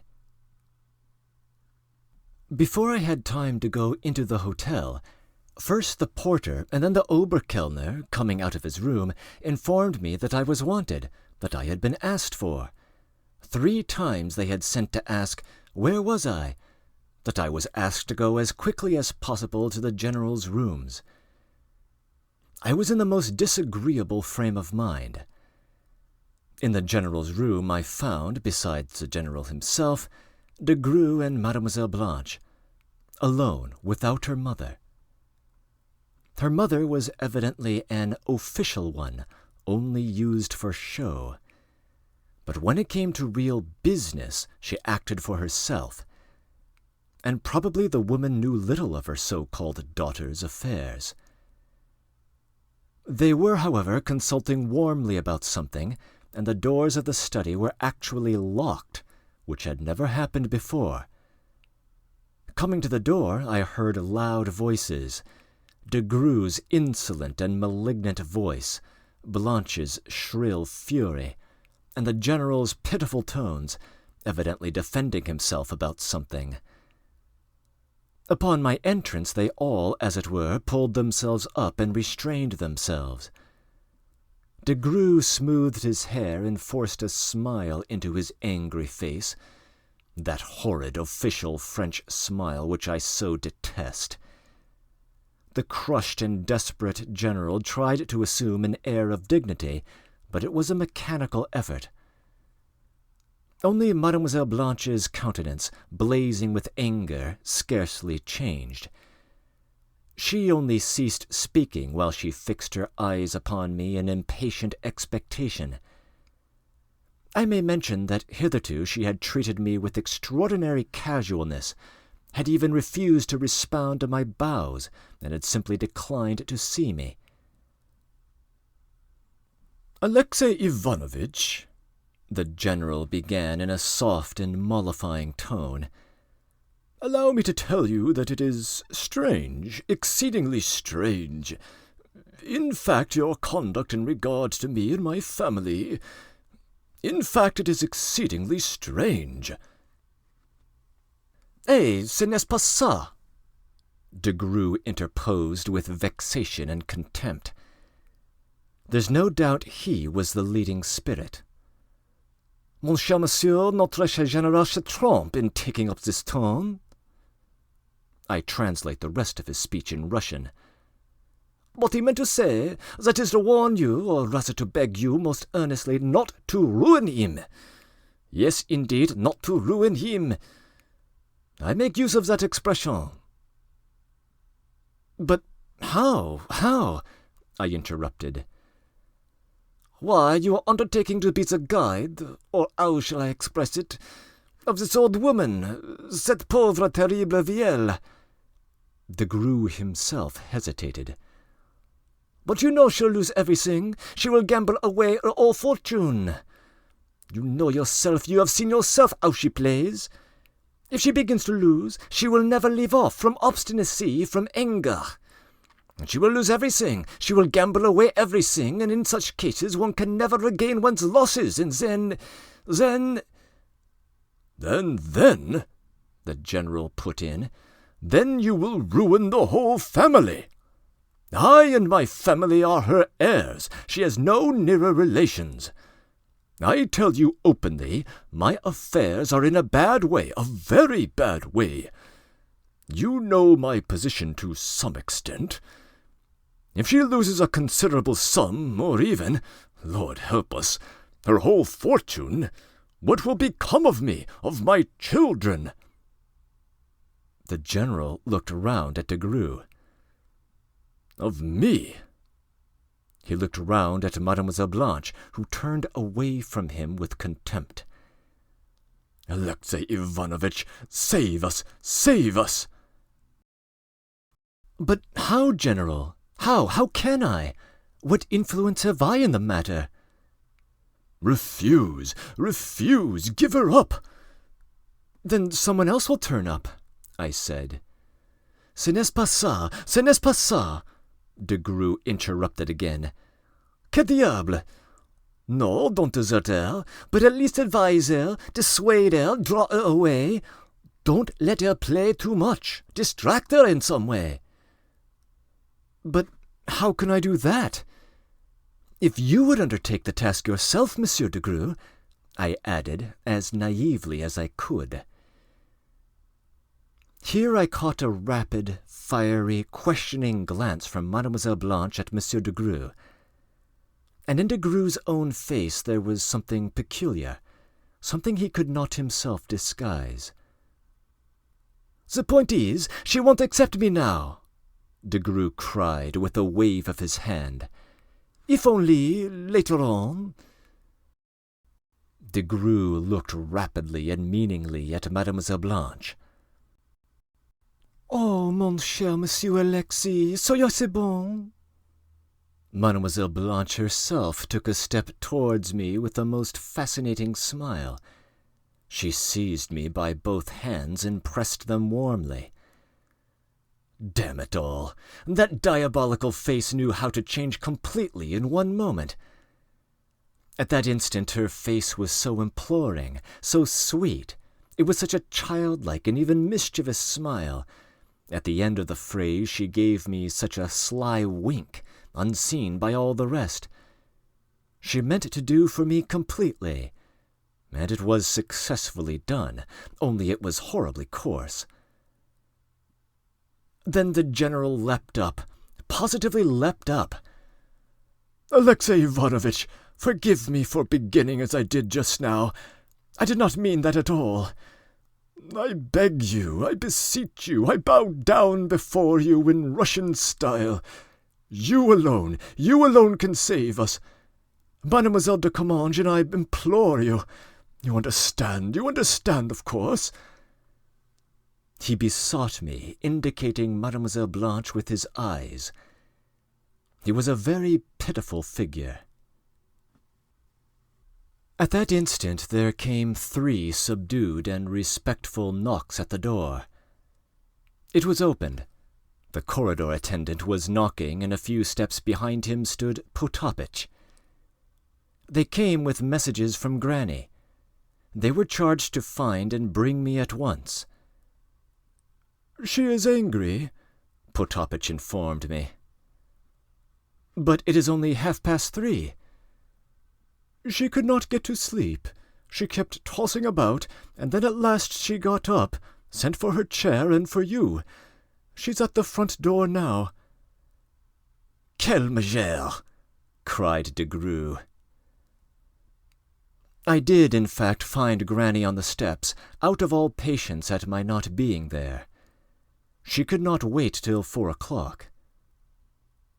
"Come," she cried, and we set off again to roulette.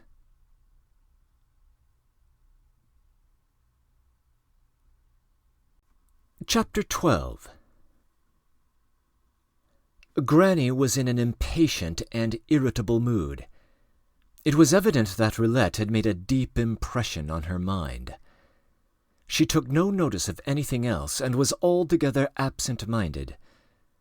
For instance, she asked me no questions on the road as she had done before. Seeing a luxurious carriage whirling by, she was on the point of raising her hand and asking, "What is it? Whose is it?" But I believe she did not hear what I answered. Her absorption was continually interrupted by abrupt and impatient gesticulations. When I pointed out to her Baron and Baroness Bermerhelm, who were approaching the casino, she looked absent-mindedly at them and said, quite indifferently, "Ah," and, turning round quickly to Potapych and Marfa, who were walking behind her, snapped out to them, "Why are you hanging upon us? We can't take you every time. Go home. You and I are enough," she added when they had hurriedly turned and gone home. They were already expecting Granny at the casino. They immediately made room for her in the same place, next to the croupier. I fancied that these croupiers, who are always so strictly decorous, and appear to be ordinary officials who are absolutely indifferent as to whether the bank wins or loses, are by no means so unconcerned at the bank's losses, and, of course, receive instructions for attracting players and for augmenting the profits, for which they doubtless receive prizes and bonuses. They looked upon Granny, anyway, as their prey. Then, just what we had expected happened. This was how it was. Granny pounced at once on 0 and immediately ordered me to stake 12 Friedrich's door. She staked once, twice, 3 times. 0 never turned up. "Put it down! Put it down!" Granny nudged me impatiently. I obeyed. "How many times have we staked?" she asked at last, grinding her teeth with impatience. "I have staked 12 times, Granny. I have put down 144 Friedrich's door. I tell you, Granny, very likely till evening—" "Hold your tongue," Granny interrupted. "Stake on 0, and stake it once 1,000 gulden on red. Here, take the note." Red won, and 0 failed once more. 1,000 gulden was gained. You see, whispered Granny. "We have gained almost all that we have lost. Stake again on 0. We'll stake 10 times more and then give it up." But the 5th time Granny was thoroughly sick of it. "The devil take that filthy 0! Come, stake the whole 4,000 gulden on red," she commanded me. "Granny, it will be so much. Why, what if red does not turn up?" I besought her. But Granny almost beat me. Indeed, she nudged me so violently that she might almost be said to have attacked me. There was no help for it. I staked on red the whole 4,000 won that morning. The wheel turned.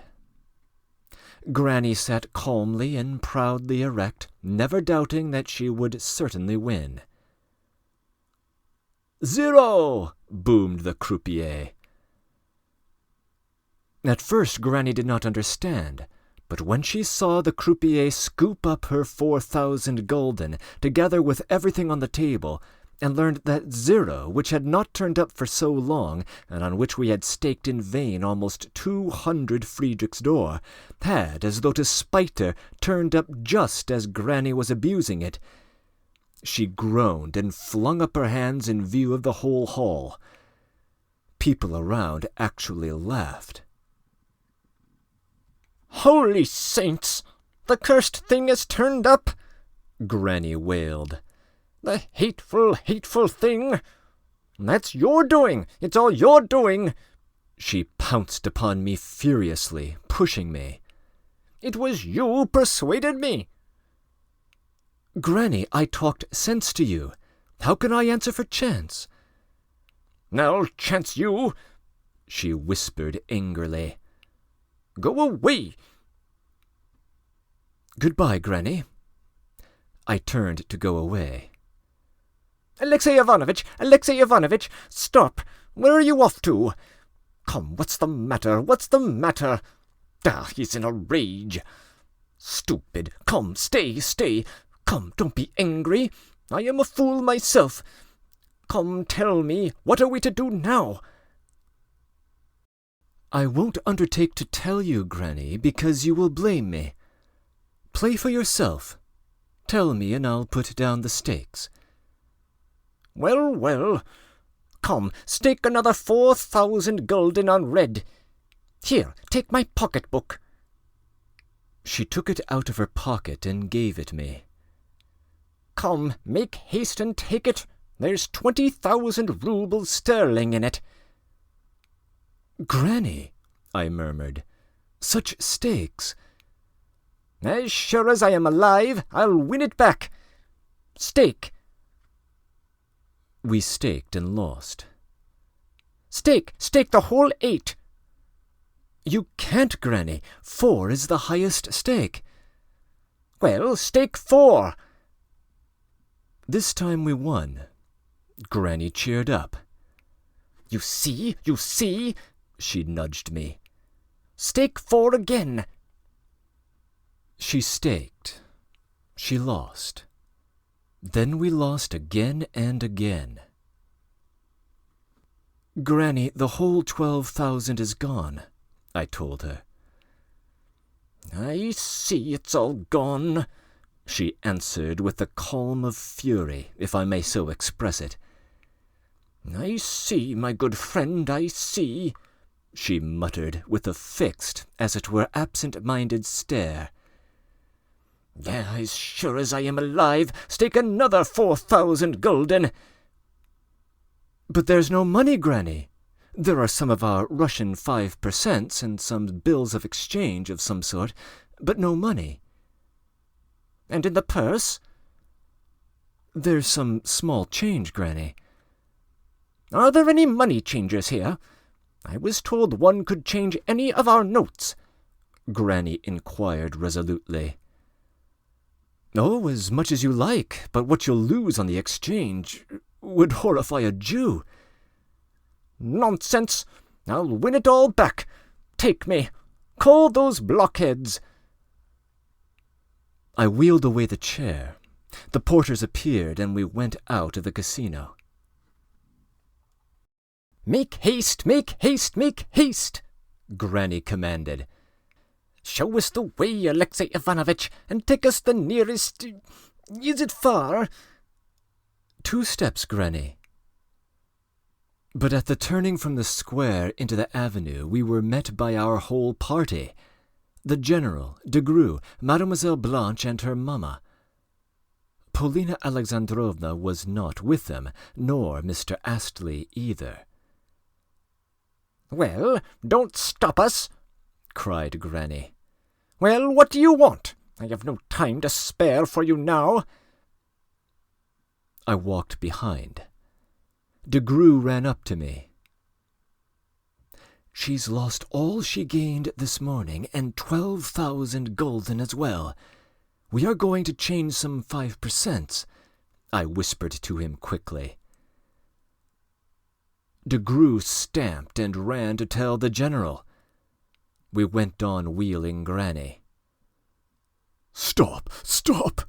The General whispered to me frantically. You try stopping her, I whispered. Auntie, said the general, approaching. Auntie, we are just... His voice quivered and failed him. Hiring a horse and driving into the country. A most exquisite view. The Peak. We were coming to invite you. Oh, bother you and your Peak! Granny waved him off irritably.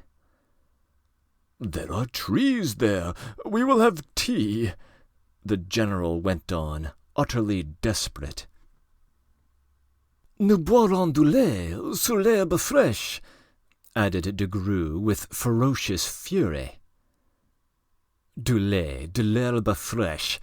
That is the Paris bourgeois notion of the ideally idyllic. That is, as we all know, his conception of nature et la vérité. Oh, go on with you and your milk. Lap it up yourself, it gives me the bellyache. And why do you pester me? Cried Granny. I tell you, I've no time to waste. It's here, Granny, I said. It's here. We had reached the house where the bank was. I went in to change the notes. Granny was left waiting at the entrance. De Grue, the general, and Blanche stood apart waiting, not knowing what to do. Granny looked wrathfully at them, and they walked away in the direction of the casino.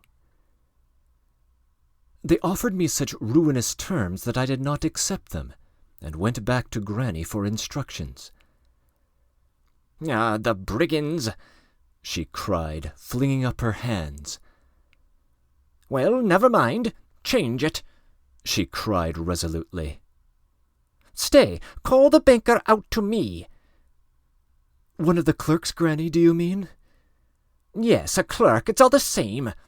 Ah, the brigands! The clerk consented to come when he learned that it was an invalid and aged countess, unable to come in, who was asking for him. Granny spent a long time loudly and angrily reproaching him for swindling her, and haggled with him in a mixture of Russian, French, and German, while I came to the rescue in translating. The grave clerk listened to us in silence and shook his head. He looked at Granny with an intent stare that was hardly respectful. At last he began smiling. Well, get along with you, cried Granny. Choke yourself with the money. Change it with him, Alexey Ivanovitch. There's no time to waste, or we would go elsewhere. The clerk says that other banks give even less. I don't remember the sums exactly, but the banker's charges were terrible. I received close upon 12,000 florins in gold and notes, took the account, and carried it to Granny. Well, well, well, it's no use counting it, she said with a wave of her hand. Make haste, make haste, make haste! I'll never stake again on that damned zero, nor on the red either, she pronounced as she was wheeled up to the casino. This time I did my very utmost to impress upon her the necessity of staking smaller sums, trying to persuade her that with a change of luck she would always be able to increase her stake. But she was so impatient that, though she agreed at first, it was impossible to restrain her when the play had begun. As soon as she had won a stake of 10, of 20 Friedrichsdor, There you see, she would begin nudging me. There you see, we've won. If only we had staked 4,000 instead of 10, we should have won 4,000. But as it is, what's the good? It's all your doing, all your doing. And, vexed as I felt watching her play, I made up my mind at last to keep quiet and to give no more advice.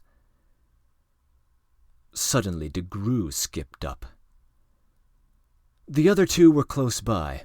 I noticed Mademoiselle Blanche standing on one side with her mother, exchanging amenities with the prince.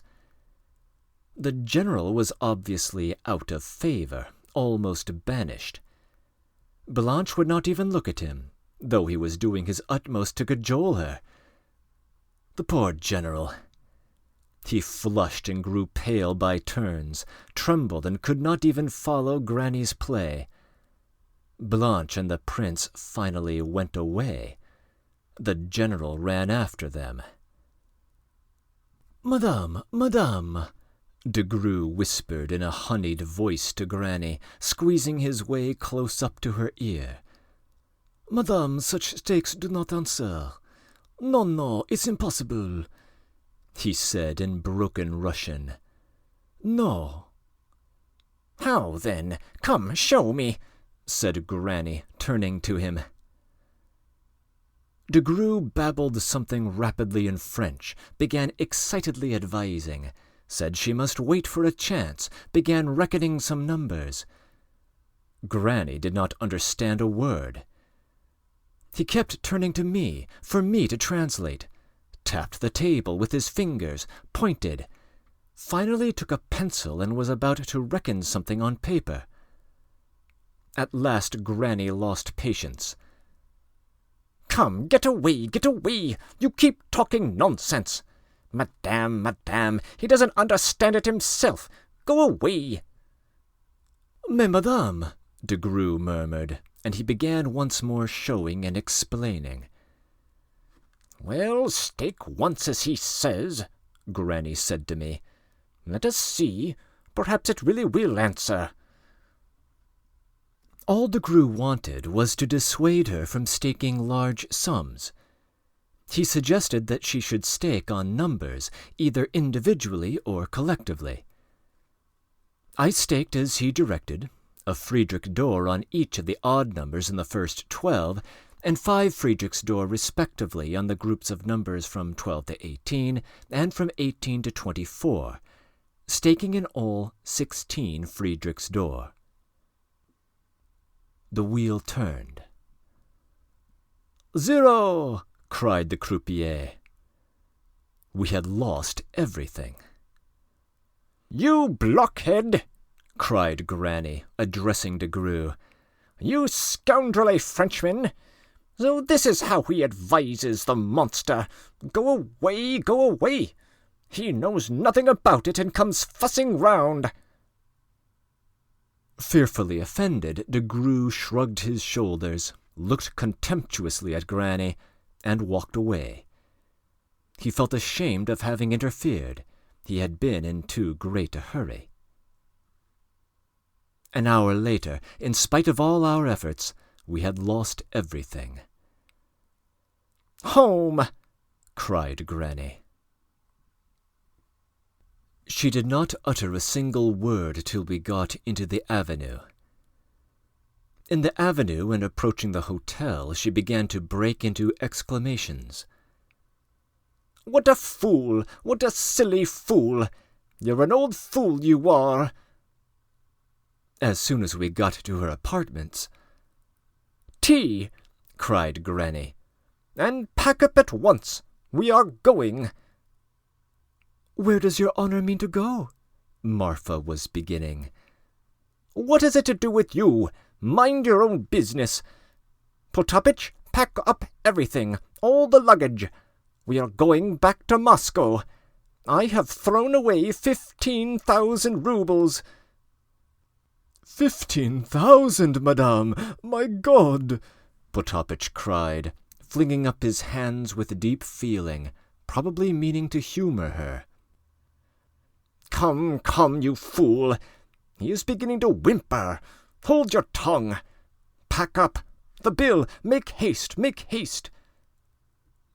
The next train goes at 9:30, Granny, I said to check her furor.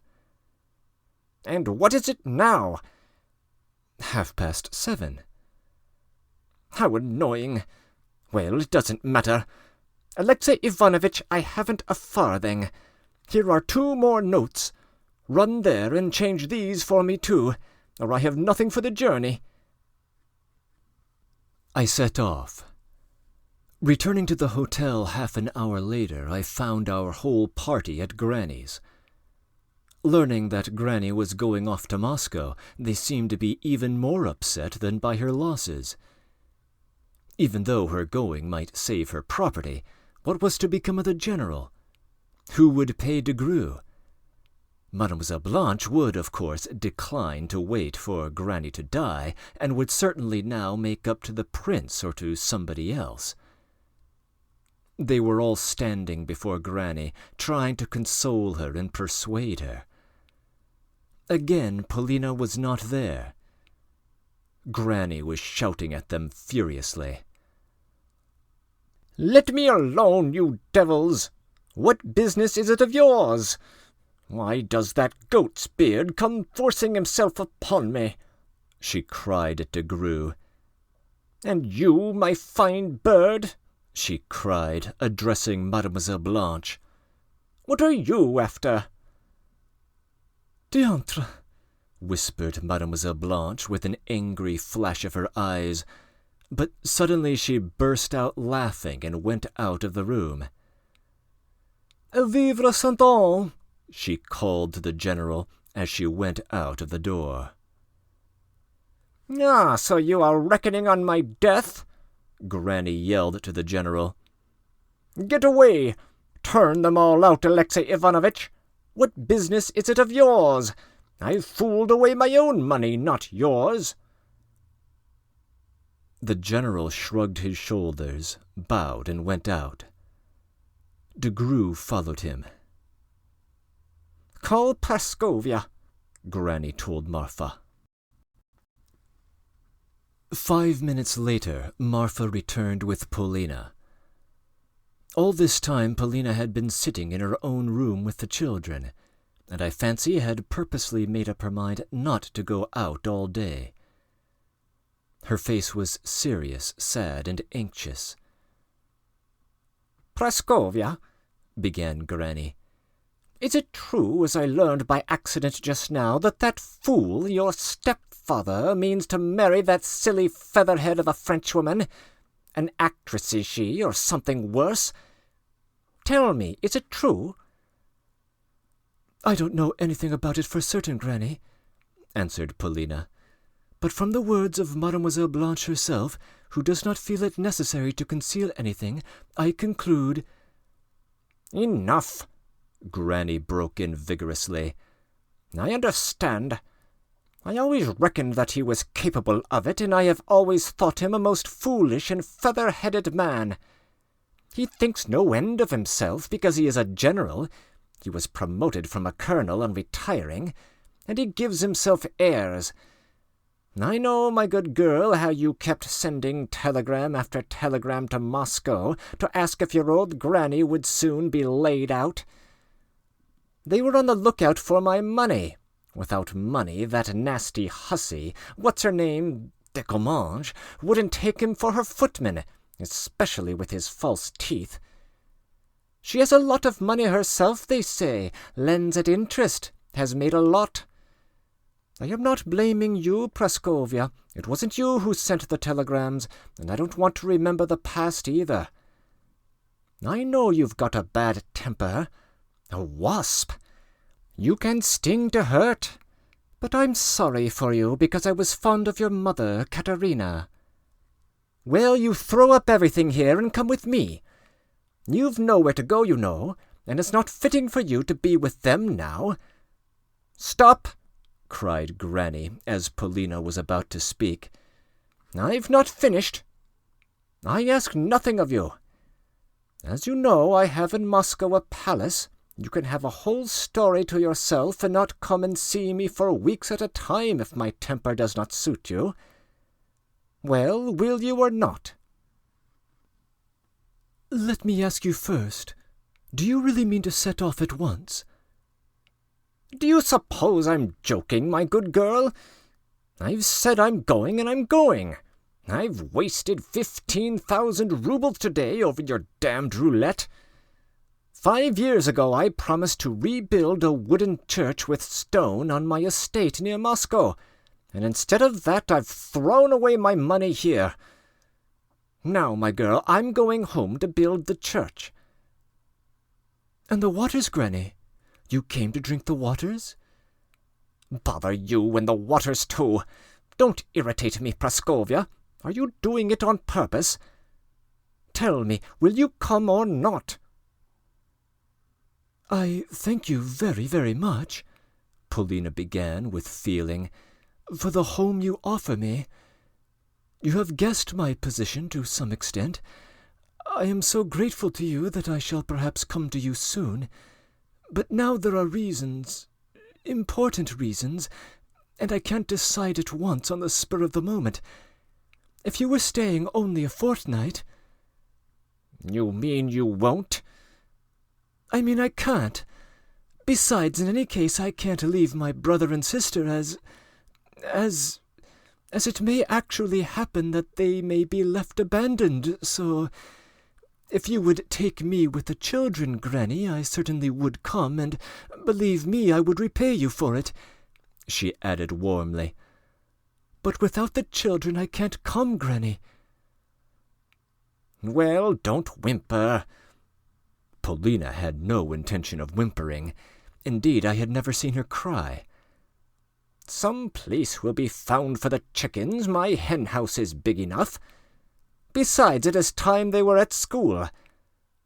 Well, so you are not coming now. Well, Praskovia, mind. I wished for your good, but I know why you won't come. I know all about it, Praskovia. That Frenchman will bring you no good." Polina flushed crimson. I positively shuddered. "Everyone knows all about it. I am the only one to know nothing." Come, don't frown. I am not going to say anything more. Only take care no harm comes of it, understand? You are a clever wench. I shall be sorry for you. Well, that's enough. I should not like to look on you as on the others. Go along. Goodbye." "I'll come to see you off," said Polina. "There's no need. Don't you interfere. I am sick of you all." Polina was kissing Granny's hand, but the latter pulled it away and kissed her on the cheek. As she passed me, Polina looked at me quickly and immediately turned away her eyes. "Well, goodbye to you too, Alexey Ivanovitch. There's only an hour before the train starts, and I think you must be tired out with me. Here, take these 50 pieces of gold." "I thank you very much, Granny. I'm ashamed—" Come, cried Granny, but so vigorously and angrily that I dared say no more and took it. "When you are running about Moscow without a job, come to me. I will give you some introductions. Now get along with you." I went to my room and lay down on my bed. I lay there for half an hour on my back, with my hands clasped behind my head. The catastrophe had come at last. I had something to think about. I made up my mind to talk earnestly to Polina. The nasty Frenchman. So it was true, then. But what could there be at the bottom of it? Polina and de Grue. Heavens, what a pair! It was all simply incredible. I suddenly jumped up beside myself to look for Mr. Astley, and at all costs to make him speak out. No doubt in this matter, too, he knew more than I did. Mr. Astley? He was another riddle to me. But suddenly there was a tap at my door. I looked up. It was Potapych. "Alexey Ivanovitch, you are wanted to come to my lady." "What's the matter? Is she setting off? The train does not start for 20 minutes. "She's uneasy. She can't sit still. 'Make haste, she says, meaning to fetch you, sir. For Christ's sake, don't delay." I ran downstairs at once. Granny was being wheeled out into the passage. Her pocket-book was in her hand. "Alexey Ivanovitch, go on ahead. We're coming." "Where, Granny?" As sure as I'm alive, I'll win it back. Come, march, don't ask questions. Does the play go on there till midnight?" I was thunderstruck. I thought a moment, but at once made up my mind. "Do as you please, Antonida Vassilievna. I'm not coming." "What's that for? What now? Have you all eaten too many pancakes, or what?" "Do as you please. I should blame myself for it afterwards. I won't. I won't take part in it or look on at it. Spare me, Antonida Vassilievna. Here are your 50 Friedrichsdor back. Goodbye." And laying the 50 Friedrichsdor on the little table near which Granny's chair was standing, I bowed and went out. "What nonsense!" Granny shouted after me. "Don't come if you don't want to. I can find the way by myself. Potapych, come with me. Come, lift me up, carry me." I did not find Mr. Astley and returned home. It was late after midnight when I learned from Potapych how Granny's day ended. She lost all that I had changed for her that evening. That is, in Russian money, another 10,000 rubles. The little Pole to whom she had given 2 Friedrichsdor the day before had attached himself to her and had directed her play the whole time.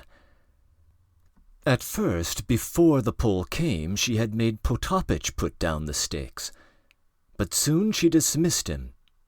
It was at that moment the Pole turned up. As ill luck would have it, he understood Russian and babbled away in a mixture of 3 languages, so that they understood each other after a fashion.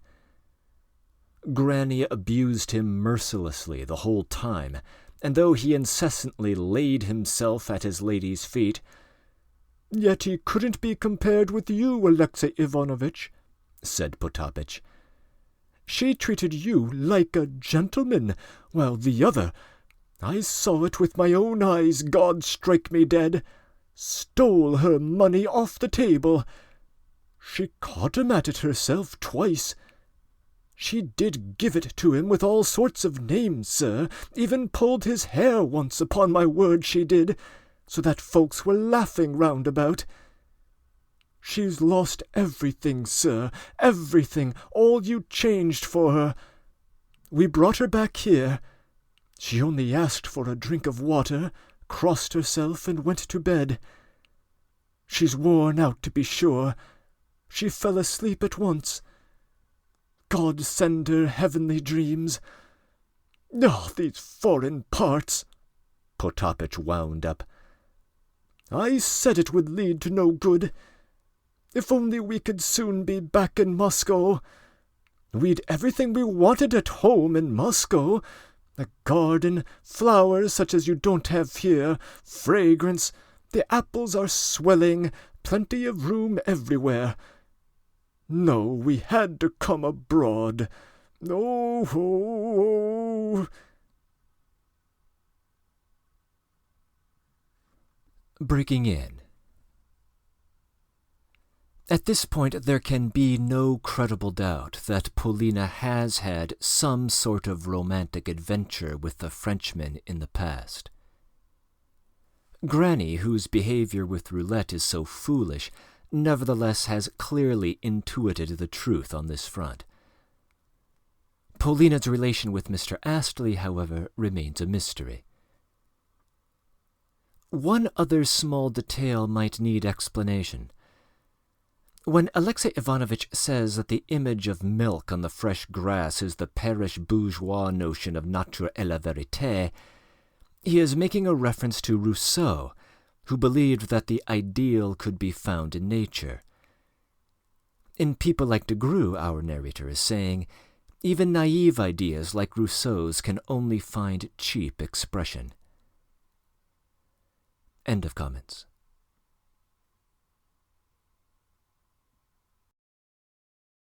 Chapter 13. Now almost a whole month has passed since I touched these notes of mine, which were begun under the influence of confused but intense impressions.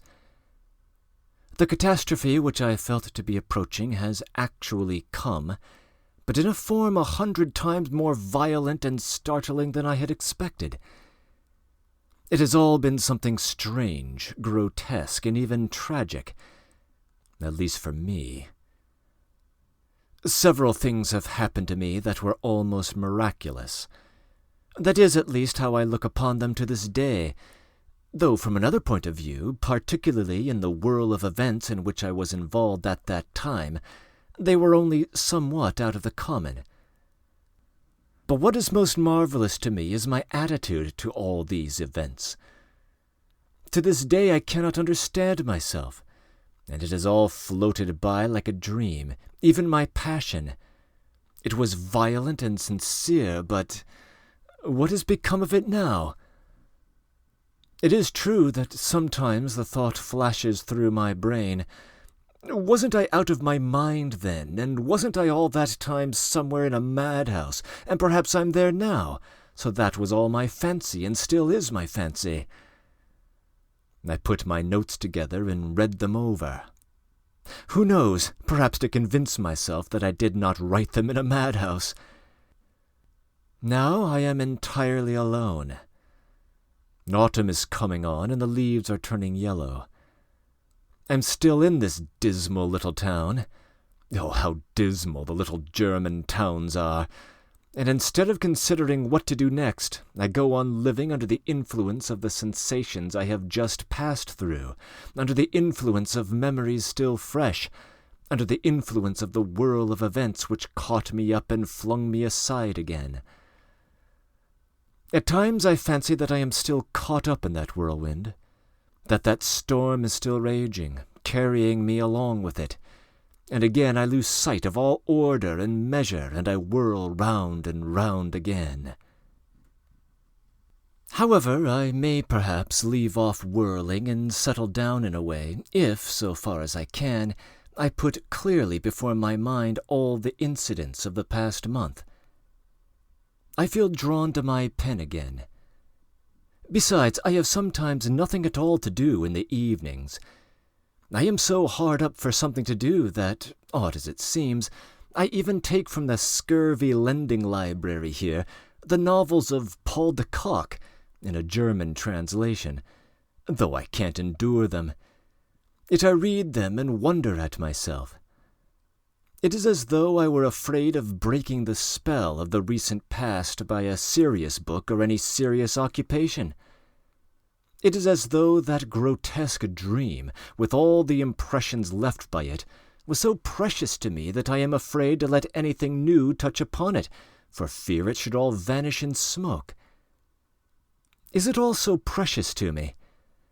Yes, of course it is precious. Perhaps I shall remember it for 40 years. And so I take up my writing again. I can give a brief account of it to some extent now. The impressions are not at all the same. In the first place, to finish with Granny. The following day she lost everything. It was what was bound to happen. When once anyone is started upon that road, it is like a man in a sledge flying down a snow mountain more and more swiftly. She played all day till 8 o'clock in the evening. I was not present and only know what happened from what I was told. Potapych was in attendance on her at the casino all day. Several Poles in succession guided Granny's operations in the course of the day.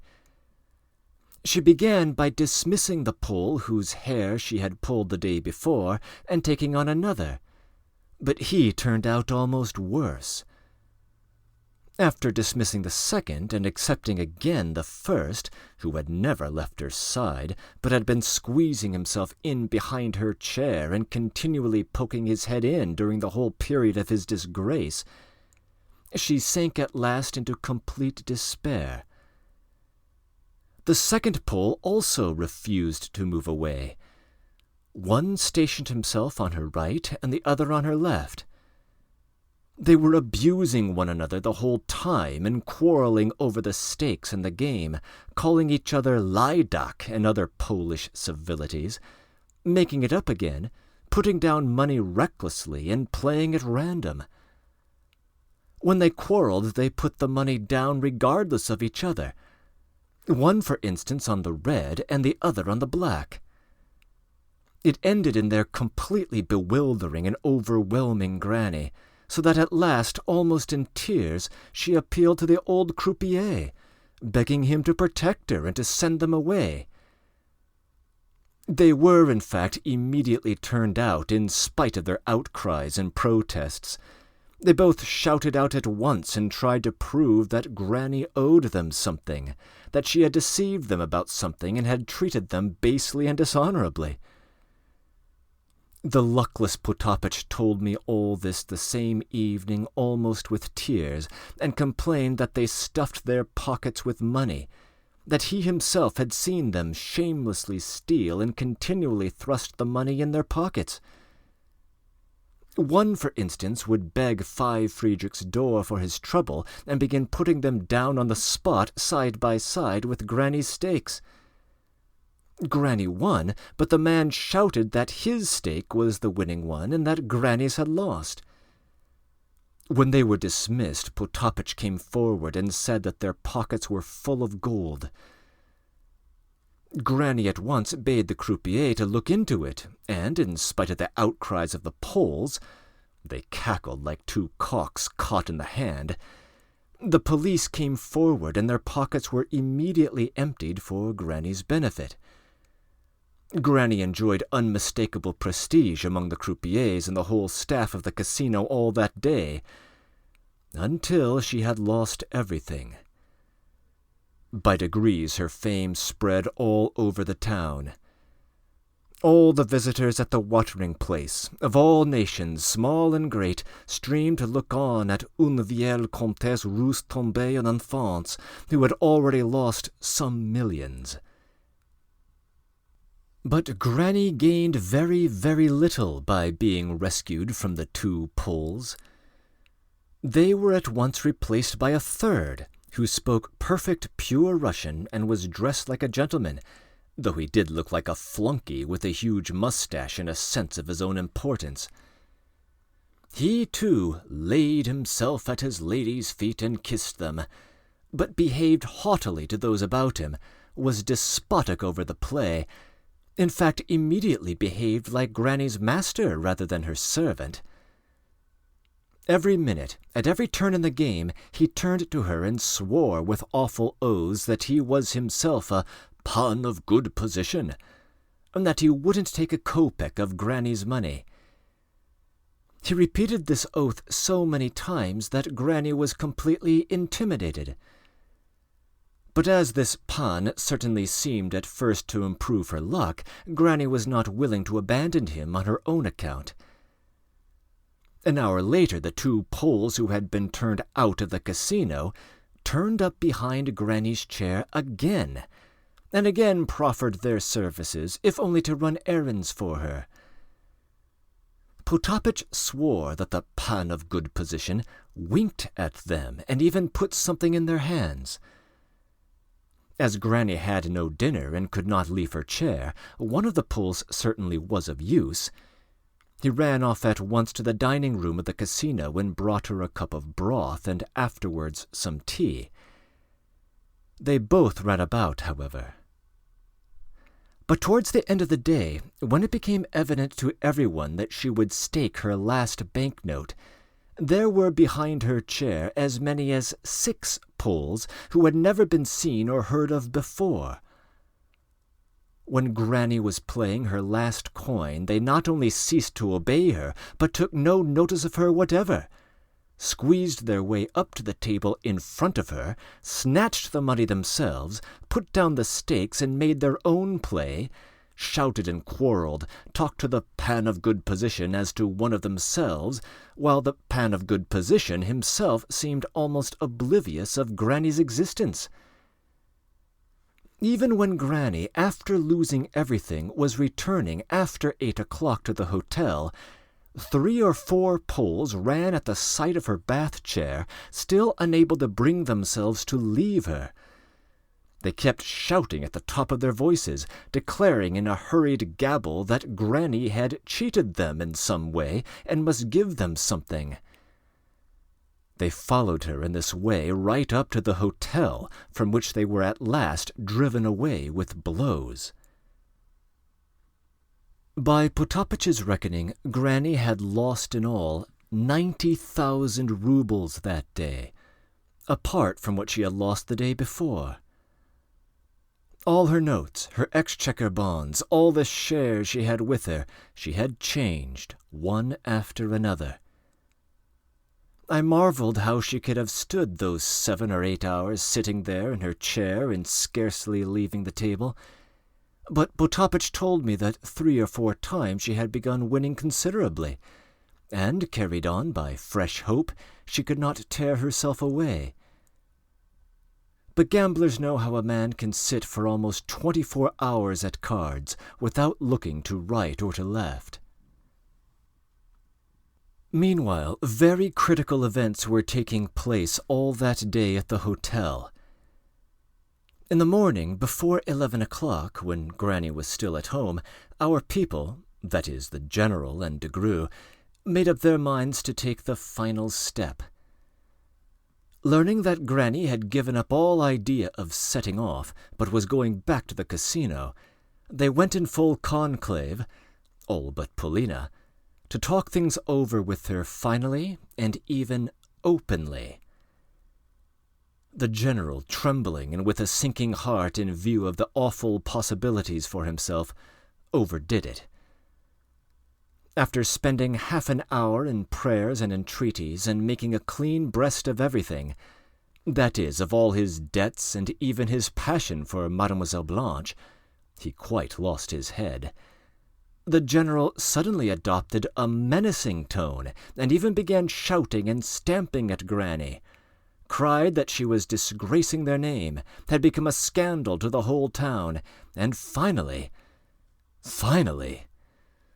"You are shaming the Russian name," cried the General, and he told her that the police would be called in. Granny finally drove him from her with a stick, an actual stick. The General and de Greux consulted once or twice that morning, and the question that agitated them was whether it were not possible in some way to bring in the police, on the plea that an unfortunate but venerable old lady, sinking into her dotage, was gambling away her whole fortune, and so on. Whether, in fact, it would be possible to put her under any sort of supervision or restraint. But de Greux only shrugged his shoulders and laughed in the General's face, as the latter pranced up and down his study talking excitedly. Finally, de Greux went off with a wave of his hand. In the evening we heard that he had left the hotel altogether, after having been in very earnest and mysterious confabulation with Mademoiselle Blanche. As for Mademoiselle Blanche, she had taken her measures early in the morning. She threw the General over completely, and would not even admit him to her presence. When the General ran to the casino in search of her and met her arm in arm with the Prince, neither she nor Madame de Comminges deigned to notice him. The Prince did not bow to him either. Mademoiselle Blanche spent that whole day hard at work upon the Prince, trying to force from him a definite declaration. But alas, she was cruelly deceived in her reckoning. This little catastrophe took place in the evening. It suddenly came out that he was as poor as a church mouse, and, what is more, was himself reckoning on borrowing from her on an IOU to try his luck at roulette. Blanche turned him out indignantly and locked herself up in her room. On the morning of that day I went to Mr. Astley. Or, to be more exact, I went in search of Mr. Astley, but could find him nowhere. He was not at home or in the park or in the casino. He was not dining at his hotel that day. It was past 4 o'clock when I suddenly saw him walking from the railway station towards the Hôtel d'Angleterre. He was in a hurry and was very much preoccupied, though it was hard to trace any anxiety or any perturbation whatever in his face. He held out his hand to me cordially with his habitual exclamation, "Ah!" but without stopping walked on with rather a rapid step. I attached myself to him, but he managed to answer me in such a way that I did not succeed in even asking him about anything. Moreover, I felt for some reason ashamed to begin speaking of Paulina. He did not ask a word about her. I told him about Granny. He listened attentively and seriously and shrugged his shoulders. "She will gamble away everything," I observed. "Oh, yes," he answered. "She went into play just as I was going away, and afterwards I learnt for a fact that she had lost everything. If there were time I would look in at the casino, for it is curious." "Where have you been?" I cried, wondering that I had not asked before. "I've been in Frankfurt." "On business?" "Yes, on business." Well, what more was there for me to ask? I did, however, continue walking beside him, but he suddenly turned into the Hôtel des Quatre Saisons, nodded to me, and vanished. As I walked home, I gradually realized that if I had talked to him for a couple of hours, I should have learnt absolutely nothing, because I had nothing to ask him. Yes, that was so, of course. I could not possibly formulate my question. All that day Paulina spent walking with the children and their nurse in the park, or sitting at home. She had for a long time past avoided the general, and scarcely spoke to him about anything serious at any rate. I had noticed that for a long time past. But knowing what a position the general was in today, I imagined that he could hardly pass her over. That is, there could not but be an important conversation about family affairs between them. When, however, I returned to the hotel, after my conversation with Mr. Astley, I met Paulina with the children. There was an expression of the most unruffled calm on her face, as though she alone had remained untouched by the family tempest. She nodded in response to my bow. I returned home feeling quite malignant. I had, of course, avoided seeing her, and had seen nothing of her since the incident with the Burmer helms. There was some affectation and pose in this, but as time went on I felt more and more genuinely indignant. Even if she did not care for me in the least, she should not, I thought, have trampled on my feelings like that and have received my declarations so contemptuously. She knew that I really loved her. She admitted me, she allowed me to speak like that. It is true that it had begun rather strangely. Some time before, long ago in fact, 2 months before, I began to notice that she wanted to make me her friend, her confidant, and indeed was in a way testing me. But somehow this did not come off then. Instead of that, there remained the strange relations that existed between us. That is how it was I began to speak to her like that.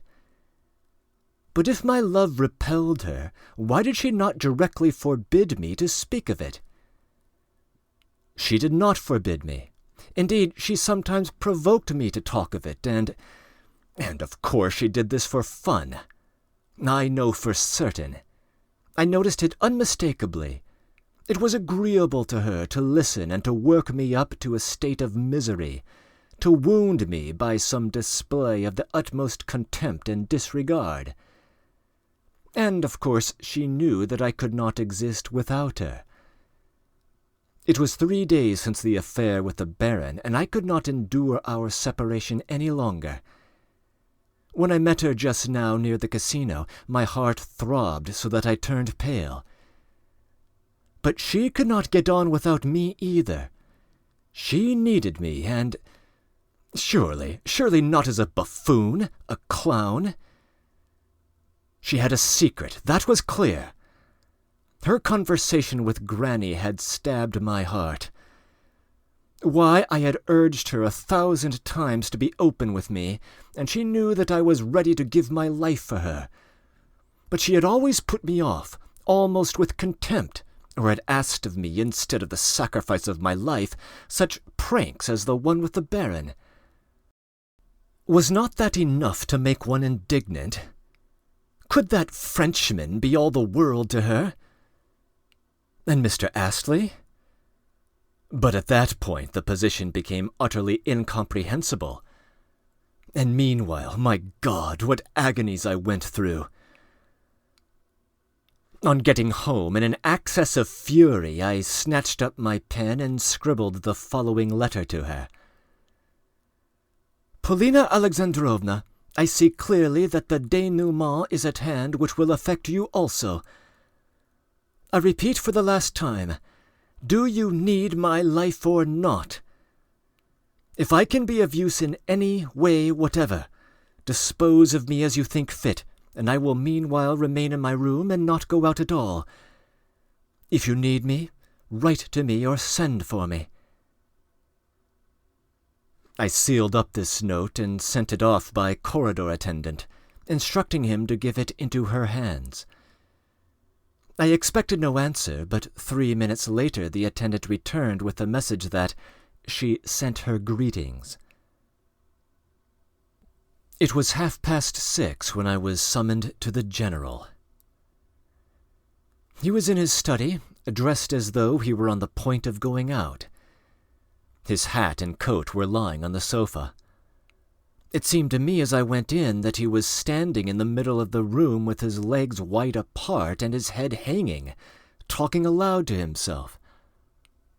But as soon as he saw me, he rushed at me, almost crying out, so that I involuntarily stepped back and was almost running away. But he seized me by both hands and drew me to the sofa, sat down on the sofa himself, made me sit down in an armchair just opposite himself, and keeping tight hold of my hand, with trembling lips and with tears suddenly glistening on his eyelashes, began speaking in an imploring voice. Alexey Ivanovitch, save me, spare me. It was a long while before I could understand. He kept talking and talking and talking, continually repeating, "Spare me, spare me." At last I guessed that he expected something in the way of advice from me. Or rather, abandoned by all in his misery and anxiety, he had thought of me and had sent for me simply to talk and talk and talk to me. He was mad, or at any rate utterly distraught. He clasped his hands and was on the point of dropping on his knees before me to implore me, what do you suppose? To go at once to Mademoiselle Blanche and to beseech, to urge her to return to him and marry him. "Upon my word, General," I cried, "why, Mademoiselle Blanche is perhaps scarcely aware of my existence. What can I do?" But it was vain to protest. He didn't understand what was said to him. He fell to talking about Granny too, but with terrible incoherence. He was still harping on the idea of sending for the police. Among us, he began, suddenly boiling over with indignation. Among us, in a well-ordered state, in fact, where there is a government in control of things, such old women would have been put under guardianship at once. Yes, my dear sir, yes, he went on, suddenly dropping into a scolding tone, jumping up from his chair and pacing about the room. You may not be aware of the fact, honored sir, he said, addressing some imaginary honored sir in the corner. So let me tell you, yes, among us such old women are kept in order. Yes, indeed. Oh, damn it all! And he flung himself on the sofa again, and a minute later, almost sobbing, gasping for breath, hastened to tell me that Mademoiselle Blanche would not marry him because Granny had come instead of the telegram, and that now it was clear he would not come into the inheritance. He imagined that I knew nothing of this till then. I began to speak of de Greux. He waved his hand. "He has gone away. Everything of mine he has in pawn. I'm stripped of everything. That money you brought, that money, I don't know how much there is. I think 700 francs are left, and that's enough. That's all, and what's to come? I don't know. How will you pay your hotel bill? I cried in alarm. And afterwards, what will you do? He looked at me pensively, but I fancy he did not understand and perhaps did not hear what I said. I tried to speak of Polina Alexandrovna, of the children. He hurriedly answered, Yes, but at once fell to talking of the prince again, saying that Blanche would go away with him now, and Then what am I to do, Alexey Ivanovitch? He asked, addressing me suddenly. I vow by God, I don't know what to do. Tell me, isn't this ingratitude? Finally he dissolved into floods of tears. There was no doing anything with such a man. It would be dangerous to leave him alone, too. Something might happen to him. I got rid of him somehow, but let nurse know she must look in upon him pretty frequently, and also spoke to the corridor attendant, a very sensible fellow. He, too, promised me to keep an eye on the general. I had hardly left the general when Potapych came to summon me to Granny. It was 8 o'clock, and she had only just come back from the casino after losing everything. I went to her. The old lady was sitting in an armchair, utterly worn out and evidently ill. Marfa was giving her a cup of tea and almost forcing her to drink it. And Granny's tone and voice were utterly changed. "Good day, Alexey Ivanovitch, my good sir," she said, bending her head slowly and with dignity. "Excuse me for troubling you once more. You must excuse an old woman. I have left everything behind there, my friend, nearly 100,000 roubles. You did well not to come with me yesterday. Now I have no money, not a farthing. I don't want to delay a moment. At 9:30 I'm setting off. I have sent to that Englishman of yours, what's his name, Astley. I want to ask him to lend me 3,000 francs for a week. So you must persuade him not to take it amiss and refuse. I am still fairly well off, my friend.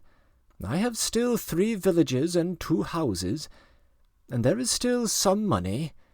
I didn't bring it all with me. I tell you this that he may not feel any doubts. Here he is.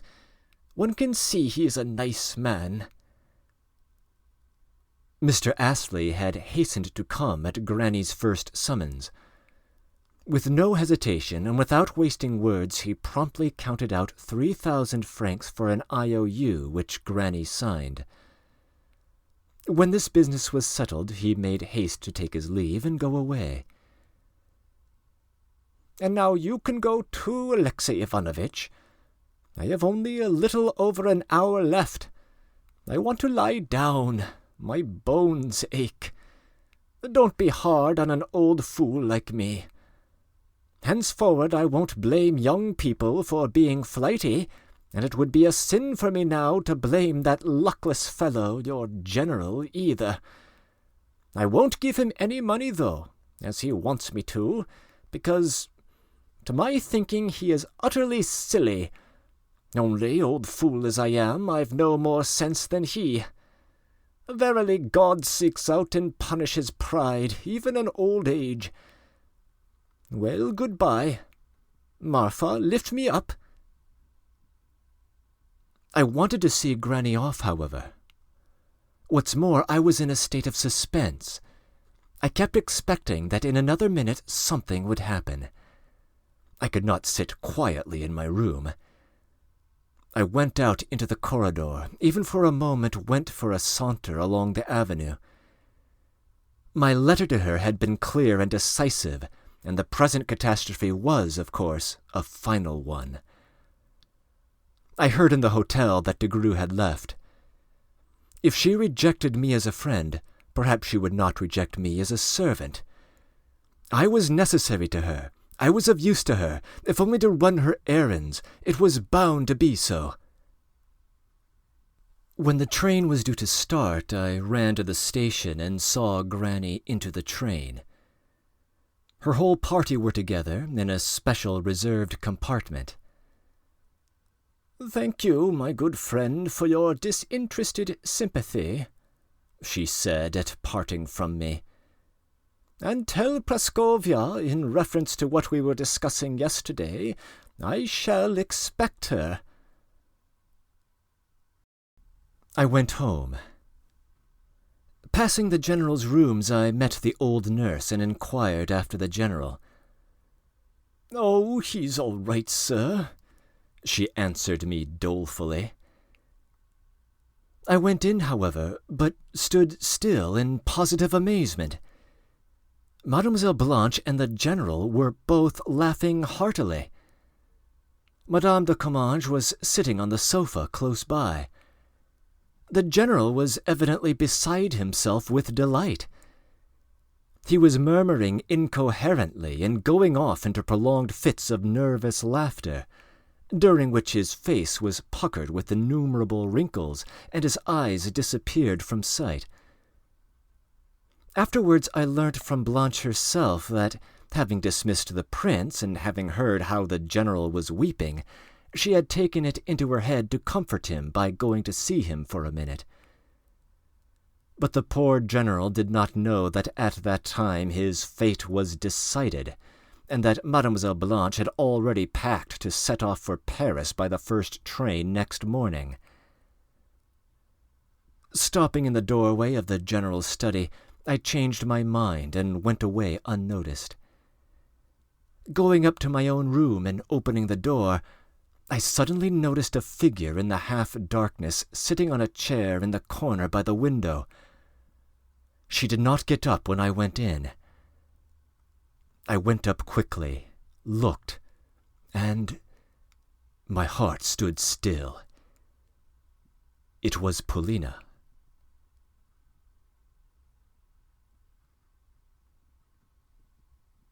Chapter 14. I positively cried out aloud. "What is it? What is it?" she asked me strangely. She was pale and looked gloomy. "You ask what is it? You, here in my room!" "If I come, then I come altogether. That's my way. You'll see that directly. Light the candle." I lighted a candle. She got up, went up to the table, and put before me an open letter. "Read it," she ordered me. It's Degrue's handwriting," I cried, taking the letter. My hands trembled and the lines danced before my eyes. I have forgotten the exact wording of the letter, but here is the main drift of it, if not the actual words. "Mademoiselle," wrote Degrue, "an unfortunate circumstance compels me to go away at once. You have no doubt observed that I have purposely avoided a final explanation with you until such time as the old position might be cleared up. The arrival of your old relation, de la vieille dame, and her absurd behaviour have put an end to my doubts. The unsettled state of my own affairs forbids me to cherish further the sweet hopes which I permitted myself to indulge for some time. I regret the past, but I trust that you will not detect in my behaviour anything unworthy of a gentleman and an honest man, gentilhomme et honnête homme. Having lost almost all my money in loans to your stepfather, I find myself compelled to make the utmost use of what is left to me. I have already sent word to my friend in Petersburg to arrange at once for the sale of the estates he has mortgaged to me. Knowing, however, that your frivolous stepfather has squandered your private fortune, I have determined to forgive him 50,000 francs, and I am returning him part of my claims on his property equivalent to that sum, so that you are now put in a position to regain all you have lost by demanding the property from him by legal process. I hope, mademoiselle, that in the present position of affairs my action will be very advantageous to you. I hope, too, that by this action I am fully performing the duty of a man and a gentleman. Rest assured that your memory is imprinted upon my heart forever. Well, that's all clear, I said, turning to Polina. Surely you could have expected nothing else, I added with indignation. I expected nothing, she answered with apparent composure, though there was a tremor in her voice. I had made up my mind long ago. I read his mind and knew what he was thinking. He thought that I was trying, that I should insist. She broke off without finishing her sentence, bit her lips, and was silent. I purposely doubled my scorn towards him, she began again. I waited to see what was coming from him. If a telegram had come telling of the inheritance, I'd have flung him the money borrowed from that idiot, my stepfather, and would have sent him about his business. He has been hateful to me for ages and ages. Oh, he was not the same man. 1,000 times over, I tell you, he was different. But now... Oh, with what happiness I could fling that 50,000 into his nasty face and spit and stamp. But the security, the IOU for that 50,000 is in the General's hands. Take it and return it to de Greux. Oh, that's not the same thing. That's not the same thing. Yes, that's true. It's not the same thing. Besides, what is a general capable of now? And Granny! I cried suddenly. Polina looked at me, as it were absent-mindedly and impatiently. Why, Granny? Asked Polina with vexation. I can't go to her, and I don't want to ask anyone's pardon, she added irritably. What's to be done? I cried. And how could you love de Greux? Oh, the scoundrel, the scoundrel! If you like, I will kill him in a duel. Where is he now? He's at Frankfurt, and will be there 3 days. One word from you, and I'll set off tomorrow by the first train, I said with stupid enthusiasm. She laughed. Why, he'll say, maybe, give me back the 50,000 francs first. Besides, what should you fight him for? What nonsense it is. But where is one to get that 50,000 francs? I repeated, grinding my teeth as though it had been possible to pick them up from the floor. I say, Mr. Astley, I suggested, turning to her with a strange idea dawning upon me. Her eyes flashed. What? Do you mean to say you yourself want me to turn from you to that Englishman? She said, looking in my face with a searching glance and smiling bitterly. For the first time in her life, she addressed me in the second person singular. I believe she was giddy with emotion at the moment, and all at once she sat down on the sofa as though she were exhausted. It was as though I had been struck by a flash of lightning. I stood up and could not believe my eyes, could not believe my ears. Why, then she loved me. She had come to me and not to Mr. Astley. She, a young girl, had come to my room in a hotel, so she had utterly compromised herself by her own act, and I was standing before her and still did not understand. One wild idea flashed through my mind. Paulina, give me only 1 hour. Stay here only 1 hour, and I'll come back. That's essential. You shall see. Be here. And I ran out of the room, not responding to her amazed and questioning look. She called something after me, but I did not turn back. Sometimes the wildest idea, the most apparently impossible thought, takes possession of one's mind so strongly that one accepts it at last as something substantial. More than that, if the idea is associated with a strong, passionate desire, then sometimes one will accept it at last as something fated, inevitable, predestined, as something bound to be and bound to happen. Perhaps there is something else in it, some combination of presentiments, some extraordinary effort of will, self-poisoning by one's own fancy, or something else.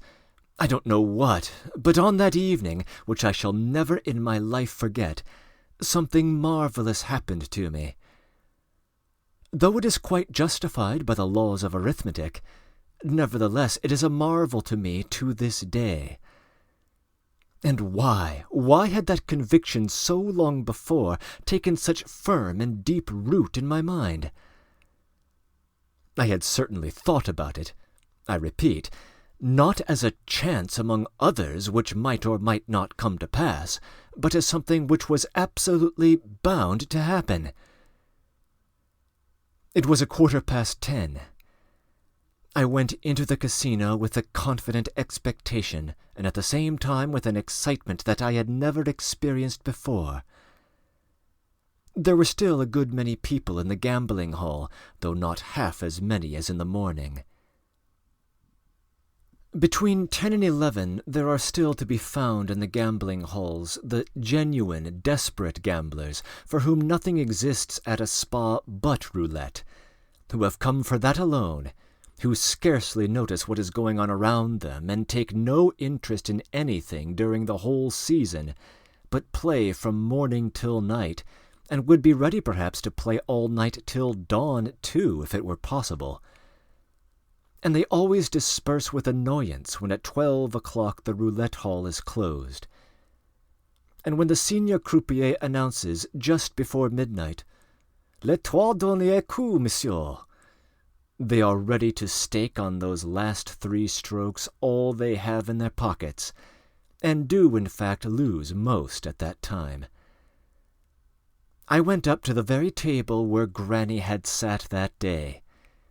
It was not crowded, and so I soon took my place at the table standing. Exactly before me was the word pass scrawled on the green cloth. Pass is the series of numbers from 19 inclusive to 36. The first series of numbers from 1 to 18 inclusive is called manque. But what was that to me? I was not calculating. I had not even heard what had been the winning number last, and I did not ask about it when I began to play, as every player of any prudence would do. I pulled out all my 20 Friedrichs d'Or and staked them on pass, the word which lay before me. "Vendu!" cried the croupier. I had won, and again staked all, including my winnings. "31," cried the croupier. I had won again. I had in all 80 Friedrichsdor. I staked the whole of that sum on the 12 middle numbers. My winnings would be 3-1, but the chances were 2-1 against me. The wheel rotated and stopped at 24. I was past 3 rolls each of 50 Friedrichsdor in paper and 10 gold coins. I now had 200 Friedrichsdor.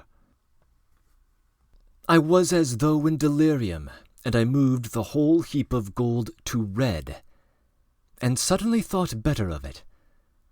And for the only time that whole evening, all the time I was playing, I felt chilled with terror, and a shudder made my arms and legs tremble. I felt with horror, and instantly realized what losing would mean for me now. My whole life was at stake. "Rouge!" cried the croupier, and I drew a breath. Fiery pins and needles were tingling all over my body. I was paid in banknotes. It came to 4,000 florins and 80 Friedrichsdor. I could still keep count at that stage. Then, I remember, I staked 2,000 florins on the 12 middle numbers, and lost. I staked my gold, the 80 Friedrichsdor, and lost. I was seized with fury. I snatched up the 2,000 florins I had left and staked them on the first 12 numbers, haphazard, at random, without thinking. There was, however, an instant of suspense, like perhaps the feeling experienced by Madame Blanchard when she flew from a balloon in Paris to the earth. "Quatre!" cried the croupier. Now with my stake I had 6,000 florins. I looked triumphant already. I was afraid of nothing, and staked 4,000 florins on black. 9 people followed my example and staked on black. The croupiers exchanged glances and said something to one another. People were talking all round in suspense. Black won. I don't remember my winnings after, nor what I staked on. I only remember as though in a dream that I won, I believe, 16,000 florins. Suddenly 3 unlucky turns took 12,000 from it. Then I staked the last 4,000 on pass. But I scarcely felt anything as I did so. I simply waited in a mechanical, senseless way. And again I won. Then I won 4 times running. I only remember that I gathered up money in thousands. I remember, too, that the middle 12 won most often, and I kept to it. It turned up with a sort of regularity, certainly 3 or 4 times in succession. Then it did not turn up twice running, and then it followed 3 or 4 times in succession. Such astonishing regularity is sometimes met with in streaks, and that is what throws inveterate gamblers who calculate with a pencil in their hands out of their reckoning. And what horrible ironies of fate happen sometimes in such cases. I believe not more than half an hour had passed since I came into the room, when suddenly the croupier informed me that I had won 30,000 florins, and as the bank did not meet claims for a larger sum at one time, the roulette would be closed till next morning. I snatched up all my gold, dropped it into my pockets, snatched up all my notes, and at once went into the other room where there was another roulette table. The whole crowd streamed after me. There at once a place was cleared for me, and I fell to staking again haphazard without reckoning. I don't understand what saved me. At times, however, a glimmer of prudence began to dawn upon my mind. I clung to certain numbers and combinations, but soon abandoned them and staked almost unconsciously. I must have been very absent-minded. I remember the croupiers several times corrected me. I made several gross mistakes. My temples were soaked with sweat and my hands were shaking. The Poles ran up, too, with offers of their services, but I listened to no one. My luck was unbroken. Suddenly there were sounds of loud talk and laughter, and everyone cried, "Bravo! Bravo!" Some even clapped their hands. Here, too, I collected 30,000 florins, and the bank closed till next day. "Go away! Go away!" a voice whispered on my right. It was a Frankfurt Jew. He was standing beside me all the time, and I believe sometimes helped me in my play. "For goodness' sake, go!" another voice whispered in my left ear.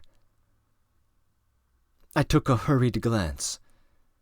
It was a lady about 30, very soberly and quietly dressed, with a tired, pale, sickly face which yet bore traces of having once been beautiful. At that moment I was stuffing my pockets with the notes, which I crumpled up anyhow, and gathering up the gold that lay on the table. Snatching up the last roll of notes, I succeeded in putting it into the pale lady's hands quite without attracting notice. I had an intense desire to do so at the time, and I remember her pale, slim fingers pressed my hand warmly in token of gratitude. All that took place in one instant. Having collected quickly all my winnings, I went quickly to the 30 et 40. 30 et 40 is frequented by the aristocratic public. Unlike roulette, it is a game of cards. Here the bank will pay up to 100,000 thalers at once. The largest stake is here also 4,000 florins. I knew nothing of the game, and scarcely knew how to bet on it, except the red and the black, upon which one can bet in this game too. And I stuck to red and black. The whole casino crowded round. I don't remember whether I once thought of Polina all this time. I was experiencing an overwhelming enjoyment in scooping up and taking away the notes which grew up in a heap before me. It seemed as though fate were urging me on. This time, as luck would have it, a circumstance occurred which, however, is fairly frequent in the game. Chance favors red, for instance, 10 or even 15 times in succession. I had heard 2 days before that in the previous week red had turned up 22 times in succession. It was something which had never been remembered in roulette, and it was talked of with amazement. Everyone, of course, abandoned red at once, and after the 10th time, for instance, scarcely anyone dared to stake on it. But none of the experienced players staked on black either. The experienced gambler knows what is meant by this freak of chance. It would mean that after red had won 16 times, at the 17th time the luck would infallibly fall on black.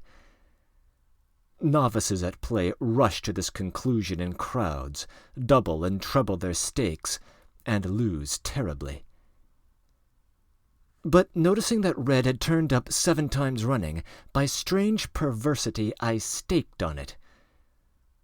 I am convinced that vanity was half responsible for it. I wanted to impress the spectators by taking a mad risk, and, oh, the strange sensation! I remember distinctly that, quite apart from the promptings of vanity, I was possessed by an intense craving for risk. Perhaps passing through so many sensations, my soul was not satisfied, but only irritated by them, and craved still more sensation, and stronger ones, till utterly exhausted. And truly I am not lying. If the regulations had allowed me to stake 50,000 florins at once, I should certainly have staked them. People around shouted that it was madness, that red had won 14 times already. Monsieur a gagned déjà 100,000 florins, I heard a voice say near me. I suddenly came to myself. What? I had won during that evening 100,000 florins! And what more did I want?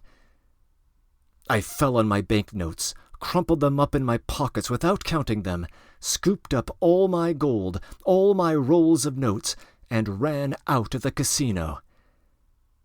Everyone was laughing as I went through the room, looking at my bulging pockets and at the way I staggered under the weight of gold.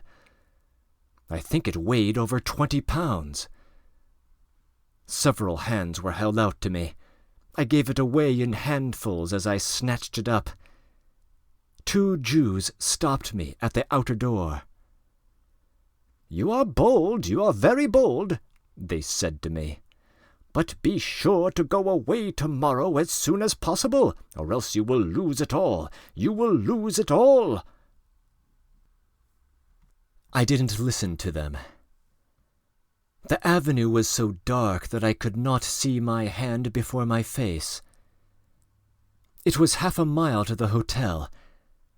I had never been afraid of thieves or robbers even as a small boy. I did not think of them now either. I don't remember what I thought of on the road. I had no thoughts. I was only aware of an immense enjoyment. Success, victory, power. I don't know how to express it. Paulina's image hovered before my mind, too. I remembered her and was conscious I was going to her. I should be with her in a moment, should be telling her and showing her. But I hardly remembered what she had said to me earlier, and why I had gone, and all the sensations I had felt, not more than an hour and a half before, seemed to me something long past, transformed, grown old, something of which we should say no more, because everything now would begin anew. Almost at the end of the avenue, a sudden panic came upon me. What if I were robbed and murdered at this instant? At every step my panic grew greater. I almost ran. Suddenly, at the end of the avenue, there was the glare of our hotel with its many windows lighted up. Thank God! Home! I ran up to my story and rapidly opened the door. Paulina was there, sitting on the sofa with her arms crossed, with a lighted candle before her. She looked at me with amazement, and no doubt at that moment I must have looked rather strange. I stood before her and began flinging down all my piles of money on the table.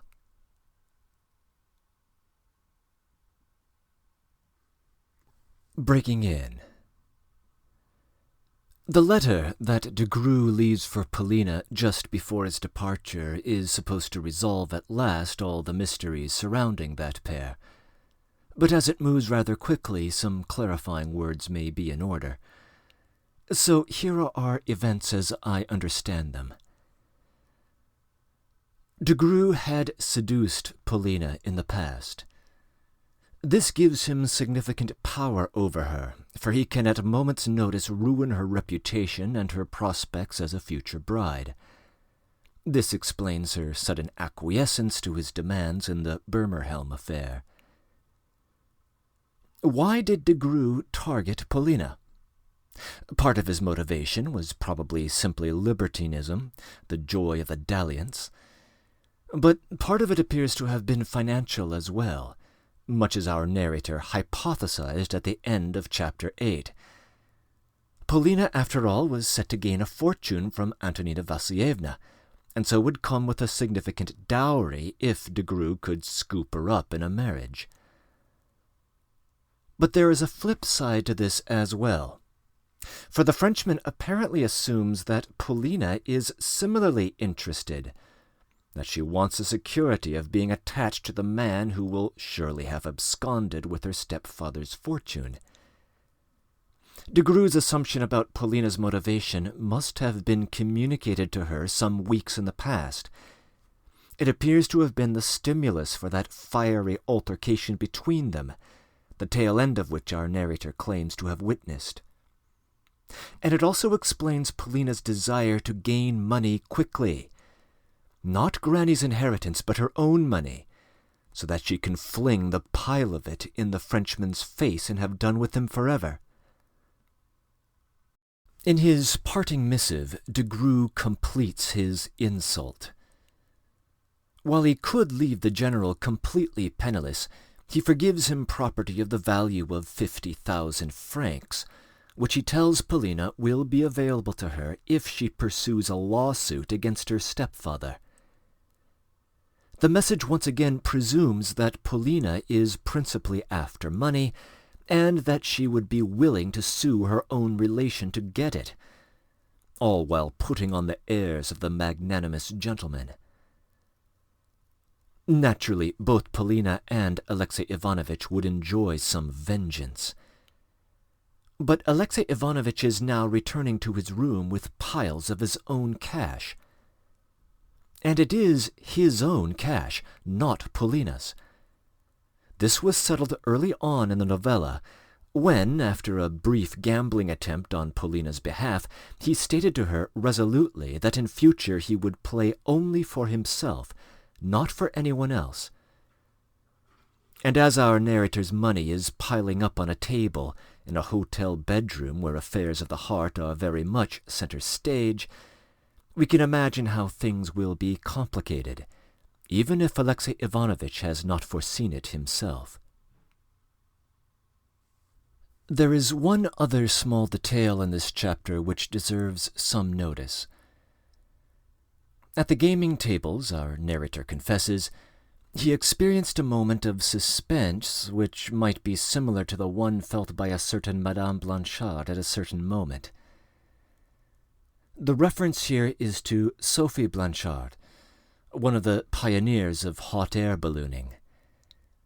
While she had many successes, she did fall to her death in 1819, and it is that moment of vertigo as she spills out of the basket to which Alexey Ivanovitch is comparing his own gambling sensations. Perhaps there is more in that comparison than he realizes. End of comments.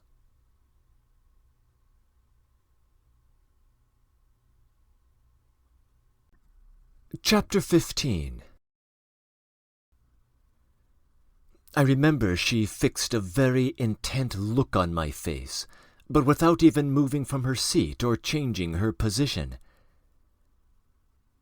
"I've won 200,000 francs!" I cried, as I flung down the last roll of notes. The huge bundles of notes and piles of gold filled up the whole table. I could not take my eyes off it.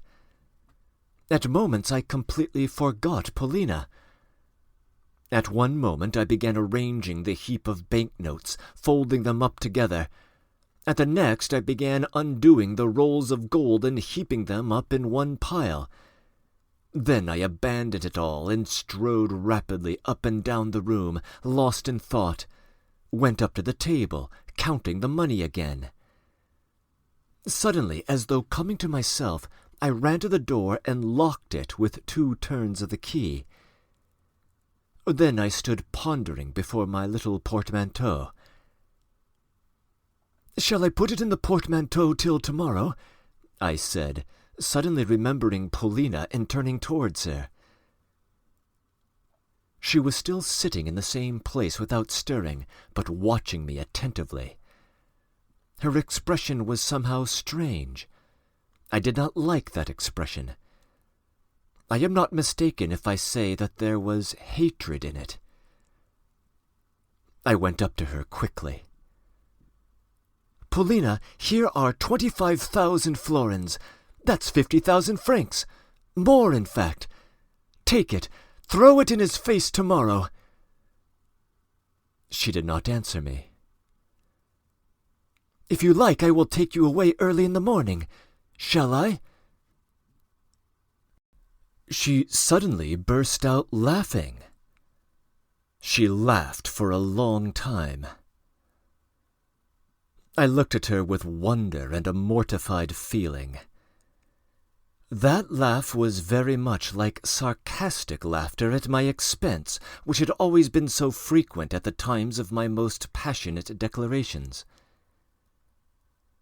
At last she ceased laughing and frowned. She looked at me sternly from under her brows. "I won't take your money," she declared contemptuously. "How? What's this?" I cried. "Paulina, why?" "I won't take money for nothing. I offer it you as a friend. I offer you my life." She looked at me with a long, penetrating look, as though she would pierce me through with it. "You give too much," she said with a laugh. "De Gru's mistress is not worth 50,000 francs. "Paulina, how can you talk to me like that?" I cried reproachfully. "Am I a de Gru? I hate you! Yes, yes! I love you no more than de Gru!" she cried, her eyes suddenly flashing. Then she suddenly covered her face with her hands and went into hysterics. I rushed to her. I realized that something had happened to her while I was away. She seemed quite out of her mind. "Buy me! Do you want to? Do you want to? For 50,000 francs like de Gru!" broke from her with convulsive sobs. I held her in my arms, kissed her hands, her feet, fell on my knees before her. Her hysterics passed off. She put both hands on my shoulders and looked at me intently. She seemed trying to read something in my face. She listened to me, but evidently did not hear what I was saying to her.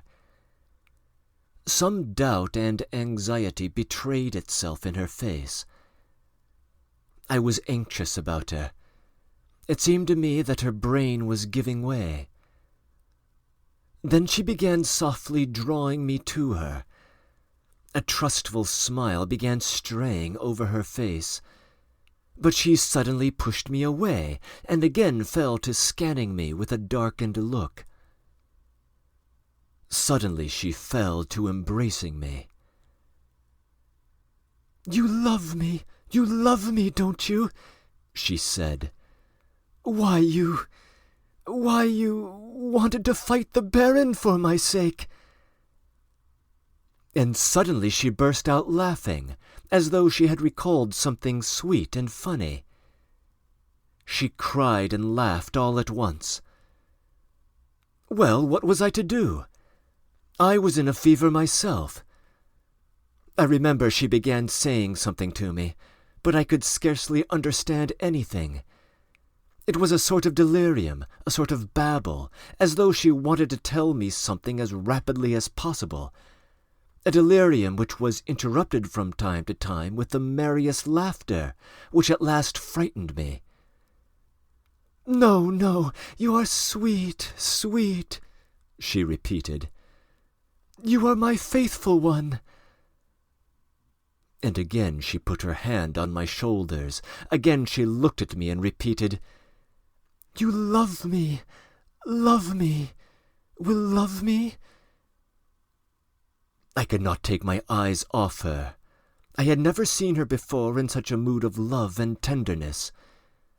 It is true this, of course, was delirium, but, noticing my passionate expression, she suddenly began smiling slyly. Apropos of nothing, she began suddenly talking of Mr. Astley. She talked incessantly of Mr. Astley, however. She talked of him particularly when she had been trying to tell me of something that evening. But what she meant exactly I could not quite grasp. She seemed to be actually laughing at him.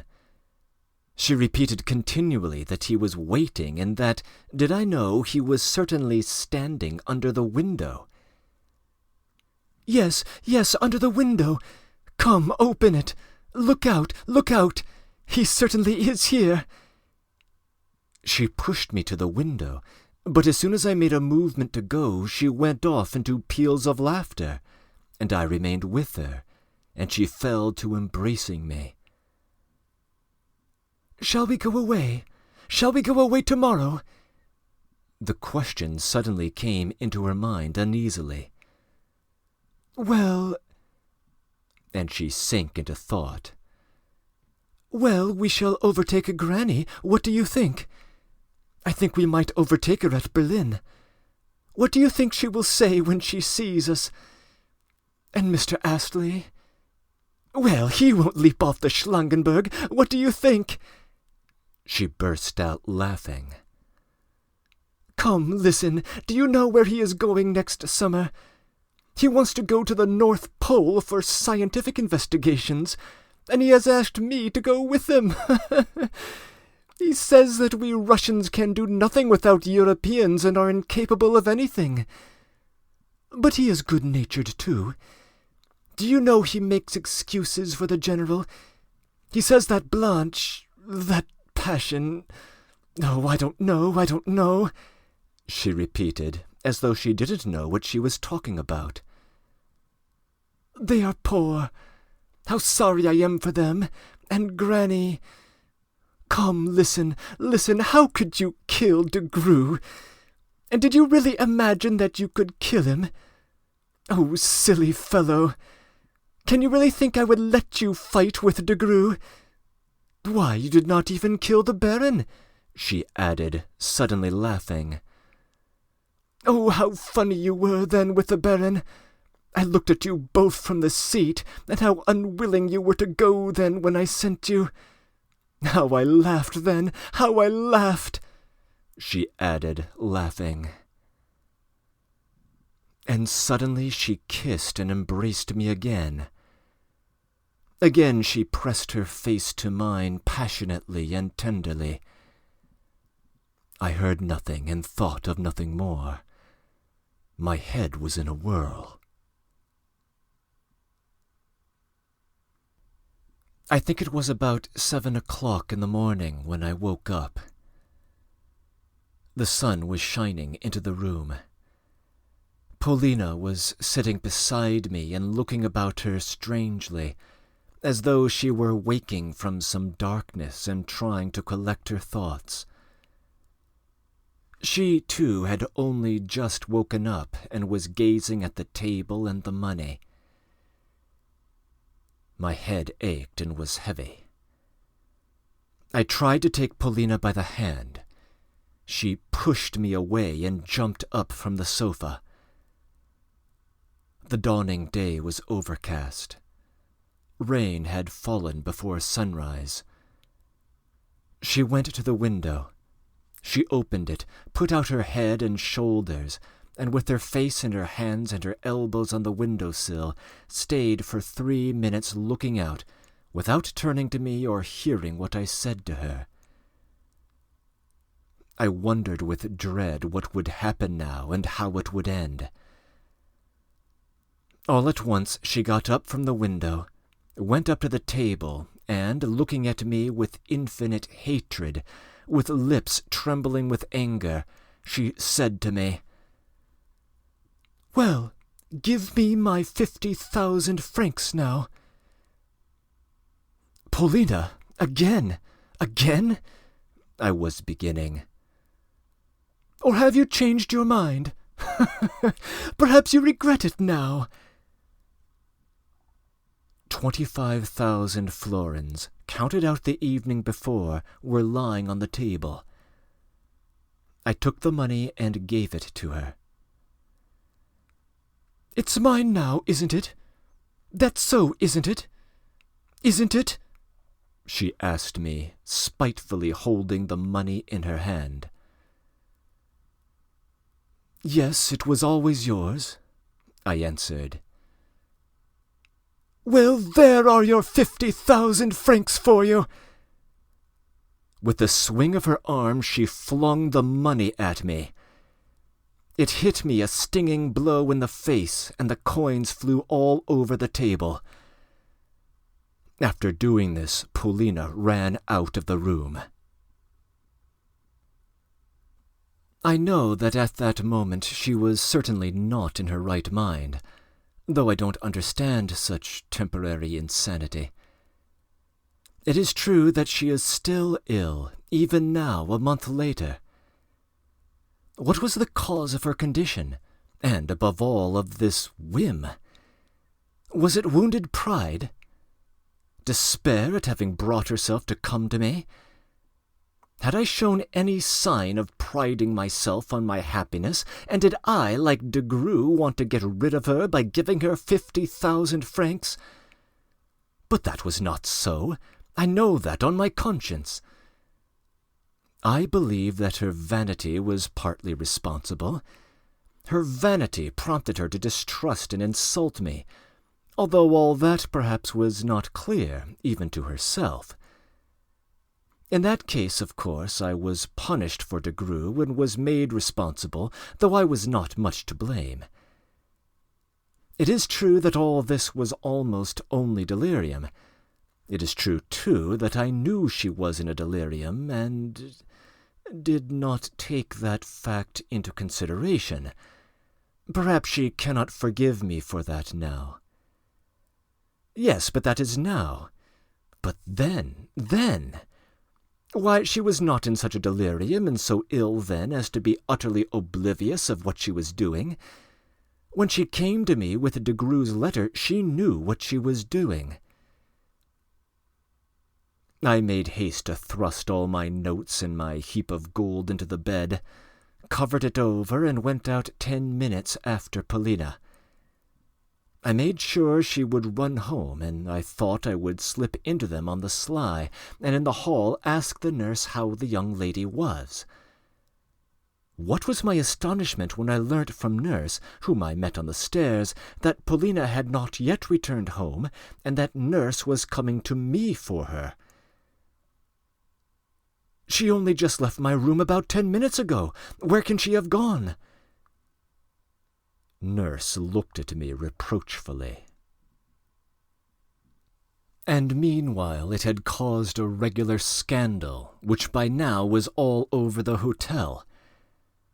In the porter's room and at the Oberkellner's it was whispered that Fraulein had run out of the hotel in the rain at 6 o'clock in the morning, in the direction of the Hôtel d'Angleterre. From what they said and hinted, I noticed that they all knew already that she had spent the night in my room. However, stories were being told of the whole family. It had become known all through the hotel that the general had gone out of his mind and was crying. The story was that Granny was his mother, who had come expressly from Russia to prevent her son's marriage with Mademoiselle de Comminges, and was going to cut him out of her will if he disobeyed her, and, as he certainly would disobey her, the Countess had purposely thrown away all her money at roulette before his eyes, so that he should get nothing. "Diese Russen," repeated the Oberkellner, shaking his head indignantly. The others laughed. The Oberkellner was making out his bill. My winning was known about already. Carl, my corridor attendant, was the first to congratulate me. But I had no thought for any of them. I rushed to the Hôtel d'Angleterre. It was early. Mr. Astley was seeing no one. Learning that it was I, he came out into the corridor to me and stopped before me, turning his pewtery eyes upon me in silence, waiting to hear what I should say. I inquired about Polina. "She is ill," answered Mr. Astley, looking at me fixedly as before. "Then she really is with you?" "Yes, she is." "Then what do you mean to keep her?" "Yes." "Mr. Astley, it will make a scandal. It's impossible. Besides, she is quite ill. Perhaps you don't see it?" "Oh, yes, I notice it. And I've just told you she is ill. If she had not been ill, she would not have spent the night with you." "Then you know that?" "Yes, I know it. She came here yesterday, and I would have taken her to a relation of mine, but as she was ill, she made a mistake and went to you." "Fancy that! Well, I congratulate you, Mr. Astley. By the way, you've given me an idea. Weren't you standing all night under our window? Miss Paulina was making me open the window and look out all night to see whether you were standing under the window. She kept laughing about it." "Really?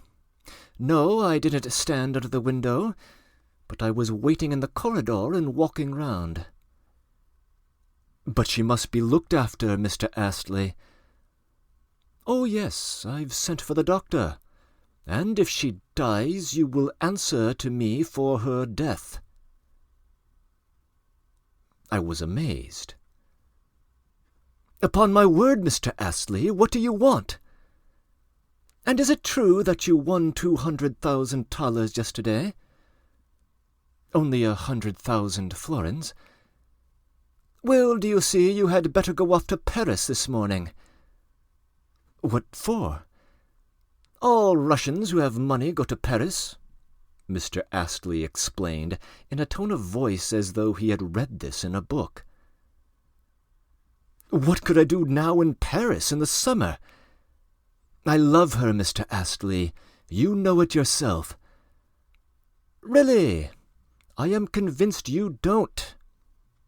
If you remain here, you will certainly lose all you have won, and you will have nothing left to go to Paris with.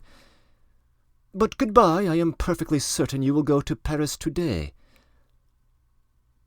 "Very well, goodbye. Only I shan't go to Paris. Think, Mr. Astley, what will be happening here? The General, now this adventure with Miss Paulina, why, that will be all over the town." "Yes, all over the town. I believe the General is not thinking about that. He has no thoughts to spare for that. Besides, Miss Paulina has a perfect right to live where she likes. In regard to that family, one may say quite correctly that the family no longer exists." I walked away laughing at this Englishman's strange conviction that I was going to Paris. "He wants to shoot me in a duel, though," I thought. "If Mademoiselle Paulina dies, what a complication!" I swear I was sorry for Paulina, but, strange to say, from the very moment when I reached the gambling tables the previous evening and began winning a pile of money, my love had retreated, so to speak, into the background. I say this now, but at the time I did not realize all this clearly. Can I really be a gambler? Can I really have loved Paulina so strangely? No, I love her to this day. God is my witness. And then, when I left Mr. Astley and went home, I was genuinely miserable and blaming myself. But at this point a very strange and silly thing happened to me. I was hurrying to see the General, when suddenly, not far from his rooms, a door was opened and someone called to me. It was Madame la Veuve Comminges, and she called me at the bidding of Mademoiselle Blanche. I went in to see Mademoiselle Blanche. They had a small suite of apartments, consisting of 2 rooms. I could hear Mademoiselle Blanche laugh and call out from the bedroom. She was getting up. "Ah, c'est lui! Viens donc, bête! Is it true que tu as gagné une montagne d'or et d'argent? J'aimerais mieux l'or." "Yes, I did win," I answered, laughing. "How much?" 100,000 florins. "Baby, comme tu es bête! Why, come in here. I can't hear anything. Nous ferons bonbons, n'est-ce pas? I went in to her. She was lying under a pink satin quilt, above which her robust, swarthy, wonderfully swarthy shoulders were visible, shoulders such as one only sees in one's dreams, covered to some extent by a batiste nightgown bordered with white lace, which was wonderfully becoming to her dark skin. "Mon fils, êtes du corps?" she cried, seeing me, and burst out laughing. She laughed very good-humouredly, and sometimes quite genuinely. "Tout autre," I began, paraphrasing Corneille. "Here, you see, vois-tu," she began babbling. "To begin with, find my stockings, help me to put them on, and then, si tu n'es pas trop bête, je te prends à Paris. You know I am just going." "Just going?" "In half an hour." All her things were indeed packed. All her portmanteau and things were ready. Coffee had been served some time before. "Eh bien, if you like, tu verras Paris. Dis donc qu'est-ce que c'est qu'un Uchitel? Tu étais bien bête quand tu étais Uchitel. Where are my stockings? Put them on for me." She thrust out some positively fascinating feet, little dark-skinned feet, not in the least misshapen, as feet that look so small in shoes always are. I laughed and began drawing her silk stockings on for her. Meanwhile, Mademoiselle Blanche sat up in bed, prattling away. "Eh bien, que feras-tu si je te prends avec? To begin with, I want 50,000 francs. You give them to me at Frankfurt. Nous allons à Paris. They will play together. Et je te ferai voir des étoiles in plein jour. You will see a woman such as you have never seen before. Listen." "Wait a minute. If I give you 50,000 francs, what will be left for me?" 150,000 francs. You have forgotten. And what's more, I consent to live with you a month, 2 months. Que sais-je?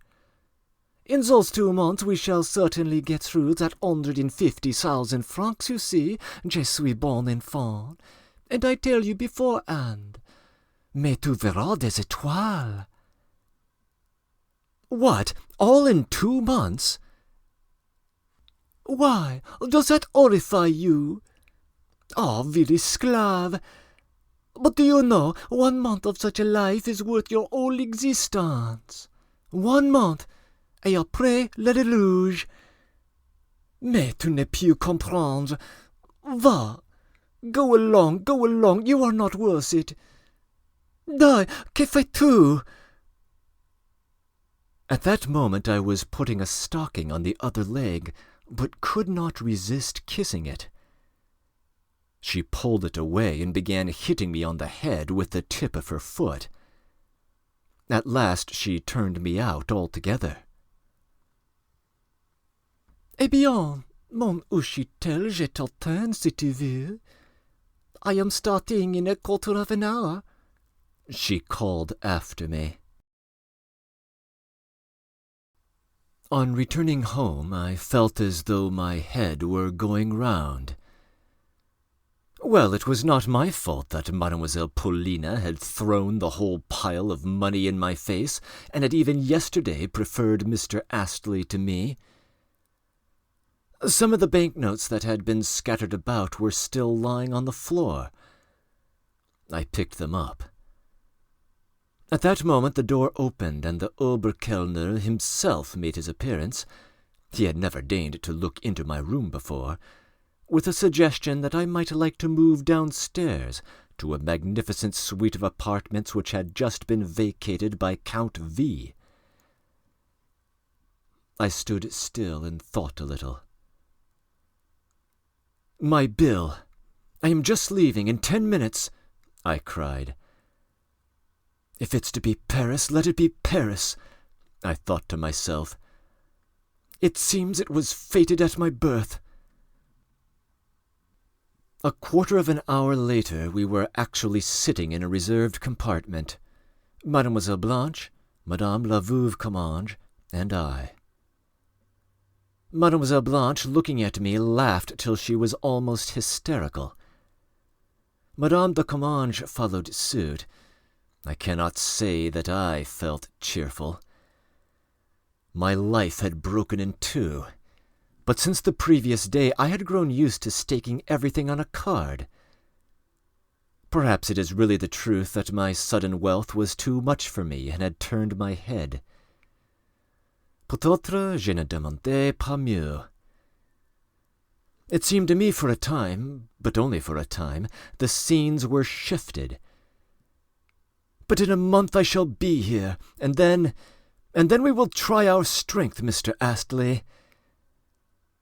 No, as I recall it now, I was awfully sad then, though I did laugh as loudly as that idiot Blanche.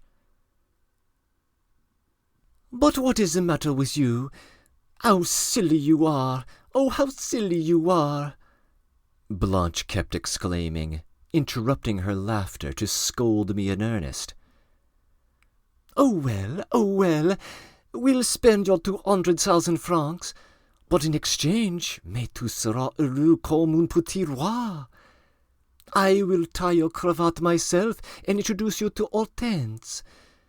And when we have spent all our money, you will come back here and break the bank again. What did the Jews tell you? The great thing is boldness, and you have it, and you will bring me money to Paris more than once again. Quant à moi, j'ai vu 50,000 francs de rente alors. And the general? I asked her. Why, the general, as you know, comes to see me every day with a bouquet. This time I purposely asked him to get me some very rare flowers. The poor fellow will come back and will find the bird has flown. He'll fly after us, you will see. I shall be awfully pleased to see him. He'll be of use to me in Paris. Mr. Astley will pay his bill here. And so that was the way in which I went to Paris.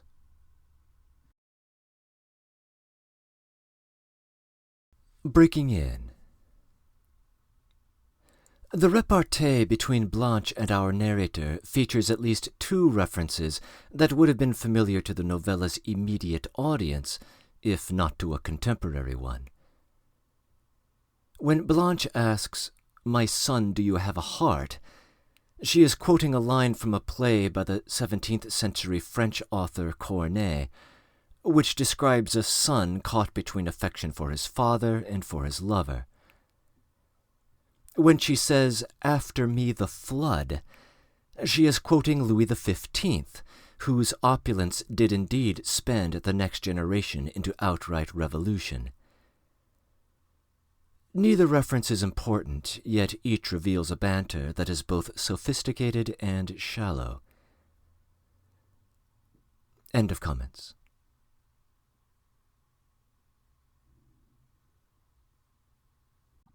Chapter 16.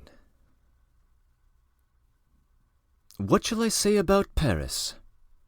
It was madness, of course, and foolery. I only spent a little over 3 weeks in Paris, and by the end of that time my 100,000 francs was finished. I speak only of 100,000. The other 100,000 I gave to Mademoiselle Blanche in hard cash, 50,000 at Frankfurt, and 3 days later in Paris I gave her an IOU for another 50,000 francs, though a week later she exchanged this for cash from me.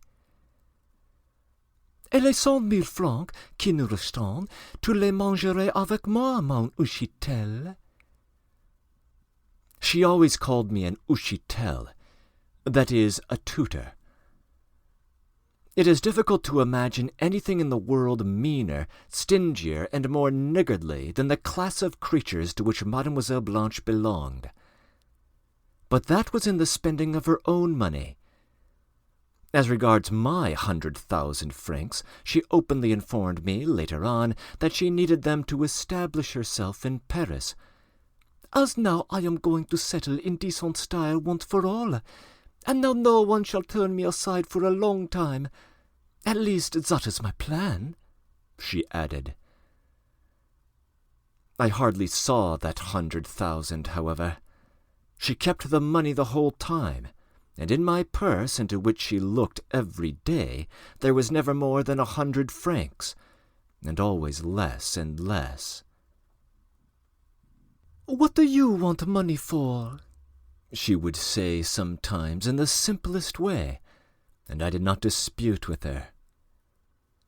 But she furnished and decorated her flat very nicely with that money, and afterwards, when she took me to her new abode, as she showed me the rooms, she said, "You see what care and taste can do even with the scantiest means."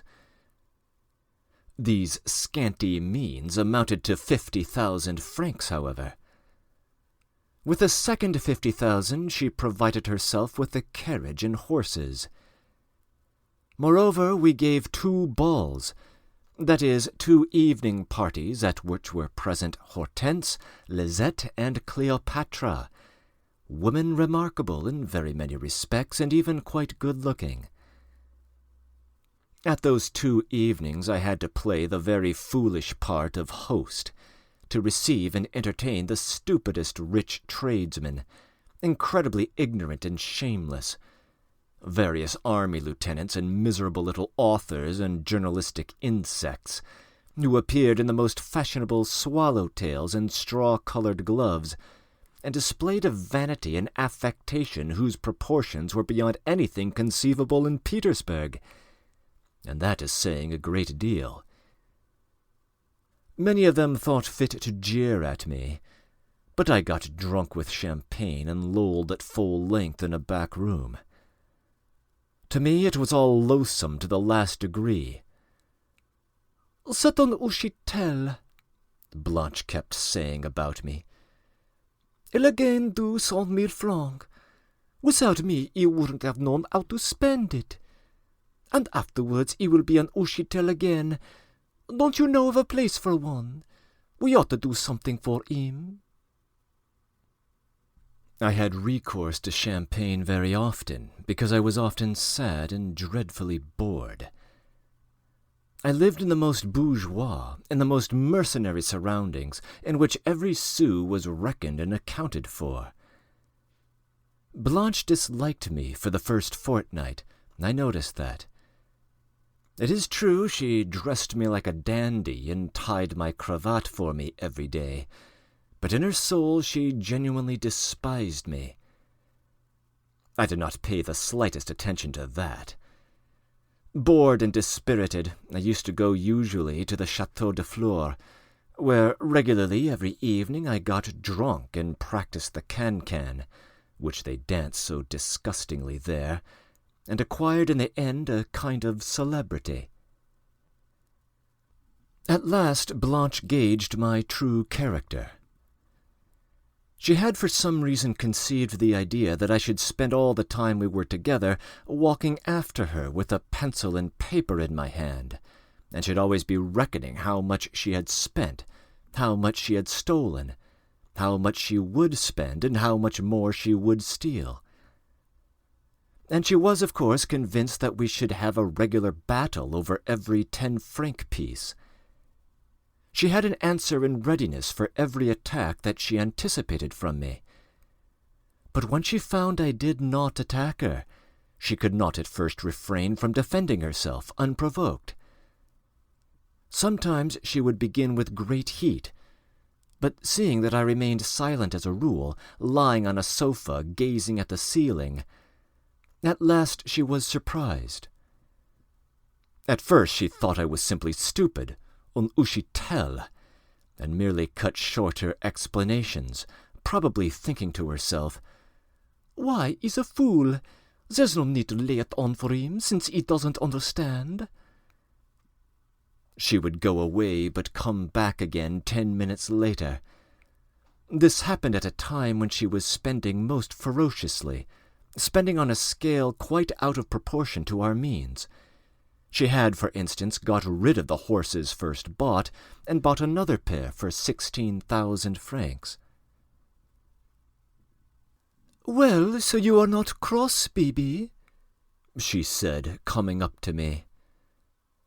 "No, you weary me," I said, removing her hands from me. But this seemed to her so curious that she immediately sat down beside me. "You see, I only decided to pay so much because they could be sold later on if need be. They can be sold again for 20,000 francs. No doubt, no doubt. They are splendid horses, and you have a fine turnout now. It suits you. Well, that's enough." "Then you are not cross?" "Why should I be? You are sensible to provide yourself with things that are necessary to you. All that will be of use to you afterwards. I see that it is quite necessary for you to establish yourself in such a style. Otherwise you will never save up your million. Our 100,000 francs is only a beginning, a drop in the ocean." Blanche had expected from me anything but such reflections, instead of outcries and reproaches. She seemed to drop from the clouds. "So that's what you are like.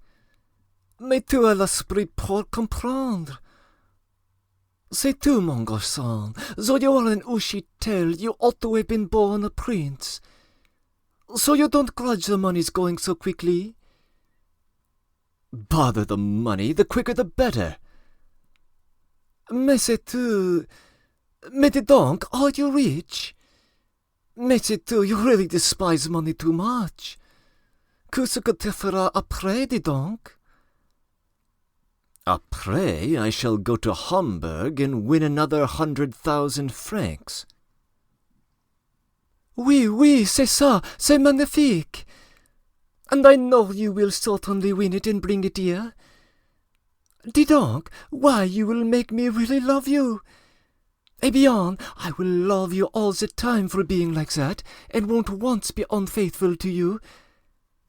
You see, I have not loved you all this time, parce que je croyais que tu n'étais qu'un Untitled, quelque chose comme un laquais, n'est-ce pas? But I have been faithful to you all the same, parce que je suis bonne fille." "Come, you are lying. How about Albert, that swarthy-faced little officer? Do you suppose I didn't see last time?" Oh, mais tu es..." "Come, you are lying, you are lying. Why, do you suppose I should be angry? Why, it's no matter. Il faut que la jeunesse se passe. And there's no need for you to send him away if you had him before me and are fond of him. Only don't give him money, do you hear?" "So you are not angry about it? Mais tu es un vrai philosophe, c'est tout. Un vrai philosophe," she cried enthusiastically. "Eh bien, je t'aimerai, je t'aimerai. Tu verras, tu seras content." And from that time she really did seem to be attached to me, to be really affectionate, and so our last 10 days passed. The stars promised me I did not see, but in some respects she really did keep her word. What is more, she introduced me to Hortense, who really was a remarkable woman in her own way, and in our circle was called Thérèse Philosophe. However, there is no need to enlarge upon that. All that might make a separate story, in a different tone, which I do not want to introduce into this story. The fact is, I longed above everything for this episode to be over. But our 100,000 francs lasted, as I have mentioned already, almost a month, at which I was genuinely surprised. 80,000 of that, at least, Blanche spent on things for herself, and we lived on no more than 20,000 francs. And yet it was enough. Blanche, who was in the end almost open with me, or at any rate did not lie to me about some things, declared that, anyway, the debts she had been obliged to make would not fall upon me. "I have never given you bills or IOUs to sign," she said, "because I was sorry for you, but any other girl would have certainly done it and got you into prison. You see how I loved you and how good I am. Think of what that devil of a wedding alone is going to cost me." We really were going to have a wedding. It took place at the very end of my month, and it may be assumed that the last remains of my 100,000 francs went upon it. That was how the thing ended. That is, my month ended with that, and after it I received my formal dismissal. This was how it happened. A week after our arrival in Paris, the General suddenly turned up. He came straight to Blanche, and from his first call almost lived with us. He had a lodging of his own, it is true. Blanche received him joyfully, with shrieks of laughter, and even flew to embrace him. As things had turned out, she was unwilling to let him go, and he had to follow her about everywhere, on the boulevards, into the theatres, and to call on her acquaintances, and to take her for drives. The General was still of use for such purposes. He was of rather imposing and decorous appearance. He was above the average in height, with dyed whiskers and moustaches. He had once served in the cuirassiers. He was still presentable-looking, though his face was puffy. His manners were superb. He looked well in evening dress. In Paris he began wearing his decorations. The promenade on the boulevard with a man like this was not only possible, but advantageous. The good-natured and senseless General was immensely delighted with all this. He had not reckoned upon it at all when he came to see us on arriving in Paris. He had come then almost trembling with terror. He was afraid that Blanche would make an uproar and order him to be turned out, and so he was highly delighted at the changed aspect of the position, and spent the whole month in a sort of senseless rapture, and he was in the same state when I left him. I learnt that on the morning of our sudden departure from Roulettenberg he had some sort of a fit. He had fallen insensible, and had been all that week almost like a madman, talking incessantly. He was being nursed and doctored, but he suddenly threw up everything, got into the train, and flew off to Paris. Of course, Blanche's reception was the best cure for him, but the traces of his illness remained long after, in spite of his joy and his enthusiastic condition. He was utterly incapable of reflection, or even of carrying on a conversation on any serious subject, and when any such topic was brought forward, he confined himself to nodding his head and ejaculating, at every word. He often laughed, but it was a nervous, sickly laugh, as though he were giggling. Another time he would sit for hours looking as black as night, knitting his bushy brows. Of many things he had no recollection whatever. He had become absent-minded to an unseemly degree, and had acquired the habit of talking to himself. Blanche was the only person who could rouse him, and indeed his attacks of gloom and depression, when he hid himself in a corner, meant nothing but that he hadn't seen Blanche for a long time, or that Blanche had gone off somewhere without taking him, or had not been nice to him before going. At the same time he could not say what he wanted, and he did not know why he was depressed and miserable. After sitting for 2 or 3 hours, I noticed this on 2 or 3 occasions when Blanche had gone out for the whole day, probably to see Albert, he would suddenly begin to look about him in a nervous fluster, to stare round, to recollect himself, and seem to be looking for something.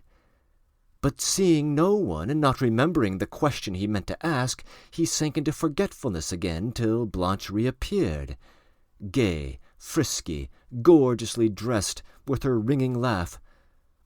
She would run up to him, begin teasing him, and even kissing him, a favor which she did not often, however, bestow upon him. Once the general was so delighted to see her that he even burst into tears. I really marveled at him. From the very first, Blanche began to plead his cause before me.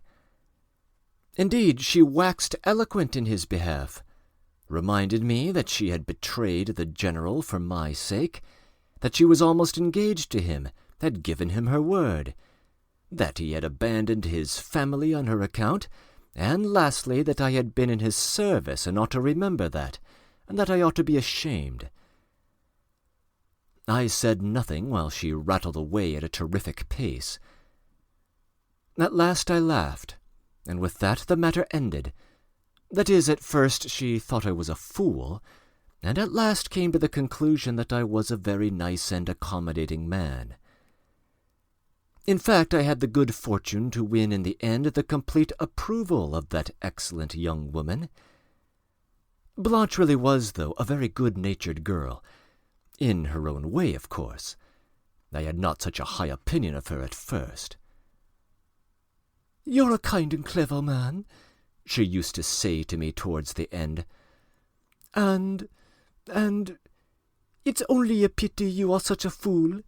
You never save anything. En vrai russe, en kalmouk. Several times she sent me to take the general for a walk about the streets, exactly as she might send her lapdog out with her footman. I took him, however, to the theatre, and to the bal mobile, and to the restaurants. Blanche gave me the money for this, though the general had some of his own, and he was very fond of taking out his pocket-book before people. But I had almost to use force to prevent him from buying a brooch for 700 francs, by which he was fascinated in the Palais Royal, and of which he wanted at all costs to make Blanche a present. But what was a brooch of 700 francs to her? The general hadn't more than 1,000 francs altogether. I could never find out where he had got that money from. I imagine it was from Mr. Astley, especially as the latter had paid their bill at the hotel. As for the general's attitude to me all this time, I believe that he did not even guess at my relations with Blanche. Though he had heard vaguely that I had won a fortune, yet he probably supposed that I was with Blanche in the capacity of a private secretary, or even a servant. Anyway, he always, as before, spoke to me condescendingly, authoritatively, and even sometimes fell to scolding me. One morning he amused Blanche and me immensely at breakfast. He was not at all ready to take offence, but suddenly he was huffy with me. Why? I don't know to this day. No doubt he did not know himself. In fact, he made a speech without a beginning or an end, a bâton rompu, shouted that I was an impudent boy, that he would give me a lesson, that he would let me know it, and so on. But no one could make out anything from it. Blanche went off into peals of laughter. At last he was somehow appeased and taken out for a walk. I noticed sometimes, however, that he grew sad, that he was regretting someone and something. He was missing something in spite of Blanche's presence. On 2 such occasions he began talking to me of himself, but could not express himself clearly, alluded to his times in the army, to his deceased wife, to his family affairs, to his property.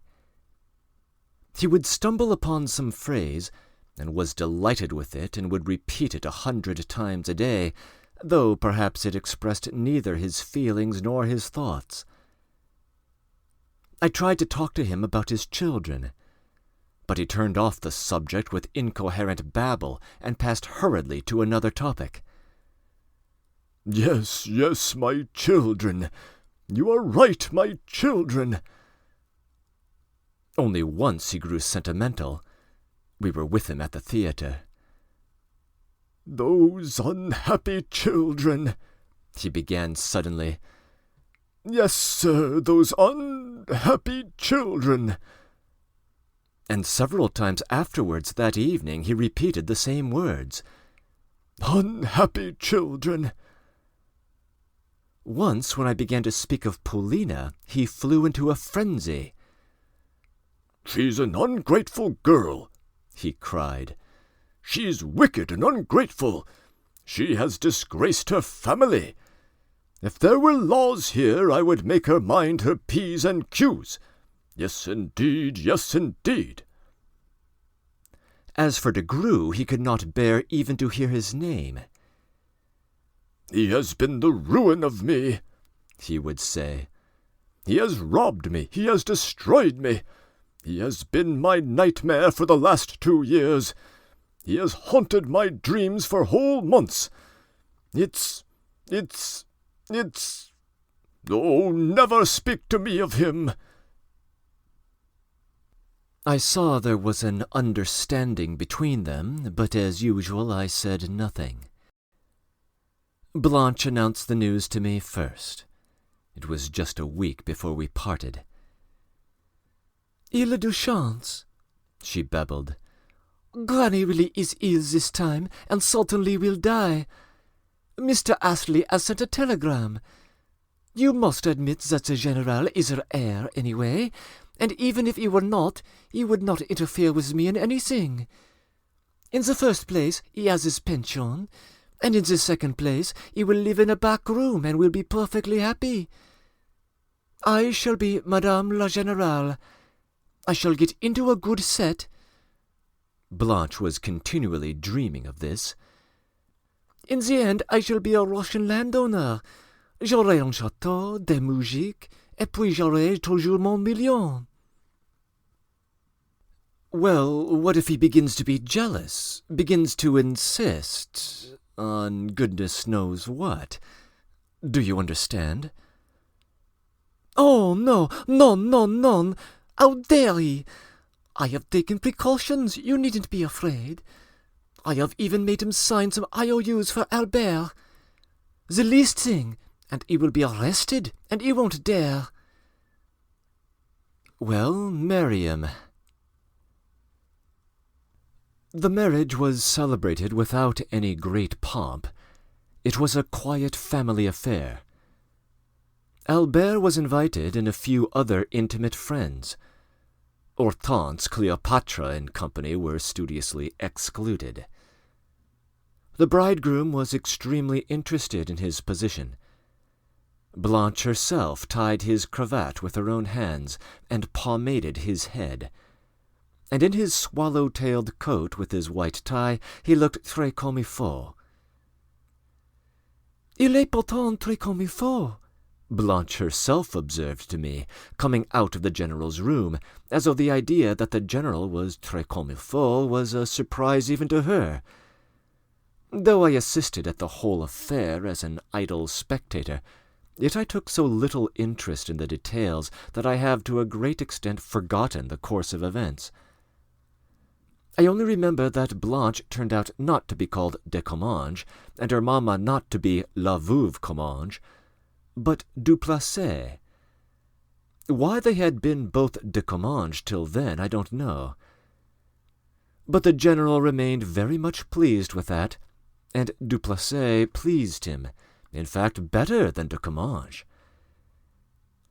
On the morning of the wedding, fully dressed for the part, he kept walking to and fro in the drawing-room, repeating to himself with a grave and important air, "Mademoiselle Blanche du Placet, Blanche du Placet, du Placet." And his countenance beamed with a certain complacency. At church, before the maire, and at the wedding breakfast at home, he was not only joyful but proud. There was a change in both of them. Blanche, too, had an air of peculiar dignity. I shall have to behave myself quite differently now," she said to me, perfectly seriously. "Mais vois-tu, I never thought of one very odd thing.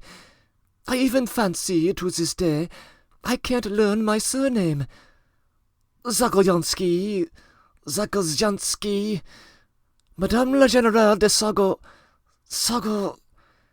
C'est diable de nom russe. Enfant, Madame la Générale à 14 contenets. Comme c'est agréable, n'est-ce pas?"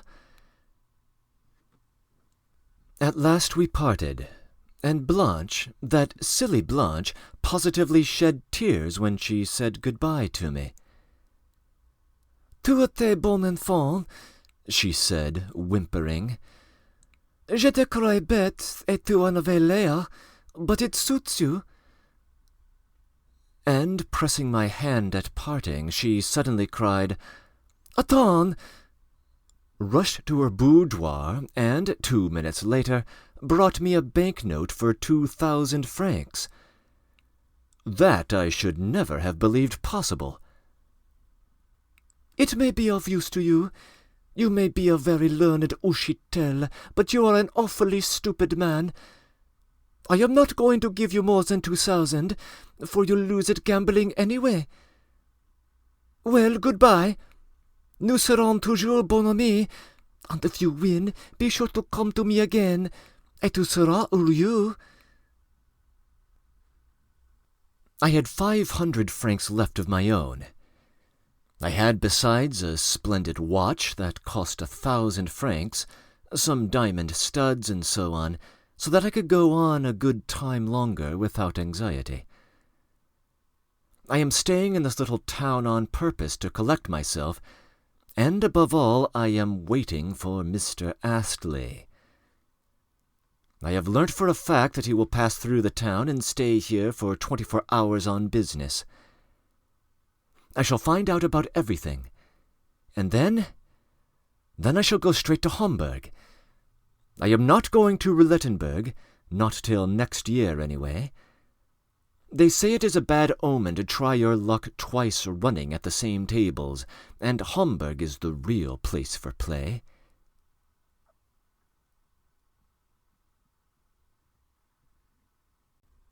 Chapter 17. It is 1 year and 8 months since I looked at these notes, and only now in sadness and dejection it has occurred to me to read them through. So I stopped then at my going to Hamburg. My God! With what a light heart, comparatively speaking, I wrote those last lines. Though not with a light heart exactly, but with a sort of self-confidence, with undaunted hopes. Had I any doubt of myself? And now more than 1.5 years has passed, and I am, to my own mind, far worse than a beggar. Yes, what is being a beggar? A beggar is nothing. I have simply ruined myself. However, there is nothing I can compare myself with, and there is no need to give myself a moral lecture. Nothing could be stupider than moral reflections at this date. Oh, self-satisfied people, with what proud satisfaction these prattlers prepare to deliver their lectures! If only they knew how thoroughly I understand the loathsomeness of my present position, they would not be able to bring their tongues to reprimand me. Why, what? What can they tell me that I do not know? And is that the point? The point is that one turn of the wheel and all will be changed, and those very moralists will be the first, I am convinced of that, to come up to congratulate me with friendly jests. And they will not all turn away from me as they do now. But hang them all! What am I now? 0. What may I be tomorrow? Tomorrow I may rise from the dead and begin to live again. There are still the makings of a man in me. I did, in fact, go to Hamburg then, but afterwards I went to Roulettenberg again, and to Spa. I have even been in Baden, where I went as valet to the Councillor Ginza, a scoundrel who was my master here. Yes, I was a lackey for 5 whole months. I got a place immediately after coming out of prison. I was sent to prison in Roulettenberg for a debt I made here. Someone, I don't know who, paid my debt. Who was it? Was it Mr. Astley? Polina? I don't know, but the debt was paid, $200 in all, and I was set free. What could I do? I entered the service of this Ginza. He is a young man and frivolous. He liked to be idle, and I could read and write in 3 languages.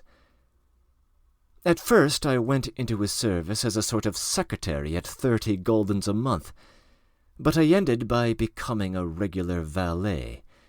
He had not the means to keep a secretary, and he lowered my wages. I had nowhere to go. I remained, and in that way became a lackey by my own doing. I had not enough to eat or to drink in his service, but on the other hand, in 5 months I saved up 70 gulden. One evening in Baden, however, I announced to him that I intended parting from him. The same evening I went to roulette.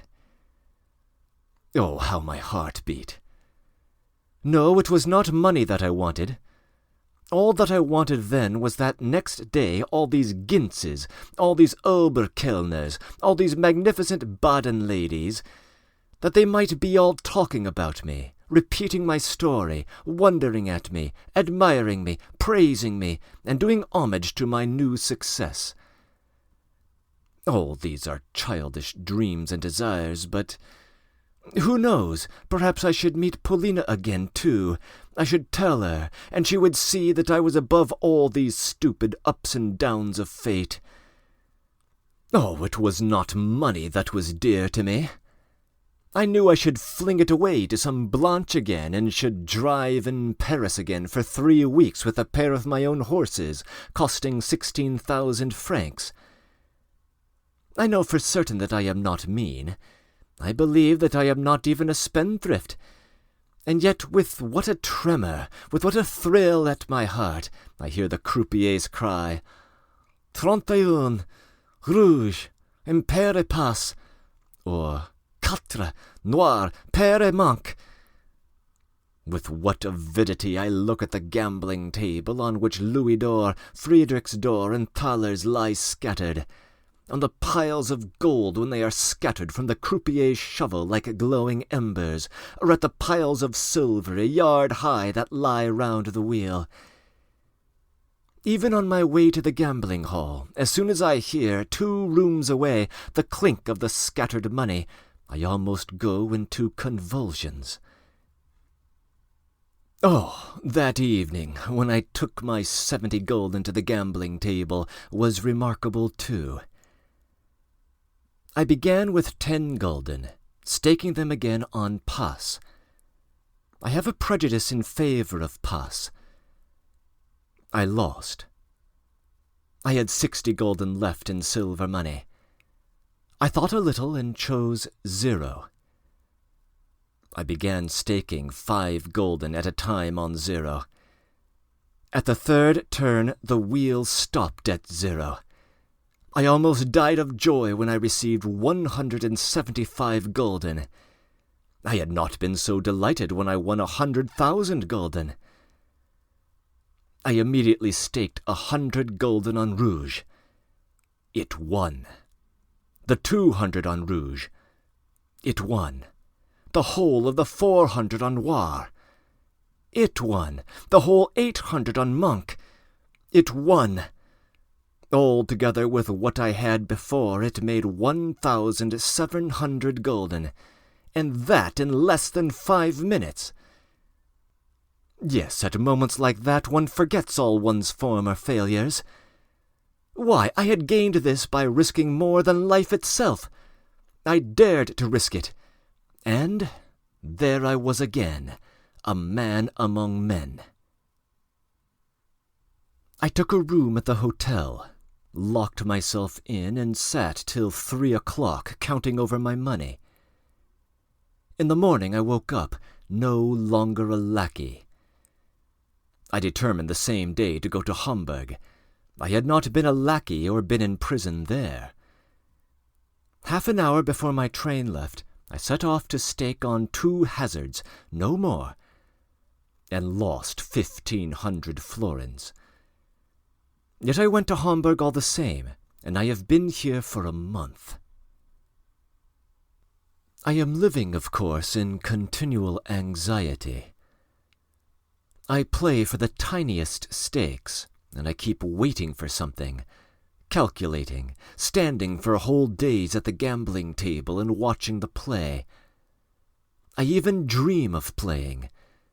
But I feel that in all this I have, as it were, grown stiff and wooden, as though I had sunk into a muddy swamp. I gather this from my feeling when I met Mr. Astley. We had not seen each other since that time, and we met by accident.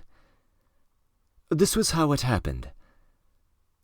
I was walking in the gardens and reckoning that now I was almost without money, but that I had 50 gulden, and that I had, moreover, 3 days before paid all I owed at the hotel.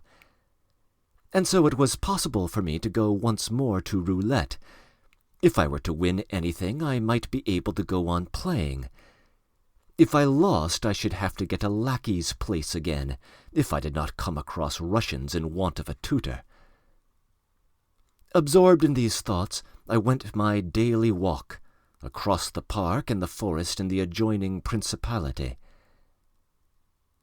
Sometimes I used to walk like this for 4 hours at a time, and go back to Hamburg hungry and tired. I had scarcely gone out of the gardens in the park, when suddenly I saw on one of the seats Mr. Astley. He saw me before I saw him, and called to me. I sat down beside him. Detecting in him a certain dignity of manner, I instantly moderated my delight, though I was awfully delighted to see him. "And so you are here. I thought I should meet you," he said to me. "Don't trouble yourself to tell me your story. I know all about it.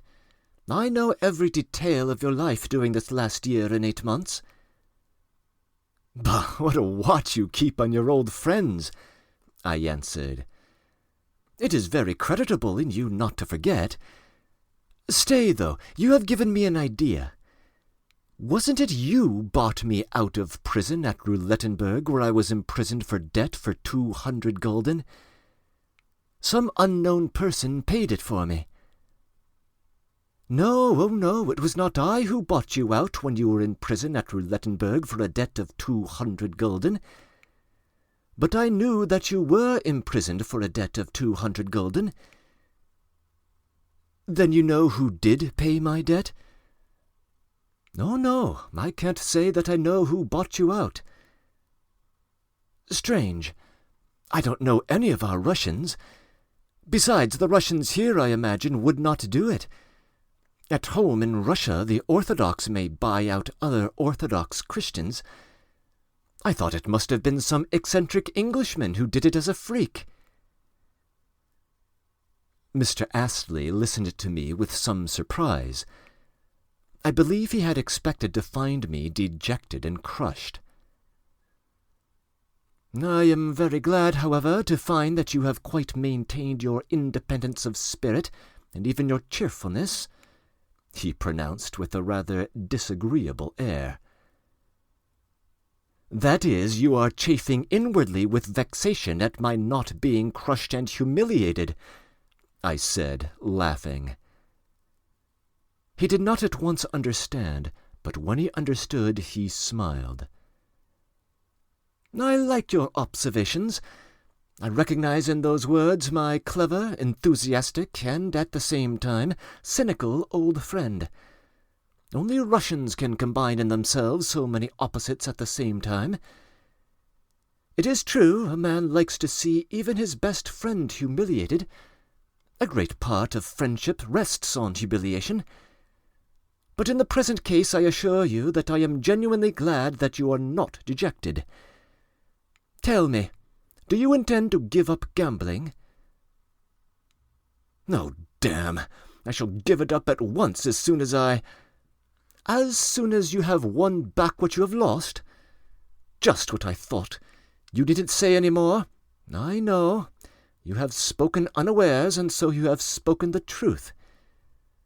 Tell me, have you any occupation except gambling?" "No, none." He began cross-examining me. I knew nothing. I scarcely looked into the newspapers, and had literally not opened a single book all that time. "You've grown rusty," he observed. "You have not only given up life, all your interests, private and public, the duties of a man and a citizen, your friends, and you really had friends. You have not only given up your objects, such as they were, all but gambling. You have even given up your memories. I remember you at an intense and ardent moment of your life, but I am sure you have forgotten all the best feelings you had then. Your dreams, your most genuine desires now do not rise above pair, impair, rouge, noir, the 12 middle numbers, and so on, I am sure." "Enough, Mr. Astley, please, please don't remind me," I cried with vexation, almost with anger. "Let me tell you, I've forgotten absolutely nothing, but I've only for a time put everything out of my mind, even my memories, until I can make a radical improvement in my circumstances. Then you will see I shall rise again from the dead." "You will be here still in 10 years' time," he said. "I bet you I shall remind you of this on this very seat if I'm alive." "Well, that's enough," I interrupted impatiently. "And to prove to you that I am not so forgetful of the past, let me ask, where is Miss Paulina now? If it was not you who got me out of prison, it must have been her doing. I have had no news of her of any sort since that time." "No, oh no, I don't believe she did buy you out. She's in Switzerland now, and you'll do me a great favour if you leave off asking about Miss Paulina," he said resolutely, and even with some anger. "That means that she has wounded you very much." I laughed with displeasure. "Miss Paulina is of all people deserving of respect the very best. But I repeat, you will do me a great favour if you cease questioning me concerning Miss Paulina. You never knew her, and her name on your lips I regard as an insult to my moral feelings." "You don't say so. You are wrong, however. Besides, what have I to talk to you about except that? Tell me that. Why, all our memories really amount to that. Don't be uneasy, though. I don't want to know your private, secret affairs. I am only interested, so to say, in Miss Paulina's external affairs. That you could tell me in a couple of words." "Certainly, on condition that with those 2 words all is over. Miss Paulina was ill for a long time. She's ill even now. For some time she stayed with my mother and sister in the north of England. 6 months ago, her grandmother, you remember that mad woman, died and left her, personally, a fortune of £7,000. At the present time, Miss Paulina is travelling with the family of my married sister.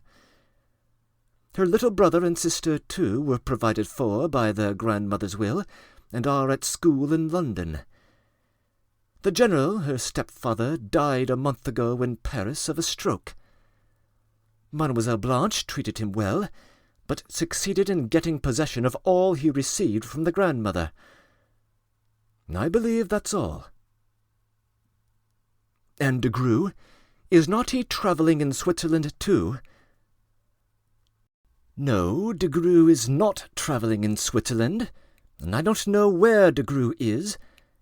Besides, once for all, I warn you to avoid such insinuations and ungentlemanly coupling of names, or you will certainly have to answer for it to me. What, in spite of our friendly relations in the past? Yes, in spite of our friendly relations in the past. I beg 1,000 pardons, Mr. Astley. But allow me, though, there is nothing insulting or ungentlemanly about it. I am not blaming Miss Paulina for anything. Besides, a Frenchman and a Russian young lady, speaking generally, it's a combination, Mr. Astley, which is beyond your or my explaining or fully comprehending. If you will not mention the name of Degrue in company with another name, I should like you to explain what you mean by the expression of the Frenchman and the Russian young lady. What do you mean by that combination? Why the Frenchman exactly, and why the Russian young lady? You see, you are interested. But that's a long story, Mr. Astley. You need to understand many things first. But it is an important question, however absurd it may seem at first sight. The Frenchman, Mr. Astley, is the product of a finished, beautiful tradition. You, as a Briton, may not agree with this. I, as a Russian, do not either, from envy, maybe. But our young ladies may be of a different opinion. You may think Racine artificial, affected, and perfumed. Probably you won't even read him. I, too, think him artificial, affected, and perfumed. From one point of view, even absurd. But he is charming, Mr. Astley, and what is more, he is a great poet, whether we like it or not. The national type of Frenchman, or rather of Parisian, had been moulded into elegant forms while we were still bears. The Revolution inherited the traditions of the aristocracy.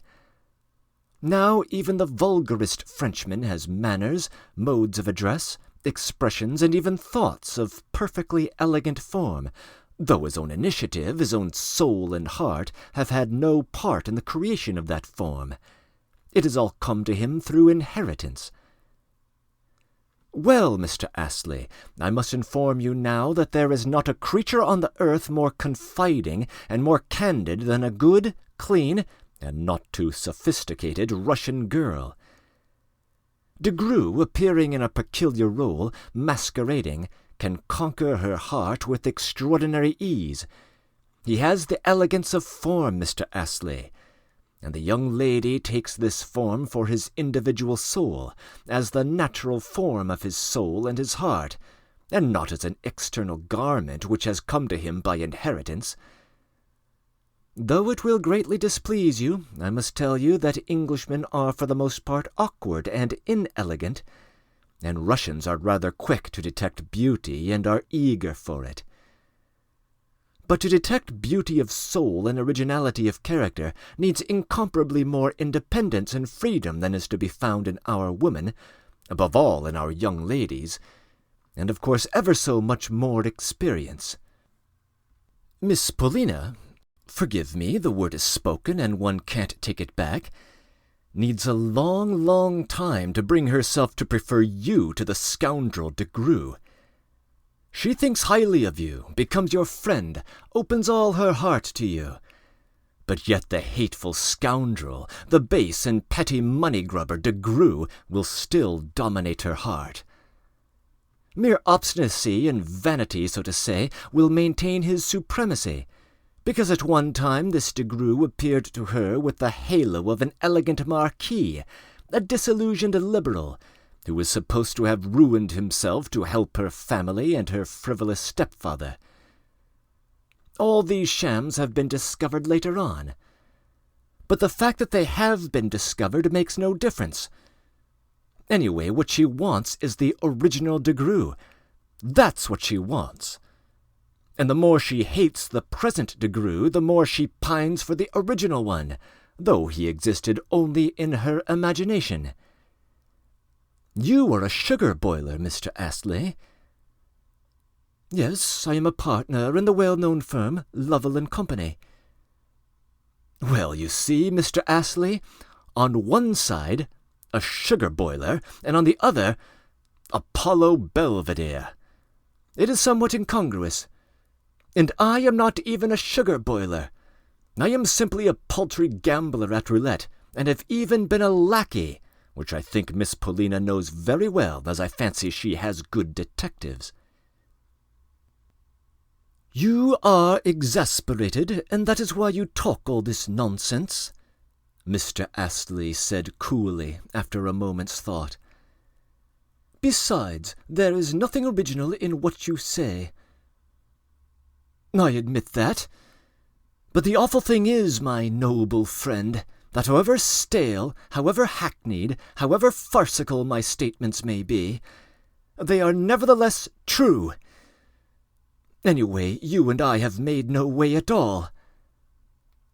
That's disgusting nonsense. Because,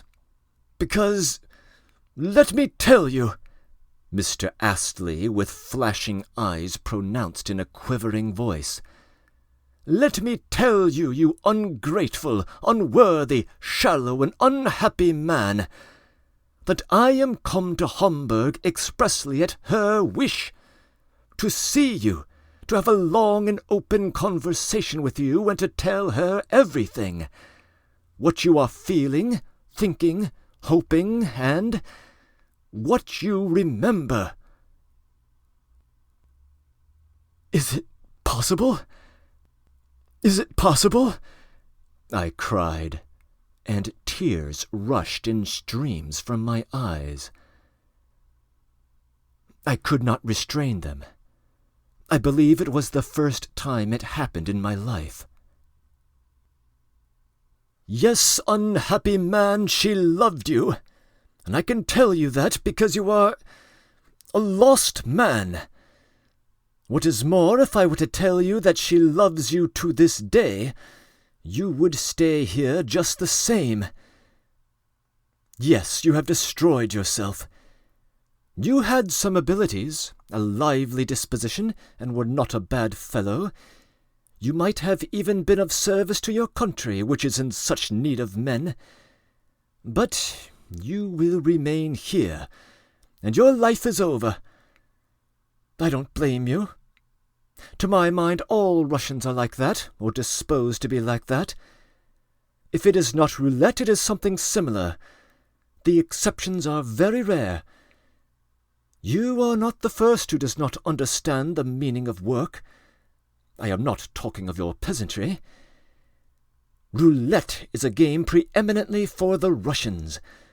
So far you've been honest and preferred serving as a lackey to stealing, but I dread to think what may come in the future. Enough. Goodbye. No doubt you are in want of money. Here are 10 louis d'or from me. I won't give you more, for you'll gamble it away in any case. Take it, and goodbye. Take it. No, Mr. Astley, after all you have said. Take it, he cried. I believe that you are still an honourable man, and I give it as a true friend gives to another friend. If I were sure that you would throw up gambling, leave Hamburg, and would return to your own country, I would be ready to give you at once 1,000 pounds to begin a new career. But I don't give you 1,000 pounds. I give you only 10 louis d'or, just because 1,000 pounds and 10 louis d'or are just the same to you now. It's all the same. You'll gamble it away. Take it, and goodbye. I will take it if you will let me embrace you at parting. Oh, with pleasure. We embraced with sincere feeling, and Mr. Astley went away. No, he is wrong. If I was crude and silly about Paulina and de Grue, he was crude and hasty about Russians. I say nothing of myself. However, all that is not the point for the time. That is all words, words, and words. Deeds are what are wanted. Switzerland is the great thing now. Tomorrow... Oh, if only it were possible to set off tomorrow, to begin anew, to rise again. I must show them. Let Paulina know that I still can be a man. I have only to... But now it's too late. But tomorrow... Oh, I have a presentiment, and it cannot fail to be. I have now 15 louis d'or, and I have begun with 15 gulden. If one begins carefully... And can I be such a baby? Can I fail to understand that I am a lost man, but... Can I not rise again? Yes. I have only for once in my life to be prudent and patient, and... That is all. I have only for once to show will-power, and in 1 hour I can transform my destiny. The great thing is will-power. Only remember what happened to me 7 months ago at Roulettenberg, just before my final failure. Oh, it was a remarkable instance of determination. I had lost everything then, everything. I was going out of the casino. I looked. There was still 1 gulden in my waistcoat pocket. Then I shall have something for dinner, I thought. But after I had gone 100 paces, I changed my mind and went back. I staked that gulden on Monk. That time it was on Monk. And there really is something peculiar in the feeling when, alone in a strange land, far from home and from friends, not knowing whether you will have anything to eat that day, you stake your last gulden, your very last. I won, and 20 minutes later I went out of the casino, having 170 gulden in my pocket. That's a fact. That's what the last gulden can sometimes do. And what if I had lost heart then? What if I had not dared to risk it? Tomorrow it will all be over.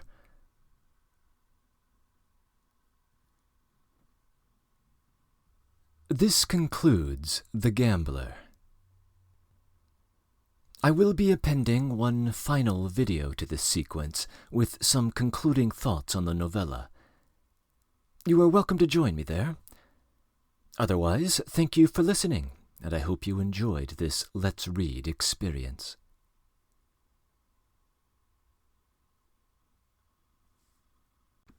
In this final installment of our Let's Read project, I will address a number of themes that emerge from The Gambler.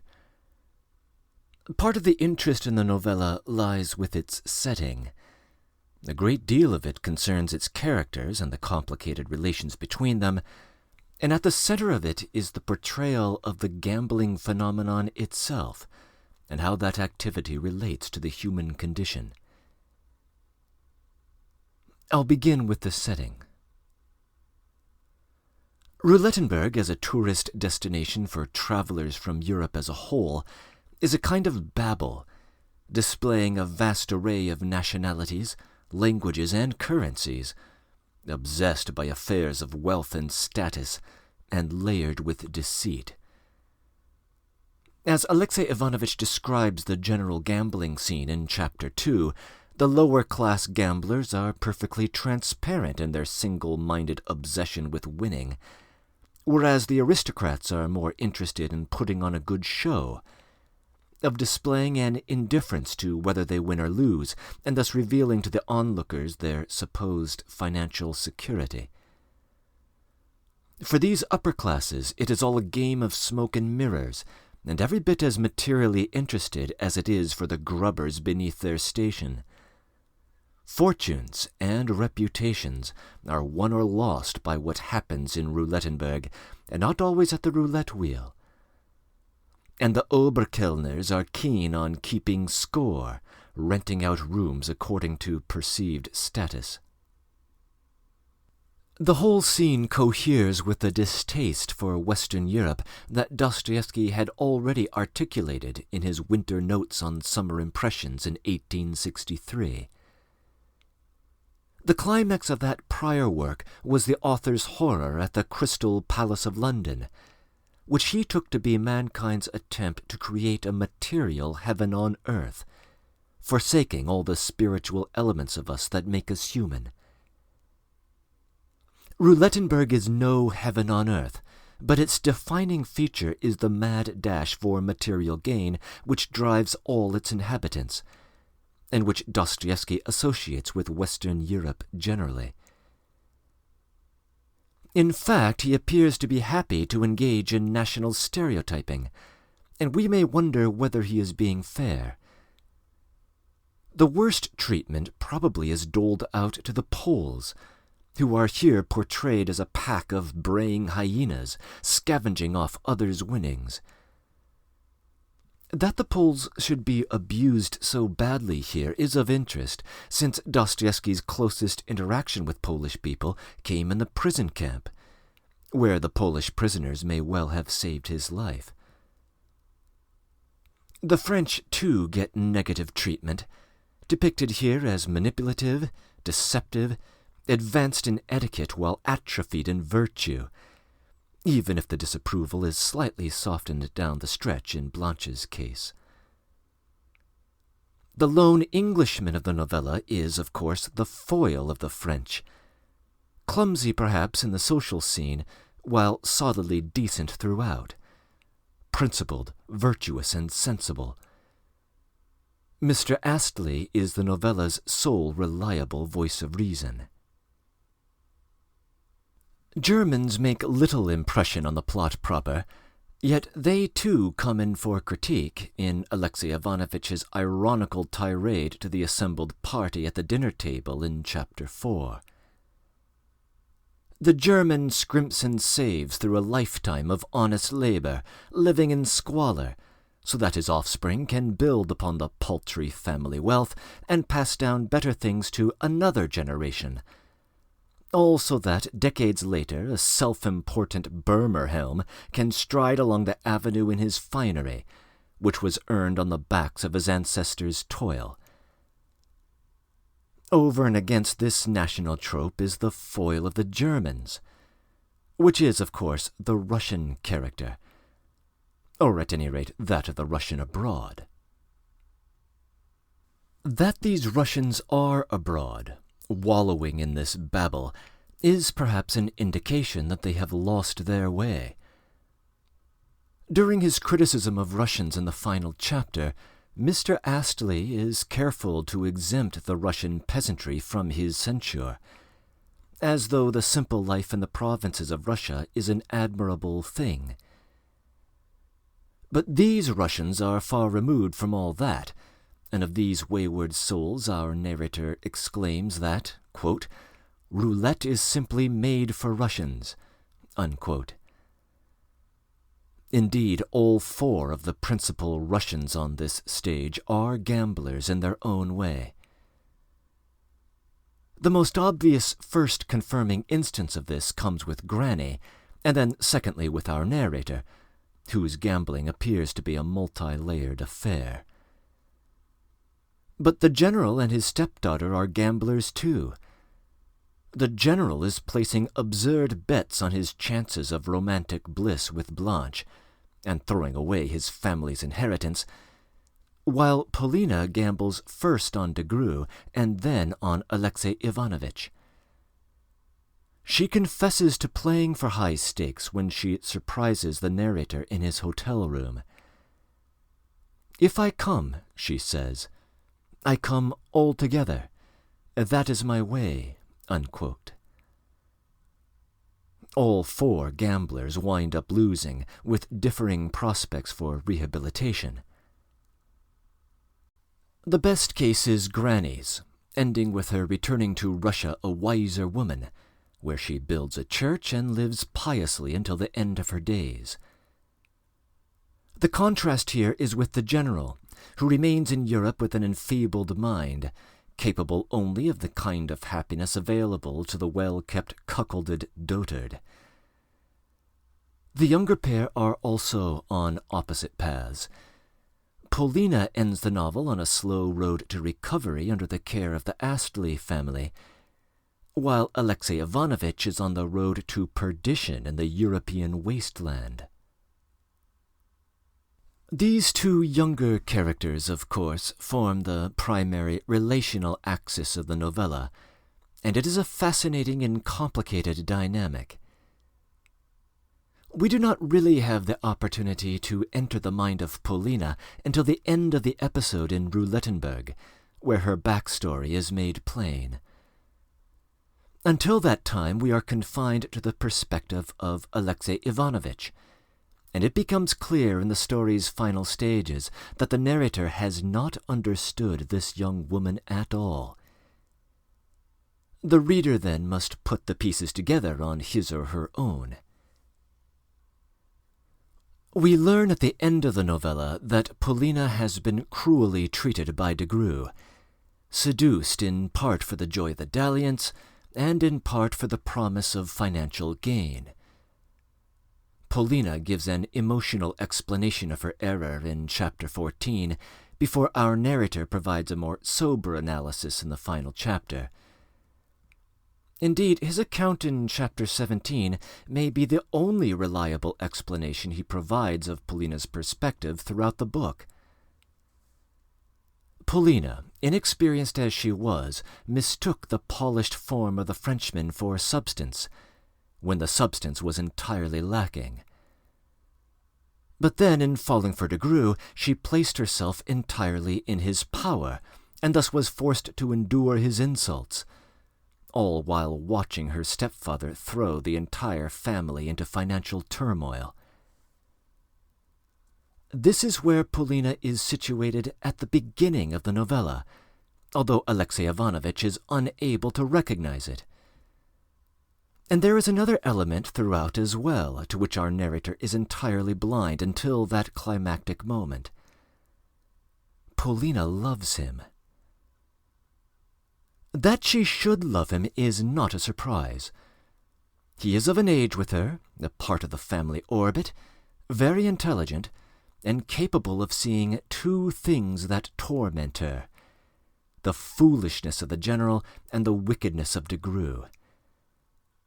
More, he is fearless, challenging both the general and Degrue to their faces, in public, even at a dinner where he is not invited. For a young woman in desperate need of an ally, Alexei Ivanovitch appears to make a very attractive one. But in the opening stages, Alexei Ivanovitch cannot see this. He imagines that he is nothing but a slave in Polina's eyes, that when she confides in him that she is doing so simply because he is irrelevant to her, and that when she withholds information it is simply to torture him. In fact, she must be circumspect about what she reveals because of the sensitivity of the relevant details, and she confides in him because she loves him and needs a confidant. But she is cold to him. Her behavior appears to be explained by two features. One is her proud disposition. Perhaps the most reliable articulation of her character comes from the clear-eyed granny before her departure. She is described there as a clever wench, and as a wasp who can sting to hurt, but also as a good-hearted person whom Granny loves dearly. The other feature is Alexei's own strange behavior toward Polina. He attempts to pry into her affairs with probing questions, and there is an obvious edge of jealousy when he does so. As early as Chapter 5, he is offering to let her borrow money from him if he wins at roulette. And this notion of taking money from a man she loves will be a sensitive topic to her. And he insists throughout his interrogation of her that she thinks of him as a slave. She despises that notion, but Alexei persists. With Alexei Ivanovitch forcing the conversation in that direction, a proud woman like Polina will respond in haughty style, and this just reinforces our narrator's misconceptions. Naturally, this dynamic invites questions about why Alexei Ivanovich should behave in this way. The man appears to suffer from a deep-seated insecurity. All of his explosive interactions with the general and de Greux can be partially explained by his desire for respect. His station is that of a tutor, and he assumes that it is a degrading position and is thought to be so by other people. Indeed, both de Greux and Blanche do hold him as beneath them, and Blanche even confesses to this fact in the penultimate chapter, where she finally learns to appreciate him in her own fashion. But Alexei also assumes that Polina thinks of him in that way, that his lack of status will make him a non-entity in her eyes, and that he must earn her respect through material means. Indeed, that idea seems to persist all the way to the final paragraph of the novella, where he seems to believe that he needs to get back on his feet through gambling in order to enter Polina's presence. He has it entirely wrong. When Polina enters his hotel room, she reveals her love for him, not his status. But it is at that critical moment, when she comes to him, that he is seized by his idea that he could win at gambling, and he pursues status, some way of earning that love, over the woman herself. Hours later, when he gives her the money, Polina recognizes the gesture as an insult, that her affection is to be purchased, not received. The cynicism of the arrangement ultimately poisons everything. Even in the novel's later stages, Alexei Ivanovich still seems not to recognize this. His reaction to Polina's departure is to defend himself, and he is writing his self-justification in chapter 15 over a month after the event itself, while he is leaving Paris. In the opening chapter, we learn that throughout his stay in Roulettenberg, Alexei would ask the question, "Do I love her?" My own view is that the answer to that question is no. Alexei does not love Polina. Sex with Polina is a matter of conquest, not love-making. We see this in the very architecture of his fantasies as revealed in chapter 11. His desire that Polina should come to him with ardent passion, declaring, "I love you," thus choosing him over other rivals. It is self-affirmation that he wants. That drive is, of course, at the root of the young man's gambling. His first reaction to the gambling hall in chapter 2 is of interest. He finds it all to be dirty and avaricious, but despises the hypocrisy of the moralizers who frown upon it, as indeed it is just another form of making money, and the capitalist endeavor in general is dirty by its nature. Further, unlike the skinflint Germans, who carefully pursue their wealth with self-sacrifice and discipline, the Russian love of life is too great to be contained. Roulette thus is endowed with a perverse kind of honor. Such, at any rate, is his vocal position in chapter 4. It appears to remain his position in the novella's final pages. The reader, I think, gets a clearer view in the interim. The giveaway comes in that climactic moment, where, with the ice finally broken between Polina and himself, Alexei decides that the real consummation must come at the gaming tables, not with Polina. The following scene at the casino really does have the aura of an orgy, although it is not the release of sexual tension, but of something else. The pent-up frustration of being the mere ushitel, of having filthy de Greux or snotty Burmerhelms looking down on him, of receiving lectures from an idiot general, of poor ratings and poor lodgings from the Oberkellner, and so on. The stated excuse for his gambling bender is the opportunity to give Polina the capital to wipe out de Gru's insult. But we know better. During his play, he forgets about her entirely. Can I really have loved Polina so strangely? He asks himself after everything blows up in Chapter 15. Indeed he does, if it can be called love at all. He is most forthcoming about his addiction in the final, tragic chapter. What he really wanted, he acknowledges, was that all these self-righteous, self-important aristocrats, quote, might all be talking about me, admiring me, praising me, and doing homage to my new success, unquote. He thinks that this daring verve at the gambling tables might make a new man of him, pull him up out of the mire, and that this step is needed for him to be able to face Polina again. In their final conversation, Mr. Astley claims that, if Alexey Ivanovitch were informed that Polina still loves him, he would remain a gambler. He is right. Alexey is unable to receive Polina's love and still thinks that he must earn it by improving his social status. And in his monomania, he can only imagine one way to do so. All this will seem outrageously irrational to many a reader, at any rate for readers who have never struggled with addiction. It is not, however, the first time Dostoevsky had written about this kind of behavior. In his semi-autobiographical memoirs, The House of the Dead, he offers a detailed account of how the prison convicts in Siberia would act toward smuggled vodka. The convict would scrimp and save for months or years via his clandestine business, gathering up his store of contraband, all so that for one day he could blow it all on heavily watered-down vodka from a crooked smuggler, and a wild time. The next morning he would wake up with nothing but a headache, and would resolutely start the whole process over again.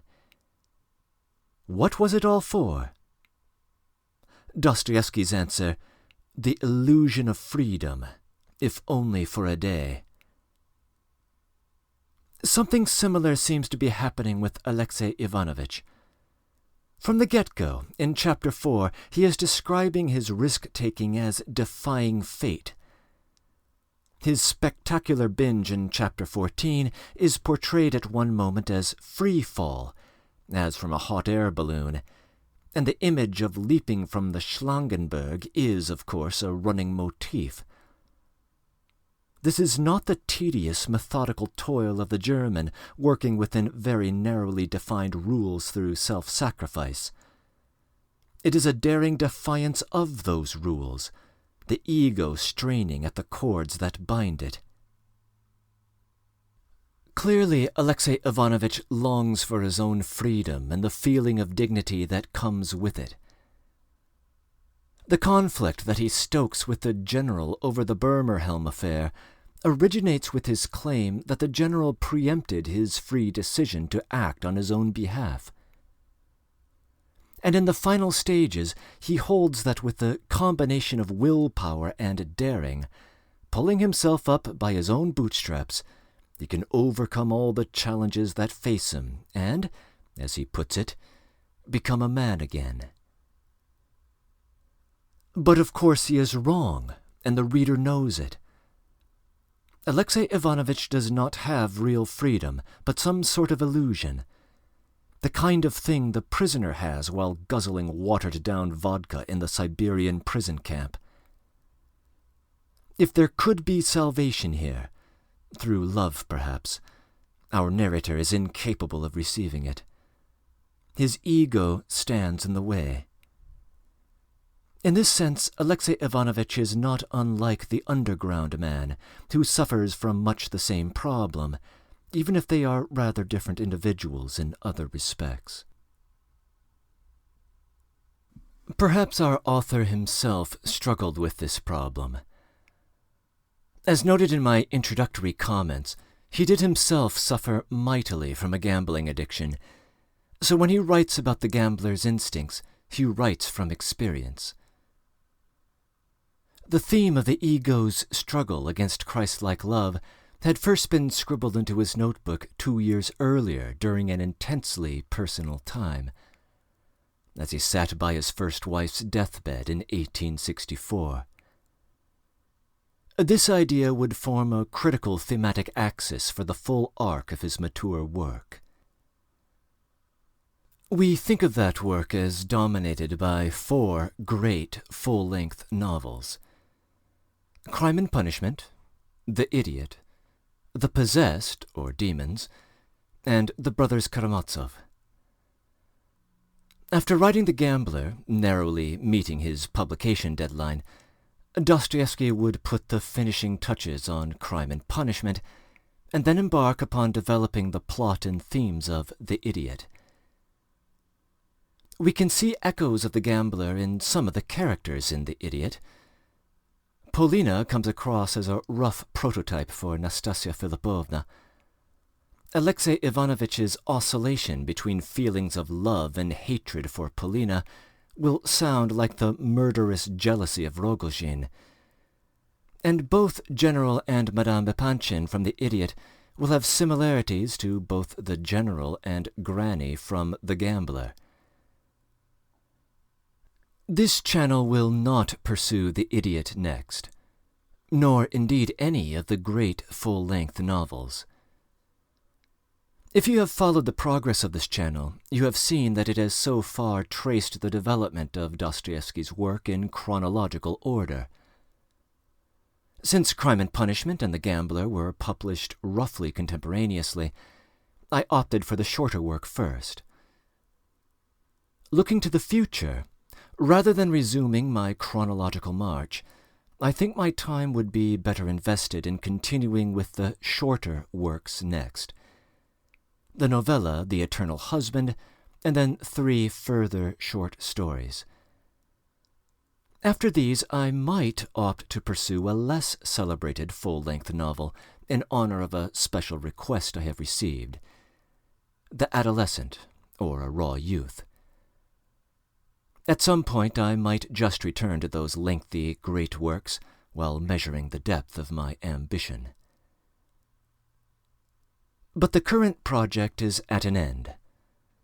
Per usual, if you believe these comments to be inaccurate or incomplete, please feel free to improve upon them in the comments section below.